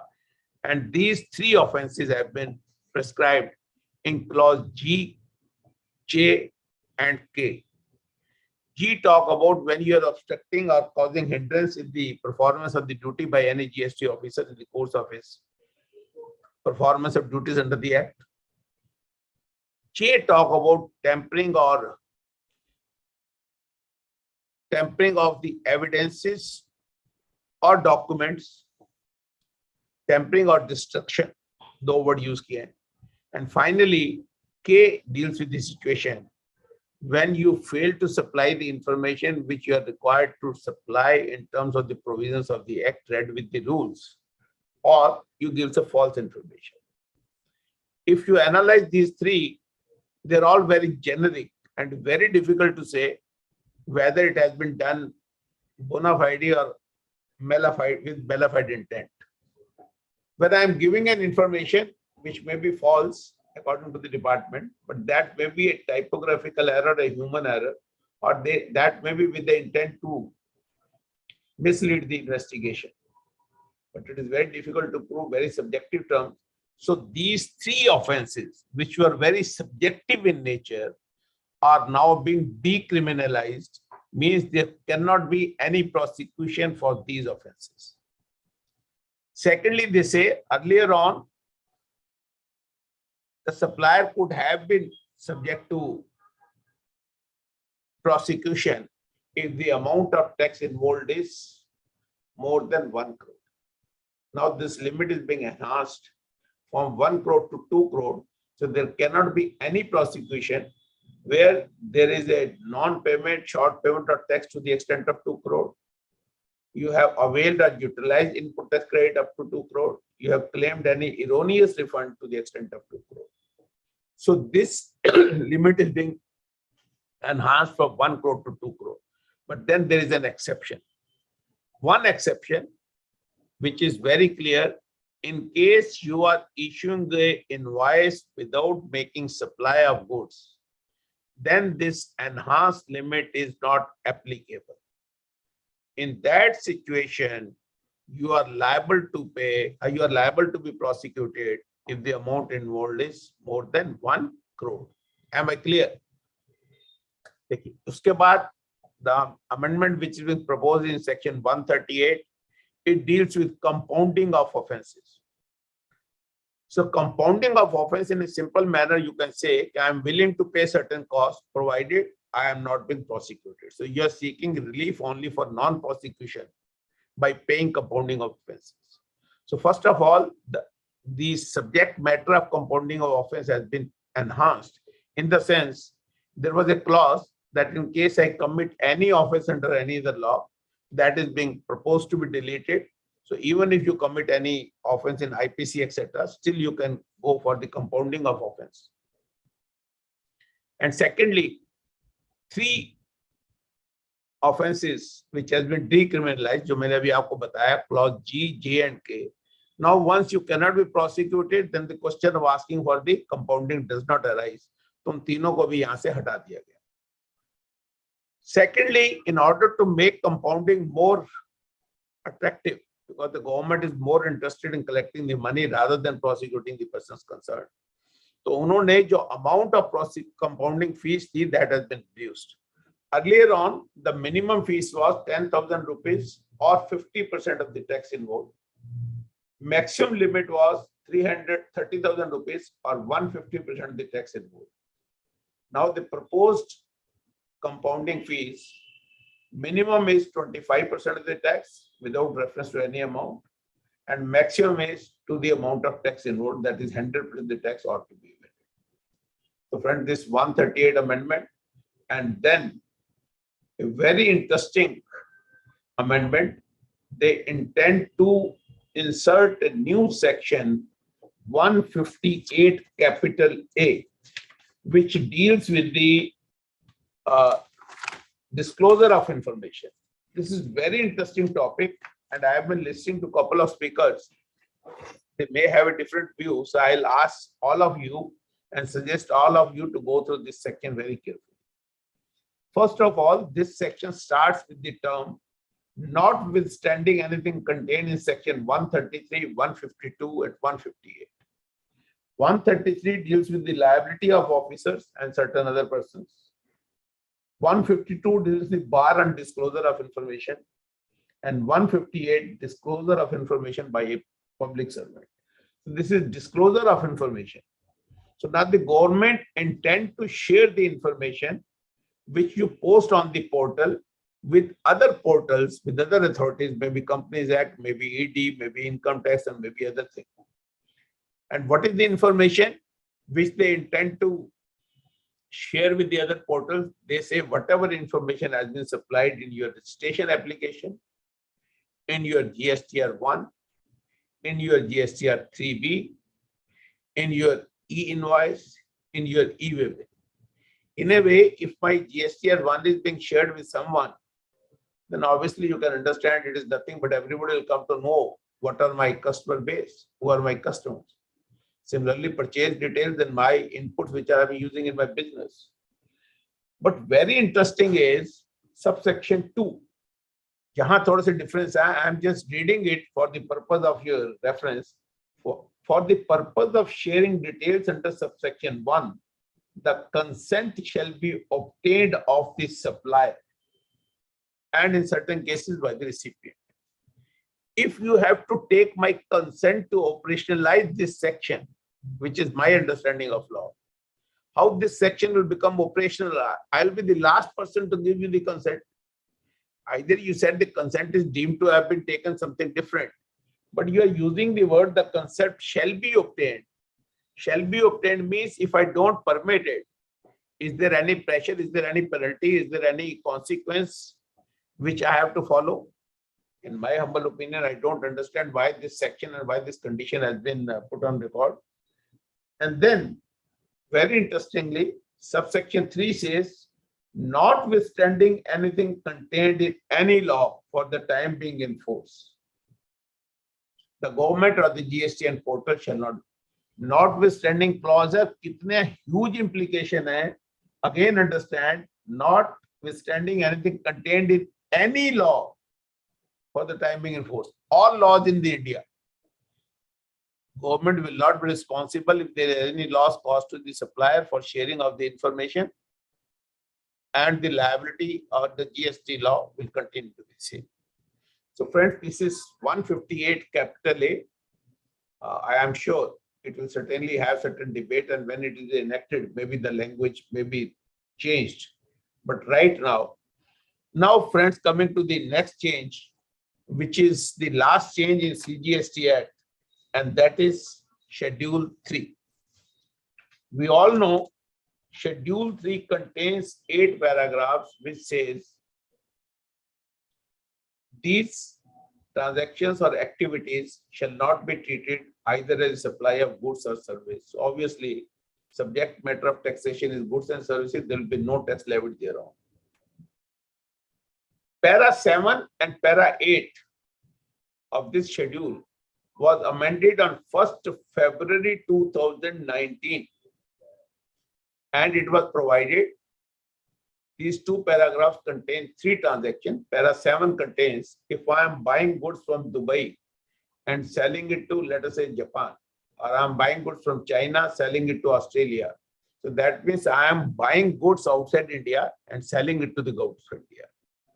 So obviously, secondly, high seas sale, जो हम pre-GST में कह रहा है, pre-GST era में कहते थे, when the goods leaves the custom frontier of India, custom frontier of the country from where I am importing, and before it touches the Indian custom front, we used to make a sale because no law was applicable. Law is applicable only 200 nautical mile to my physical limits.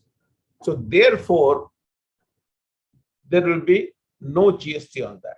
And third, which I have already mentioned, 8A, that once I am making the sale of the goods lying in custom bonded warehouse before I file the bill of entry for home consumption. So in तीनों transactions पे GST नहीं लगेगा. It was a welcome change, but this amendment was made in 1st February 2019. 1 फरवरी 2019 से पहले क्या होगा? Because the GST was introduced on 1st July 2017.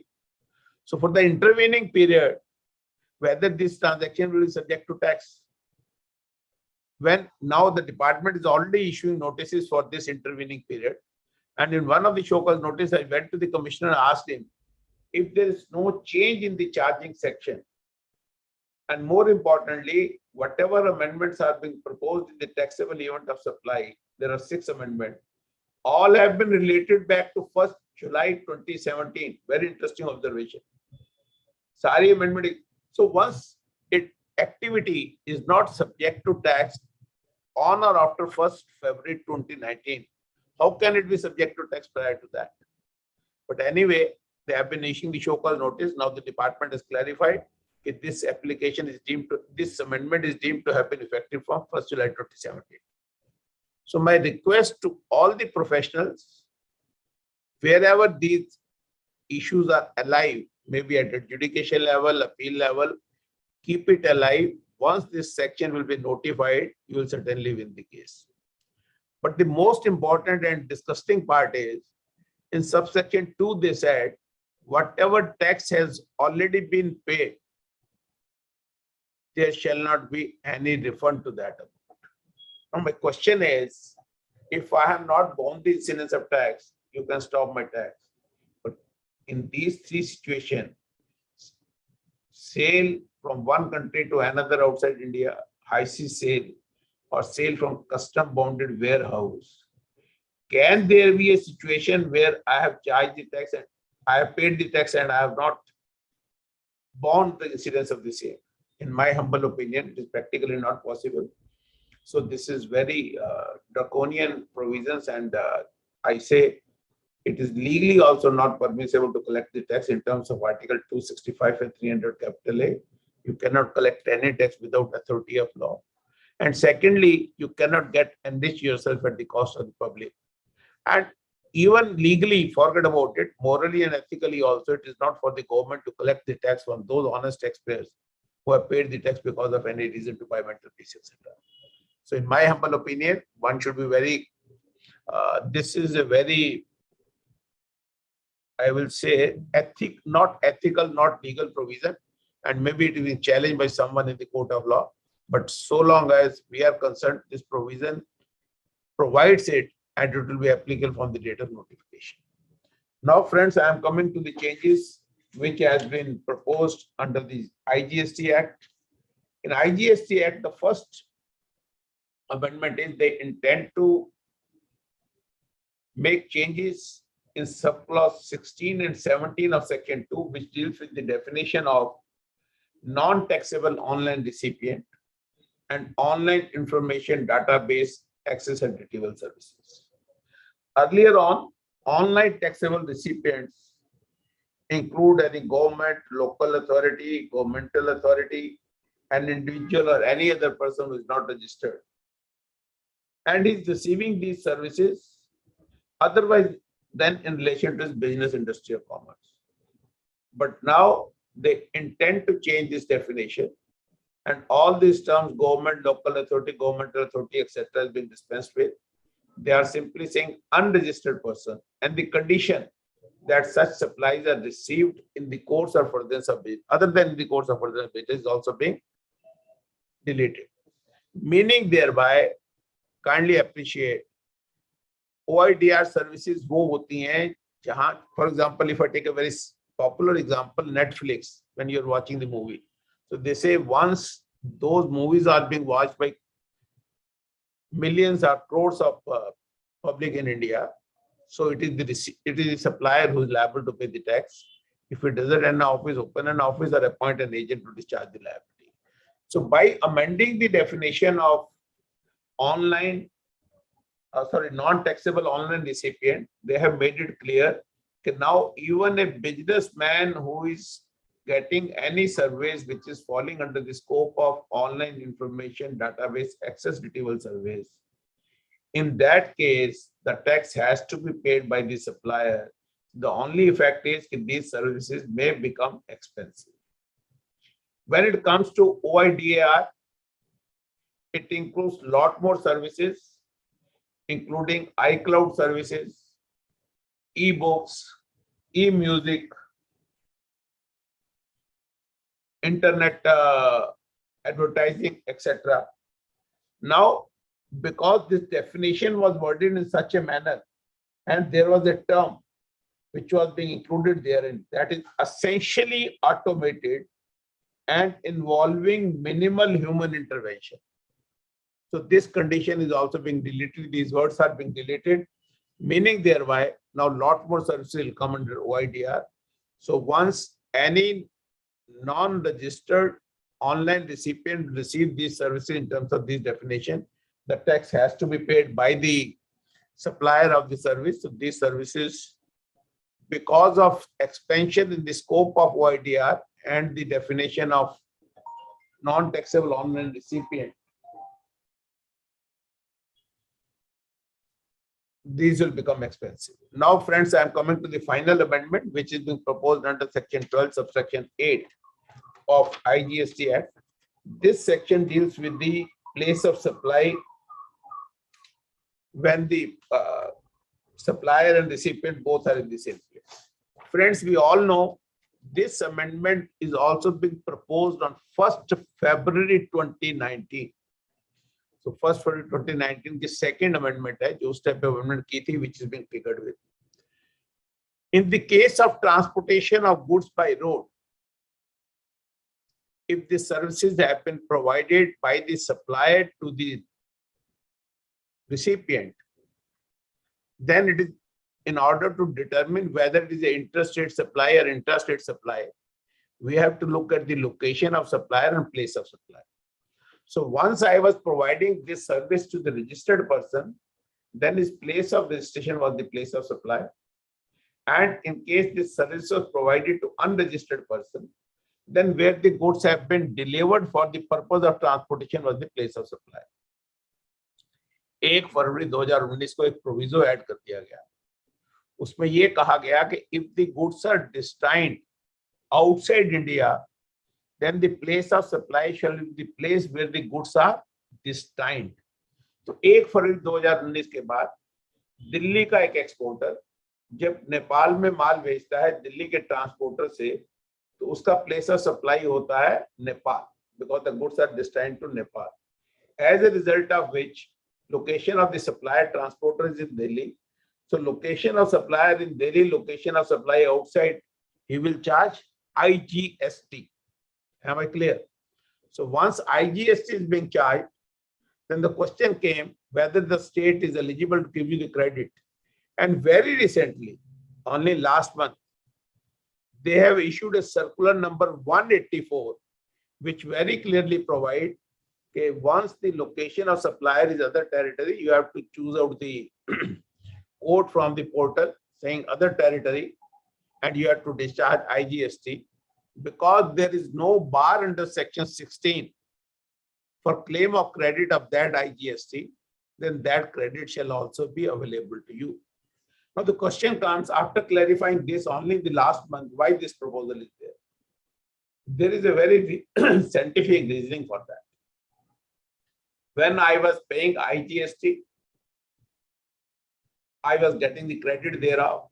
The state Delhi, where supplier and recipient both are located, was not having any revenue, but they were bound to give credit for the same. So it was causing problem to the states. So now this proviso is proposed to be deleted. Once it is being deleted, what are the implications? अब जो माल मैं नेपाल भेज रहा हूं और मैंने दिल्ली का transporter किया, तो location of supplier will be the place. I am registered in Delhi, supplier is also in Delhi. I will charge C&S. Once I will charge C&S, I have no problem in giving the credit also because I have collected the tax. So in a way, it will be helpful for the states to settle their issues. So far as supplier is concerned or the trade industry is concerned, there is neither a loss nor a profit, but we have to be very, very careful. The day this amendment is being notified, we have to suggest to our client that they have to charge C&S if the goods are exported out of India. So with this, I am concluding my deliberation because these are the only 17 proposed amendment in the Finance Bill 2023 with regard to GST. Any question, I am willing to answer. Now over to Vinay. Yeah, friends, this is a nice, very nice deliberation by a esteemed speaker on indirect tax, Sri Ashok Batraji, who is very threadbare, who has discussed this entire all the issues, and let us travel us through the change provision, the way they intend to go ahead, and we just have to look into the more intricacies in our practical times.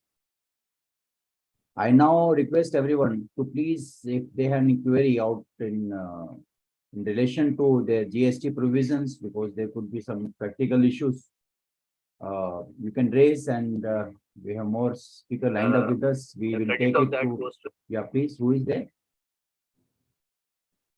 No. Now the point is, in case, because under the turmoil condition of the market, when the Adani issue, Hindenburg issue is there, one speaker will take us to the stock market, what is ins and outs are there. and remaining some points are left over in the direct taxes will be taken care of by Satish Agarwal ji. So points friends, will request you if any inquiry, please raise your hands or you can send your query to the chat box. We'll love to take your query. Alternatively, we can move forward with a point. Either you can raise the hand, you can raise your hand so that ताकि हम आपकी query ले सकें. So as of now, I could not see any hand been raised or any query out there. So friends, can we move forward?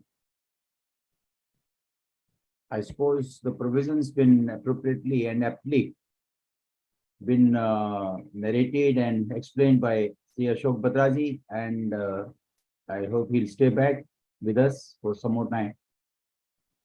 Vinay ji, I would like to take leave because I had a arbitration tomorrow. I have to prepare for that. Adwar.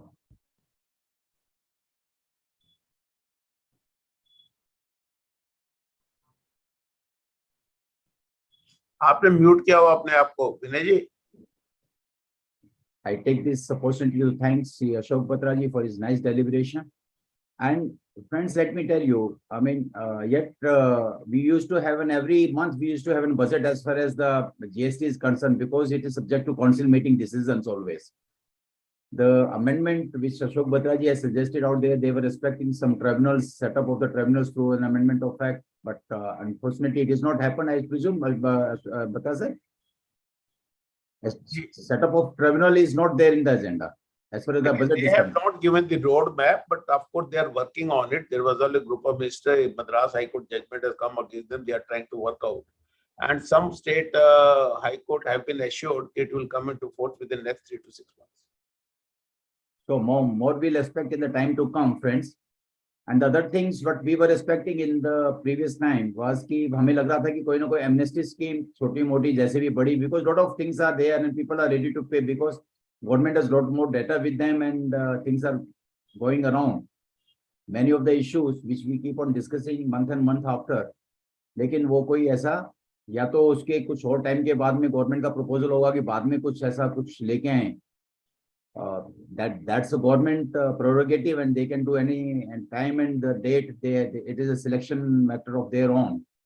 But however, like I'm thankful, Ashok ji, I'm really thankful for your sparing your valuable time on this deliberation on GST. And friends, from all of you, on behalf of all of you, I thanks once again to Ashok Batra ji.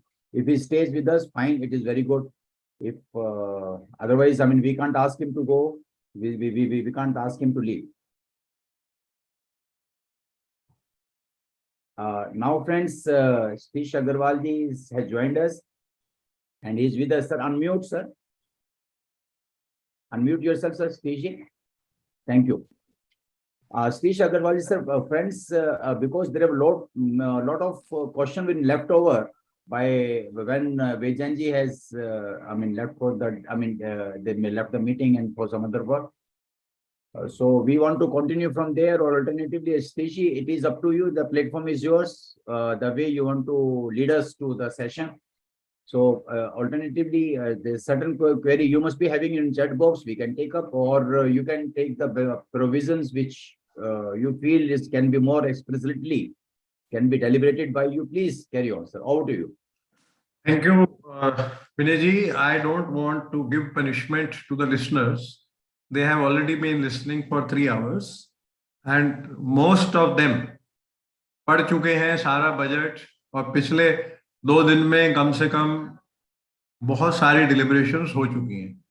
So therefore there is no point in repeating all over again जो सब कुछ जैन साहब ने भी तरीके से बता दिया, जो और लोगों ने भी बता दिया. So therefore my suggestion is, wherever there is any query which will help the members or which they want to clarify apart from what they have listened, I will be ready to give answers to the extent I am able to. तो आप chat box के लिए मैं नहीं कर सकता क्योंकि मेरा सिस्टम ठीक नहीं चल रहा. मेरा कॉन्फ्रेंस रूम अभी तक प्रॉपरली रेनोवेट नहीं हुआ, सारा रेनोवेट हो रहा था, तो आपको क्वेरी बोलनी पड़ेगी जिसको भी बोलना है।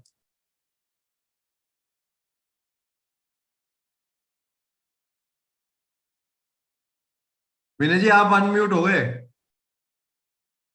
विनय जी एक एक क्वेरी वैसे जनरेट हो रही थी श्री जी बीच में, हाँ जी। तो 1010D का और ये LIC का जो मैटर आया 5 लाख से ऊपर वाले में, तो उसमें एक मैटर यह है कि 4 लाख मान लो सपोज करो किसी के 5 लाख से कम का प्रीमियम है तो उसको डिडक्शन मिलेगी, लेकिन डिडक्शन 1.5 लाख से ज्यादा तो मिल नहीं सकती। तो क्या जब मेच्योरिटी होगी, जब और उसने 1.5 लाख की डिडक्शन ले ली, क्या पूरा उस वक्त में उसका और क्या नाम है टैक्सेबिलिटी उसकी आएगी या नहीं आएगी अगर वो प्रीमियम 10% से ज्यादा है?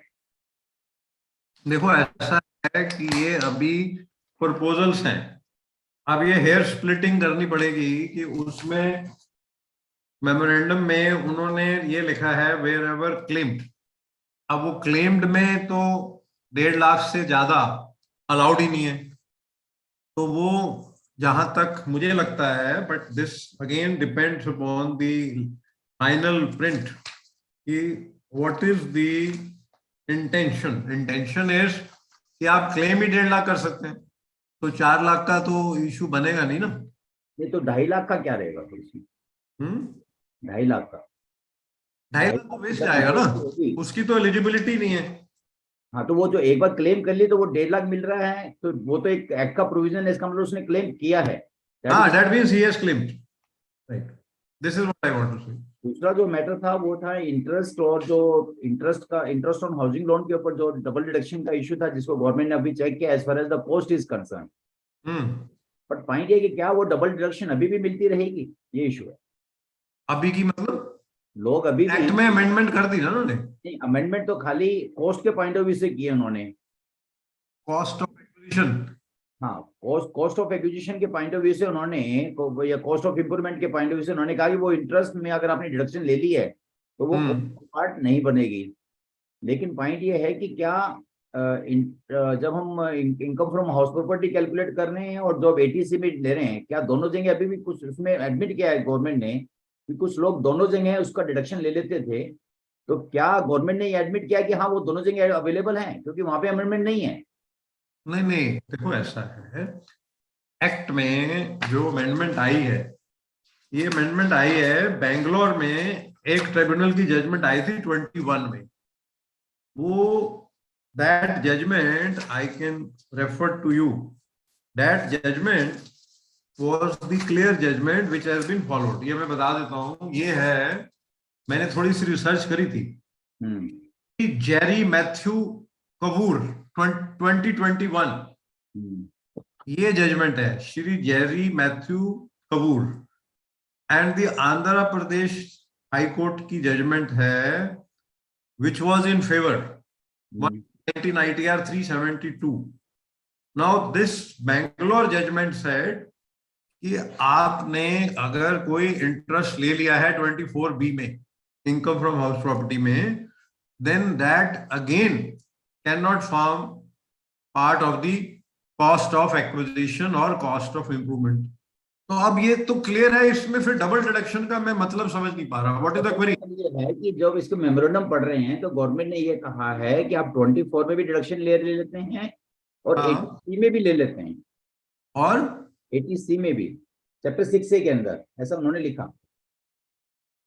80C में और 24 में। 80C की तो कॉस्ट ऑफ एक्विजिशन की है ना, 80C की तो हाँ कॉस्ट की है, और कॉस्ट ऑफ एक्विजिशन, हाँ तो उसी को तो खत्म किया उन्होंने। हाँ मैं कौन सा क्लॉज है मैं बताओ, पढ़ देता हूँ। 1 मिनट में। एनीवे तब तक एक काम करते हैं, करण जसूजा जी का एक क्वेरी है। करण जी आप अपना वो अपने आप को अनम्यूट कर लो। आपका ये जो सिग्नल है सारा खराब हो रहा है, डिस्टॉर्टेड हो रहा है। हाँ नहीं, हाँ एक तो मैं की जो मैंने जिसलिए हाथ खड़ा किया था फिर वो मैंने पढ़ लिया, फिर प्रॉब्लम सॉल्व होगी। Anyway I will share with everyone. My query was कि अब ये जो नई क्लॉज आई है कि आप 5 लाख से ज्यादा अगर आपने प्रीमियम दिया तो वो उसका जो वापस आएगा वो जब्त नहीं होगा। तो this 5 lakh is to be taken collectively for the policies after 1423। That's right. Hello, am I? Yeah, right, right. So my Right. query was, so this was taken collectively for all policies. So my query was कि हमने हमारी already 5 lakh की policy, हमारी 4 लाख की policy चल रही है already, ठीक है। हमने 1423 के बाद एक और पॉलिसी ले ली 1.5 लाख की, अब टोटल 5 लाख क्रॉस कर गया। So it will Know not. what to do? It will not affect because it is applicable only to the new policies. हाँ, यस, वही मैंने बाद में, हाँ यस, आई गॉट इट, बहुत बाद में पढ़ लिया। और विनय जी, हम जो अभी डिस्कस कर रहे थे, आप कह रहे थे कि वो जो इसका कॉस्ट ऑफ एक्विजिशन का, वो तो I think that is that कि अगर आपने उसका आपने उसको एज ए एटीसी में क्लेम कर लिया है या आपने इंटरेस्ट क्लेम कर लिया, तो दोनों केस में आपको एक्विजिशन कॉस्ट में ऐड नहीं होगा। हाँ, दोनों केस में नहीं होगा। दैट इज नहीं, इसमें इन्होंने देखो क्या है कि इसमें मेमोरेंडम क्या कह रहा है, मेमोरेंडम कह रहा है in order to prevent this double deduction it is double deduction होगी ना। हाँ नहीं, एक minute allow me, sir. It is proposed to insert a proviso after clause 2 of section 48 so as to provide that the cost of acquisition or cost of improvement shall not include the amount of interest claimed under section 24 or chapter 6A. Now my point is that it means the interest is allowed in both under both sections. मैं cost of acquisition में नहीं ले रहा हूँ उसको, लेकिन क्या मेरे को interest दोनों जगह मिलेगा? ये मेरा कहने का मतलब। नहीं, दोनों जगह कैसे मिलेगा? 24B में तो मिल गया ना एक बार। ये तो कह रहा है कि दोनों जगह में से कहीं पे भी लिया हो आपने। नहीं, दोनों में से कहीं भी लिया हो, दोनों को साइमल्टेनियसली आप दोनों में से कहीं भी लिया तो आपके एक्विजिशन में नहीं ऐड होगा। That is what they want to say. ये कुछ मेंबर्स का ये पॉइंट था कि हमें इसके अंदर दोनों जगह डिडक्शन मिलती है। नहीं, that is not correct. That is not correct, fair enough. वो तो स्पेसिफिकली उन्होंने बोला है। अब वो लैंग्वेज तो मैंने नहीं पढ़ी है, but it is very clear. Deductions you have claimed, you cannot claim it as a cost of improvement or cost. ठीक है, करण जी आपको I should विनय जी, हाँ एक मिनट, करण जी आपकी क्वेरी क्या थी? अपना पर अनम्यूट करो, अनम्यूट करके अनम्यूट तो कर लो। नहीं, मेरी क्वेरी मैंने आपको ये आपके साथ सुन नहीं पाया, मेरी रीजन से बात होगी तो वो क्वेरी फिर सॉल्व हो गई थी, वो पढ़ के सॉल्व हो गई थी वो। That's good. That's really wonderful.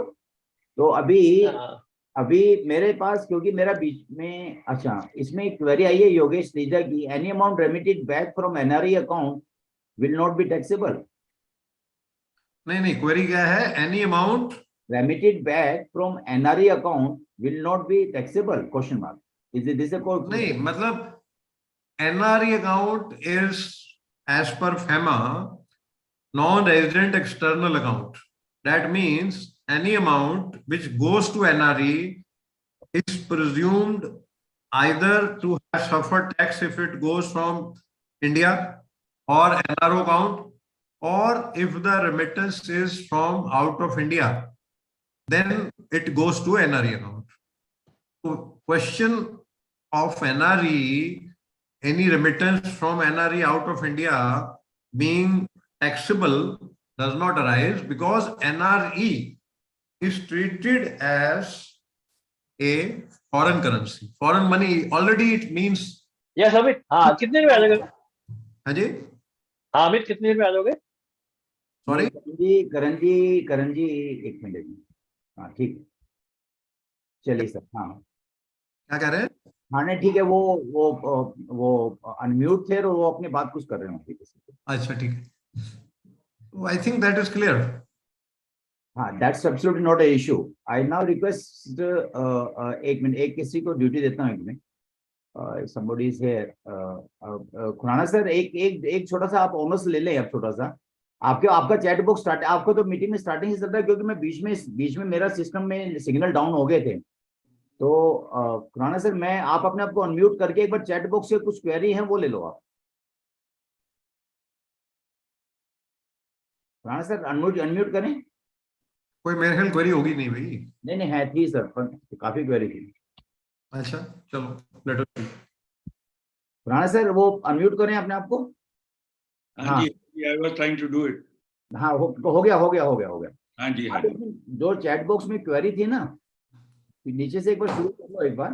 I am just starting, पहले मैं उसमें आ रहा हूँ जो पहले आपको डाउट हो रहा था 80C का और उधर से 24 की डिडक्शन का, तो उधर तो सिर्फ इंटरेस्ट मिलना है, यहाँ पर इंस्टॉलमेंट की बात करता है 80C के अंदर, not for the principal amount whatever you are making the payment और you are making payment for the self financing scheme और समथिंग, तो इसलिए वो दोनों में नहीं मिलता है, अलग अलग ही मिलता है। चलिए सर, तो आप एक चैट बॉक्स से क्वेरी ले लें कि हाँ जी, चैट बॉक्स में last one is any amount remitted back from NRE account will not be taxable. ये हो गई प्लीज, नहीं उससे पहले और तो आगे कुछ है ही नहीं, इससे पहले तो कुछ 16-17 क्वेरीज थी उसमें पहले। हाँ पहले थी कुछ, तो यही सब कर गए थे ना, दोबारा शुरू करना क्या? नहीं कौन सी क्वेरी की बात कर रहे हैं आप? उसमें नीचे कुछ क्वेरी थी, नीचे से लेंगे तो वो जैसा पिछले में 3-4 क्वेरी छोड़ गए थे वो। I know छोड़ गए। Before this is, please share PPT, that is not there, thank you, no, not there. New tax regime, corporate tax 15%, company incorporated in March 20, and then is the time extended for production? ये हो गया था discussion कि it is up to 24. Yes, March 24 हो गया था, that is correct. And then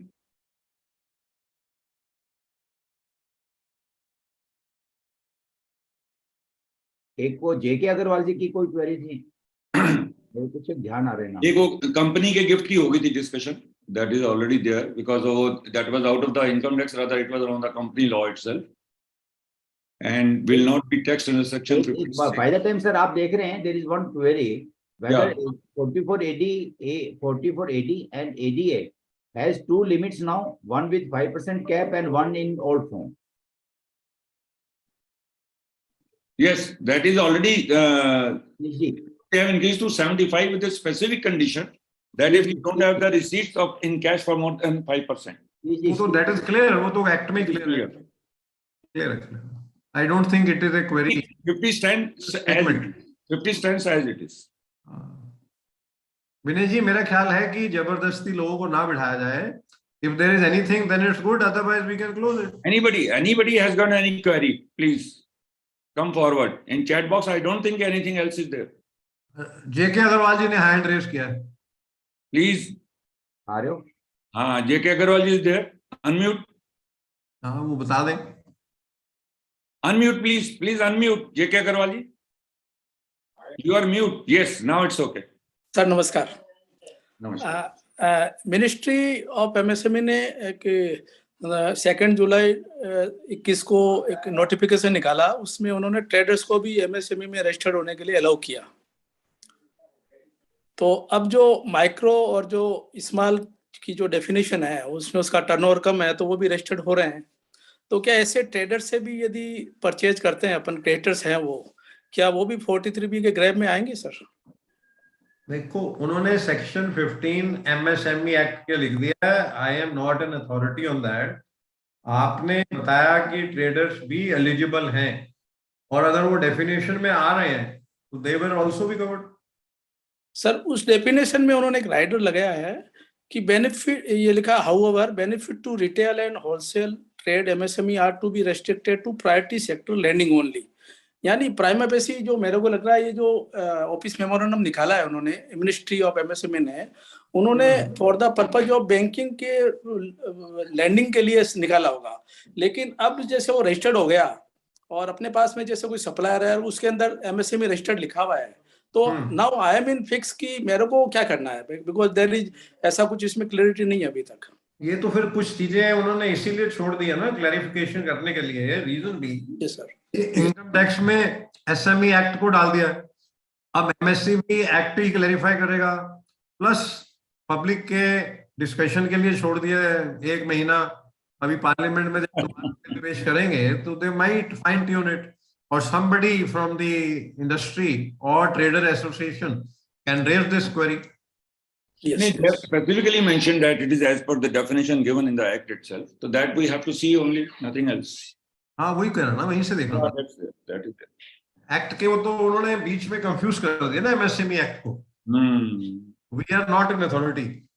MSME act ही अपने आप में सबसे ज्यादा इंपॉर्टेंट एक्ट बन जाएगा। Yes, sir. Now, income tax people are trying to guide the people how to do the business. Sir वो तो हमेशा से गाइड करते हैं. हमेशा से, while sitting on the chair, they want to do how to manage the business. Oh, there you are wrong. Not only while sitting on the chair, they want to manage the whole country. Oh, yeah, that is there. Income tax from a data room. And left, right, center, they are ready to do anything. Whatever. Yeah, that is there. And they just have to come out with a notification. Thank you, sir. Thank you, sir. And क्या है? Own money lying in NRO account for the last 5 years of a NRI, whether 15 CB, आगे मैं पढ़ नहीं पाया, whether 15 CB, yes, it has to be obtained.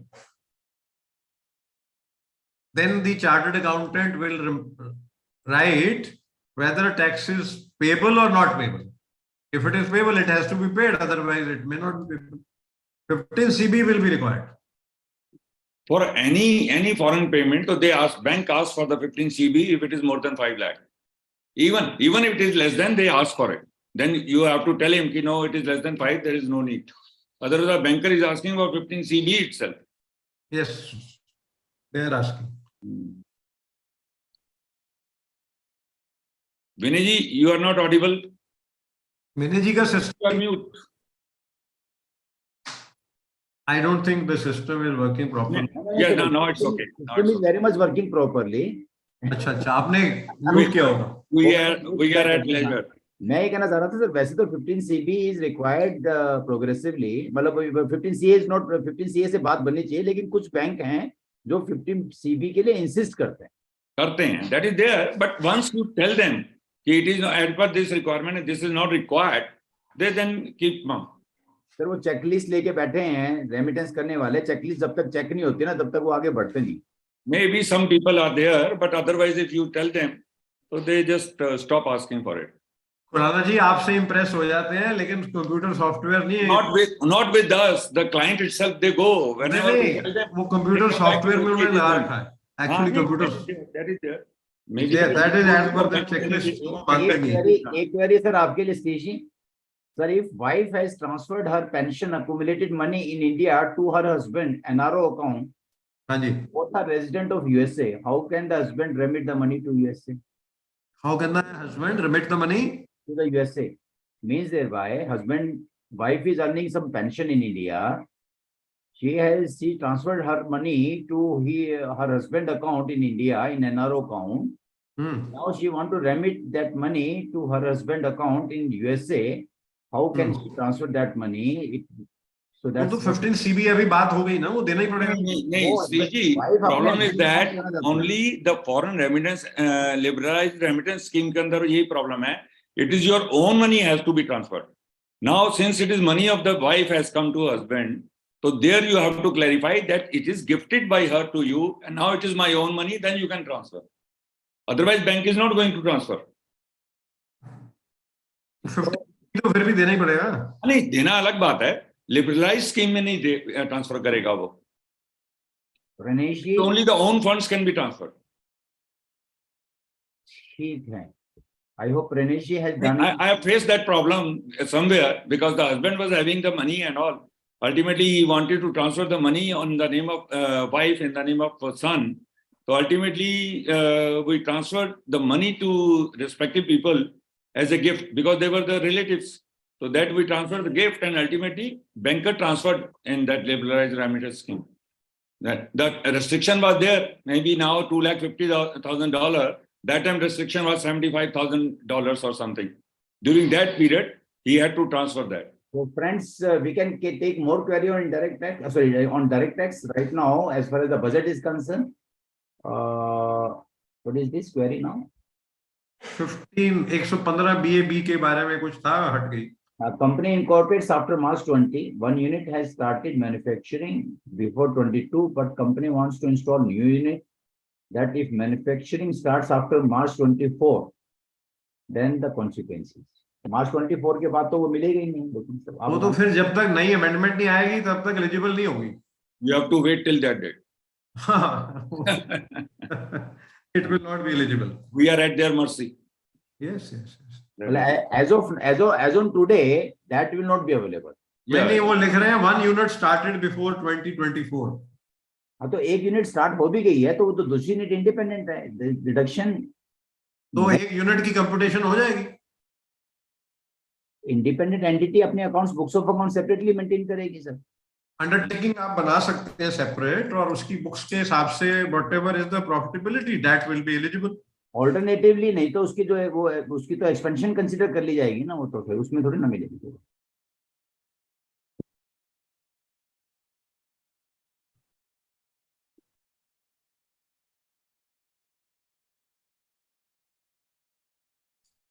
I think हाँ अब ठीक है। विनय जी का नेटवर्क कुछ स्लो चल रहा है आज। ना अब ठीक है। अब ठीक है, अब ठीक है। तो मैं अपनी शक्ल दिखाता ही नहीं ना, फिर ठीक हो जाएगा। वही कह रहा, वॉइस इज ओके। ओके, चलो। ख्याल है कि अब और ज्यादा anybody else and then conclude it. there is no point in further.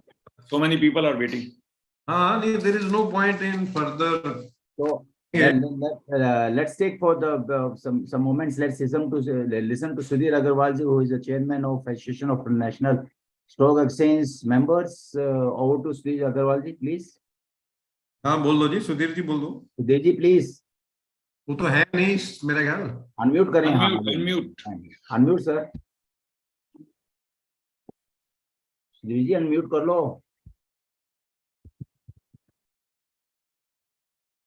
Yes, नहीं अभी भी नहीं हुए। करो सर। नहीं हो रहा क्या? हाथ तो हिलाओ, हाथ हिलाओ सुधीर जी। हो रहा नहीं हो रहा?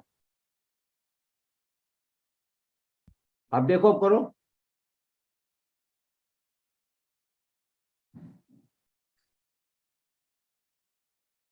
आप दूसरे से लॉगिन हुए हैं क्या?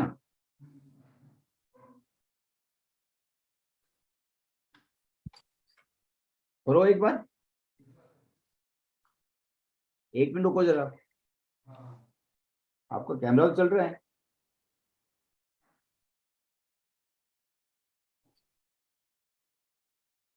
एक minute Sudhir ji, 1 minute hold करें।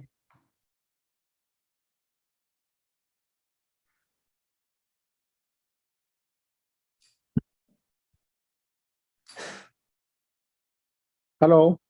हाँ जी, बोलो सुधीर जी, बोलो जी। नमस्कार जी। Now I am unmute I think. या हाँ आवाज आ रही है। First of all I am thankful to you and नमस्कार सबको, मेरा नमस्कार। नमस्कार जी, नमस्कार। Regarding the budget we think only कि बजट का मतलब केवल टैक्सेशन है, जबकि बजट में टैक्सेशन के अलावा भी बहुत सारी चीजें हैं, खासतौर से हम कैपिटल मार्केट वालों के लिए हैं। हाँ बताइए। कैपिटल मार्केट के लिए ये बेस्ट बजट है। इफ आई विल से, मैंने पिछले 7-8 बजट जो ये गवर्नमेंट के जो आए हैं, ये मोदी सरकार का जो बजट है, ये 10th बजट है जो कहते हैं, ये बेस्ट बजट है अगर कैपिटल मार्केट के लिए देखा जाए तो। कैसे आपने 2 दिन का मार्केट देखा होगा, मार्केट में दोनों दिन डाउन था। वो किस वजह से डाउन था? केवल अडानी फियास्को की वजह से। अदरवाइज शेयर मार्केट में जो जितना पैसा इस बार एलोकेट हुआ है कैपिटल मार्केट में, जैसे आप देखिए ना, कैपिटल इन्वेस्टमेंट 10 लाख करोड़ रुपए का इन्वेस्टमेंट अगर इंफ्रास्ट्रक्चर इन्वेस्टमेंट में आया, उसका पॉजिटिव इम्पैक्ट केवल सारी कंपनियों में पड़ने वाला है। एसएमई सेक्टर्स में जो उन्होंने बूस्टअप दिया है, वो सारा का सारा बेनिफिट कैपिटल मार्केट के लिए आने वाला है। और जो सीनियर सिटीजन के लिए जो लिमिट है टैक्सेशन की, आप कहेंगे इन्वेस्टमेंट ये डिसअलाउ करें, इन्वेस्टमेंट ये अनप्रोडक्टिव से पहले हम LIC 80 में देंगे तो LIC वगैरह पेंशन में है। अगर न्यू रिजीम में जाएंगे तो कोई ना कोई हमारी हैबिट, इंडियन हैबिट जो है, वो इंडियन हैबिट इन्वेस्टमेंट की है, वो पैसा डायरेक्ट इन्वेस्टमेंट इक्विटी मार्केट में ही आने वाला है। ये जो फियास्को आज की डेट में चल रहा है, अडानी ग्रुप का जो चल रहा है, ये matter in my opinion with in 2 or 3 days it will be settle down. लेकिन ये अडानी का तो आज तो सारा ग्रीन में था। ग्रीन में मैं कह रहा it matter will be settle down with in 2 or 3 days। आज मार्केट 240 पॉइंट पर, निफ्टी 240 पॉइंट बढ़ के बंद हुई है। हाँ नहीं, वो अडानी प्लस में था ना, इसलिए। नहीं अडानी बहुत नेगेटिव हो चुका था ना, थोड़ा सा करेक्शन आ गया उसका। सर अडानी प्लस में नहीं था, अडानी के शेयर इतने प्लस में नहीं थे, अडानी आज एट पार बंद हुआ है लगभग। अडानी के शेयर कुछ जो कैश के शेयर्स थे उसके थोड़े डाउन हुए हैं, otherwise it would be better कि जो आपका आप देखें banking sector day by day strong होता जा रहा है अपना बैंक, और पर कैपिटा इनकम जो आपकी आज से पहले 85,000, अगर 2014 में देखें तो पर कैपिटा इनकम जो थी 85,000 थी, आज 1.97 लग गया आफ्टर 2014। हो गया वो। इन्फ्लेशन भी तो देखो सर, इन्फ्लेशन भी अगर 85% का अगर आप लगाएंगे ऑन एवरेज, देखिए हमारा जो जीडीपी है आज की डेट में जीडीपी 6.4 है, जो उन्होंने टारगेट करा नेक्स्ट टाइम में 5.9% फिस्कल डेफिसिट, और इन्फ्लेशन करा 5.4। इसका मतलब जो फिस्कल डेफिसिट है अगर नियर अबाउट टू इन्फ्लेशन है, और जहां तक हम सब लोग इकोनॉमिक्स के स्टूडेंट भी रहे हैं तो fiscal inflation is better than deflation. Inflation तो हमेशा ही बेटर है, 5.4 तो बहुत कंट्रोल में वो है। 5.4 का अगर इन्फ्लेशन नहीं हुआ डेवलपिंग कंट्री में तो वी कैन नॉट से कि developed our country is the developing country. मैं इस सेंसस को जो अगर हम आज जो ये सेंसस जो आपके पास आज हमारा अगर निफ्टी अगर कहते हैं 17-18 हजार है, मैं इस निफ्टी को कहीं 30,000-40,000 देख रहा हूँ नेक्स्ट 2 ईयर में। इतना बुलिश इस मार्केट में। देखिए आज आप किसी भी आप देखिए बैंकिंग सेक्टर में, पिछले 3 साल से वो चल रहा था कि बैलेंस शीट वो चल रही थी। आज कोई भी प्राइवेट सेक्टर के बैंक है या कोई भी पब्लिक सेक्टर के बैंक है, आज सारे बैंक वर्किंग अच्छी आ रही है बैलेंस शीट्स वगैरह। आप किसी भी इंडस्ट्री का डाटा उठाकर देख लीजिए, कोई भी इंडस्ट्री ऐसी नहीं है जो नहीं है। टेक्सटाइल इंडस्ट्री को भी बूस्ट करने की कोशिश की है, सीमेंट इंडस्ट्री को भी, जो इंफ्रास्ट्रक्चर में आएगा तो सीमेंट इंडस्ट्री का बूस्टर बनाया है। स्टील इंडस्ट्री में इंफ्रास्ट्रक्चर में होने की वजह से, या आपका जो एसएमई सेक्टर में जो बूस्टअप है, रेलवे को 2.4 लाख करोड़ रुपए दिया है, जो लास्ट टाइम था 1.8 करोड़ इसका एलोकेशन है। रेलवे का भी जो इंफ्रास्ट्रक्चर है आपका, whether it is on the employment और whether it is on the side of the infrastructure, railway में भी आने वाला है। तो मेरी अपनी ओपिनियन मार्केट पे जो इम्पैक्ट है इसका, there would be better things. इस मार्केट का कहीं के लिए ये बजट कहीं से कहीं तक भी नेगेटिव नहीं है। रहा पर्सनल टैक्सेशन का जो है, जैसे हमारे एक्सपर्ट्स ने समझा, पर्सनल टैक्सेशन में देखिए हर साल अमेंडमेंट आती है, अगर अमेंडमेंट नहीं आएंगे तो हमारे जो टैक्सेशन वाले हैं, जो ये 2 दिन 3 दिन का जो हमारा महोत्सव है ये बंद हो जाएगा। अगर टैक्सेशन में वो नहीं आएंगे तो बिल्कुल बंद हो जाएगा। बट टैक्सेशन, जहां तक कैपिटल मार्केट के बारे में, I am very bullish for this budget. आने वाले टाइम में आप देखेंगे, देखिए अभी तक जो कहते हैं ये इलेक्शन, ये बजट इलेक्शन बजट आएगा, या इसमें फ्री वाला है, इसमें फ्री भी कुछ नहीं हुआ है, क्योंकि आगे भी नहीं आना है। आगे भी वही गवर्नमेंट आएगी तो संभालेगी कैसे फ्री पी को। हाँ तो बेटर है ना सर, फ्री बी की जगह अगर इंफ्रास्ट्रक्चर में मैं खर्च करता हूँ, जीडीपी की, अगर मेरा जीडीपी कंट्रोल में है, जीडीपी का अगर मैं फिस्कल डेफिसिट को 4.5 में देख रहा हूँ 2025-26 में, जो which is less than the inflation, तो उसमें जो सब चीजें बेटर ही है ना। इन्फ्लेशन अगर 5.4 की इन्फ्लेशन है, that is a very commendable. पीछे हमारा था इंटरेस्ट रेट हमारे बढ़ रहे थे, क्योंकि इन्फ्लेशन को कंट्रोल करने के लिए मार्केट इंटरेस्ट रेट बढ़े थे। आप आने वाले टाइम में देखेंगे इंटरेस्ट रेट कम होने जा रहे हैं। बढ़ेंगे नहीं, कम का तो मुझे नहीं पता, बढ़ेंगे नहीं बढ़ेंगे नहीं, कम भी होने सब। जैसे अगर 5.4 का इन्फ्लेशन है, इससे नीचे तो डाउन वो भी नहीं, गवर्नमेंट भी नहीं लाना चाहती। What Sudhirji intend to say, this inflation has a rippling effect in the economy. Moment the inflation comes, interest is bound. Sir inflation और इन्फ्लेशन को आप कभी भी किसी भी डेवलपिंग कंट्री में inflation is better than for the capital market. आप देखिए अगर हमारा कैपिटल मार्केट अगर आज इन्फ्लेशन को कर रहा है, एफओआई पिछले 5 दिन से लगातार सेलिंग में है, 6 दिन से लगातार सेलिंग में है, ड्यू टू अडानी फेसियो। सारा का सारा माल हमारा ये इंडियन इन्वेस्टर ले रहे हैं। I am not saying for the Adani का एक केस ऐसा जरूर है जिसके बारे में एक रिपोर्ट आई है, उस रिपोर्ट के बेस पर सारे लोगों को डर है। बट फंडामेंटली देखा जाए तो अगर कोई भी चीज ऐसे कोई भी कभी भी किसी टाइम भी हो सकता है। और मार्केट के और जो मार्केट अडानी ग्रुप के अलावा और भी कोई शेयर्स हैं, उनमें इतना कहीं भी नेगेटिव नहीं आया है। तो सुधीर जी, इसका मतलब आप ये कह रहे हो कि अडानी के शेयर खरीद लें? देखिए ये तो आपकी अपनी कॉल है, बट मैं ये कहता हूँ कोई भी चीज ऐसी नहीं है कि वो कोई हवा में बिल्डअप नहीं हुआ है कोई भी चीज। नो डाउट कि over price, there may be some over price of the shares, but ये नहीं कह सकते जी आज वो सब हवा में बिल्डअप किया हुआ है, सब कुछ किया हुआ है। अगर आपको करना तो बैंकिंग सेक्टर देखिए ना, आप सीमेंट सेक्टर देखिए, बैंकिंग सेक्टर देखिए, स्टील सेक्टर देखिए, सब इनमें बहुत सारी गुंजाइश है। और खासतौर से बैंकिंग की बात मैं कर रहा हूँ आपको। सर बैंकिंग में कौन कौन सा बेस्ट है? बैंकिंग में सारा ही बेस्ट है। अभी अब बैंकिंग में हुआ क्या है, बैंकिंग का टाइम आने वाला है। You will see the banking sector में देखिए छोटे छोटे शेयर आप यूबीआई है, मैं पीएनबी कहता था, पीएनबी 52 रुपीज कितनी बार बैलेंस शीट का उसका हो चुका, और अभी भी जो डाउन आया है बैलेंस शीट में। आपके वहाँ private bank is doing wonders, जिनमें आरबीएल या यस बैंक, आरबीएल वगैरह वगैरह सब बैंक है, आईडीएफसी बैंक है, आईसीआईसीआई बैंक है, एचडीएफसी बैंक है, दे आर डूइंग वेल। और आगे आने वाले टाइम में बैंकिंग सेक्टर में you will see the major change in that वे।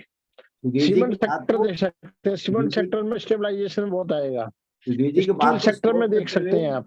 अब टेक्सटाइल एक ऐसा एरिया है जो टेक्सटाइल के बारे में पिछले बहुत टाइम से हम लोग बड़े थे। टेक्सटाइल में भी इस बार बेनिफिट जी। हेलो, हाँ जी हाँ जी हाँ जी। टेक्सटाइल सेक्टर में भी आप एक बार इस बार देखेंगे कि टेक्सटाइल सेक्टर में भी एक नया तरीके का आपको वो देखने को मिलेगा। प्लस आपका देखिए जो आपका इलेक्ट्रॉनिक्स उसमें है, पावर सेक्टर में डे बाई डे जो हम अगर उन्होंने पावर सेक्टर अपने आप में एक बहुत बड़ा सेक्टर है जिसके बारे में हम इंडिपेंडेंट होना चाह रहे हैं बार बार। Whether it is on the basis of the power में आपसे देखिए, आज से पहले हम इलेक्ट्रिसिटी कहीं नहीं थी, अब इलेक्ट्रिसिटी गाँव में इलेक्ट्रिसिटी पहुंची हुई है। और Modi government is bound to reach the कि आपको इलेक्ट्रिक पावर कम से कम हो। अपनी consumption on the oil sector में हमारी कंजम्पशन कम से कम इलेक्ट्रिक व्हीकल्स है या वो चीजें इनके ऊपर कम से कम वो करना है। तो we have to move towards this infrastructure and सो।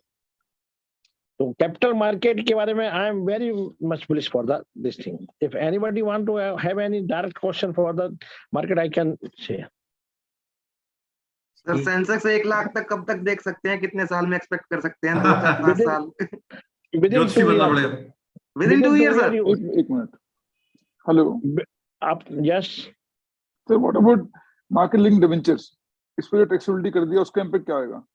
किसका जी? मार्केट लिंक डिवेंचर्स पे जो टैक्स कर दिया शॉर्ट टर्म। देखिए मार्केट लिंक डिवेंचर्स में, debenture is not never equity है, debenture just like a bond loan. तो उसमें मार्केट लिंक डिवेंचर में डिवेंचर को कभी भी गवर्नमेंट ने प्रमोट नहीं कराएगा, डिवेंचर को प्रमोट करके इक्विटी के ऊपर आए। नहीं, इसमें लिस्टेड पे भी टैक्सेबिलिटी, अनलिस्टेड भी, दोनों पे टैक्सेबिलिटी है। पर इसका उन्होंने कभी भी गवर्नमेंट नेवर वांट्स कि आपका डिवेंचर के बेस पर आपका वो करें। नहीं, इतने साल से चल रहा था, इतने साल से लॉन्ग टर्म चल रहा था ना, उस पे सब चल रहा था, वो अलग चीज है, वो तो टैक्सेशन पॉइंट ऑफ व्यू है क्या लेने क्या है। पर आप कहेंगे government is never interested in the bond market, more in the bond market, in the equity market they are always said buying such. इसमें तो इक्विटी मार्केट लिंक है तो लिंक इक्विटी ओनली। सर देखिए डिवेंचर फिर भी loan है ना। आप वो जैसे हम कहते हैं कोई भी अगर ऐसे ये लिखते हैं सिस्टमेटिक इन्वेस्टमेंट प्लान है, ऐसे एसआईपी करते हैं, एसआईपी में कुछ डिवेंचर में करते हैं, कुछ इक्विटी में करते हैं, बट डिवेंचर के बेस पर you can not take the decision for that. Always market base पे एसआईपी की जो रिटर्न देखी जाती है, ये तो एक सेफ्टी मेजर्स के लिए लोन फेंक ली जाती है। इसका इम्पैक्ट तो आएगा ना बहुत कंपनी में जो नहीं आएगा सर, मार्केट में इम्पैक्ट नहीं आया। मार्केट में for the safety point of view से देखिए, जैसे अगर कोई एसआईपी है, कोई म्यूचुअल फंड या कोई वो है जो है 70% अगर इक्विटी में करेगा और 30% डिवेंचर लिंक उसमें करता है, तो ये to have the safe money in that way, इसका मेजर बेनिफिट आएगा, लॉस नहीं आएगा। नहीं, से कोई उसमें वो नहीं आता कि नहीं, जैसे बहुत वेल्थ मैनेजमेंट कंपनीज जो ऑफर करती हैं अनलिस्टेड मार्केट लिंक डिवेंचर्स, उन पे तो इम्पैक्ट आएगा। For what? क्यों आएगा? केवल टीडीएस की वजह से? Because of taxability, not TDS. Taxability 30% हो गया ना, तो फुल हो गया। सर टैक्सेबिलिटी तो पीछे भी आया, इंटरेस्ट इनकम आती है तो उस पर टैक्सेबिलिटी तो फिर भी आती है ना। सर पहले तो लॉन्ग टर्म पे था ना, मार्केटिंग डिवेंचर पे क्या था, अगर आप 3 साल जो पढ़ते हो तो इंडेक्स मिलता था और डिस्पेंड टैक्स लगता था। लाजी नहीं, ऐसा नहीं है। एक मिनट। मार्केट लिंक डिबेंचर क्या थे कि पहले government has never given a thought कि this are long term, because ये होते शॉर्ट टर्म के लिए हैं। ये पहली बात तो ये प्रोविजन 30% वाला है, ये हर डिबेंचर पे या हर डेट फंड पे नहीं है, ये उन्हीं पे है जहां पर कि मार्केट लिंक डिबेंचर्स के अंदर एक्सपोजर होता है। ये हर एक के ऊपर एप्लीकेबल नहीं है। और ये पहले मोटे तौर पे 30% होता था, अब उन्होंने उसको क्लैरिफिकेटिव पॉइंट ऑफ व्यू से उन्होंने उसको अलग कर दिया उसको वहां पर। नहीं, पहले जो मार्केटिंग डिबेंचर थे उस पे क्या था, लॉन्ग टर्म का आपको इंडेक्सेशन मिलता था और लॉन्ग टर्म टैक्स लगता था 3 साल के बाद। चलो अब तो सरकार ने उसको शॉर्ट टर्म मान लिया है और शॉर्ट टर्म पे देना है। आप कह रहे थे कि इतने साल चल रहा था, गाड़ी 10 साल चलती है डीजल की, सरकार कहती है स्क्रैप कर दो। 15 साल गाड़ी चलती है पेट्रोल की, सरकार कहती है स्क्रैप कर दो। तो कभी ना कभी तो चीज कोई ना चीज खत्म होनी चाहिए। और सर डिवेंचर लिंक जो 3 साल का पीरियड था, 3 साल के बाद आप इंडेक्सेशन करते हैं। गवर्नमेंट तो कहती है आप 3 साल में क्यों करते हैं इन्वेस्टमेंट, आप तो शॉर्ट टर्म करो ना भाई, you are going for the debenture link. चलो वो तो इंडिविजुअल आउटलुक है, इसको खैर नहीं कर सकते। You have to say something more? नहीं पता है आगे जनवरी। You have to say something more or shall I close? Hello नहीं, अगर मेरी तरफ if somebody has the question regarding the capital market, I can answer the thing. Yeah, please, friends, if anybody has any question in capital market, please you can raise the query. Alternatively, I request CA Sachin Bahalji to please give an vote on thanks. Any question, anybody can raise their hand or they can mention their question in a chat box if anyone has any question. Sachin ji, we don't have any question in neither in chat box nor there is a hand raise. So we request, please. Vinay, you conclude. Yeah, please. Please conclude. Thank you so much. Thank you everybody. Thanks and we'll conclude. Thank you everyone. Thanks. Sachin ji. Yes, sir. Conclude kar do. Okay, sir.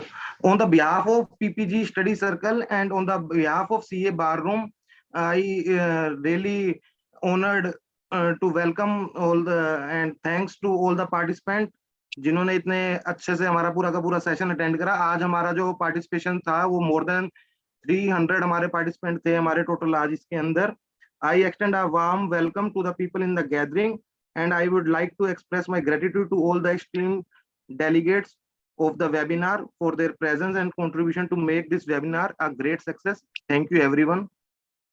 So thank you very much, friends. So it was a nice deliberation and thanks in absentia our esteemed speaker, CA Vejan ji, past president ICI, CA Ashok Batra ji, CA Satish Sharma, Satish Agarwal ji and Sudhir Agarwal ji, past former chairman NIRC and the present chairman of All India Association of National Stock Exchange members. Friends, thank you all and my esteemed thanks to all of you who has joined in large number. I just cracked Sachin ji. Sachin ji, 300 plus was there in at Zoom and 100 around was there in at the YouTube. So total Okay, 400. So Okay. thank you very much. Thanks a lot. Thanks a lot for joining. I'm just closing within words like we'll be meeting next CA meeting will be held. We will held in first Friday next month, March first week. First Friday we'll see there. Goodbye. Have a nice time. Thank you, sir. Thank you. Thank you, sir. Thank you, sir. Thank you. Thank you, Binaji. Thank you. Thanks to you also for convening a good meeting and give the chance to everybody. Thank you so nice. Thanks, sir. Thank you, Vinay sir. Thank you.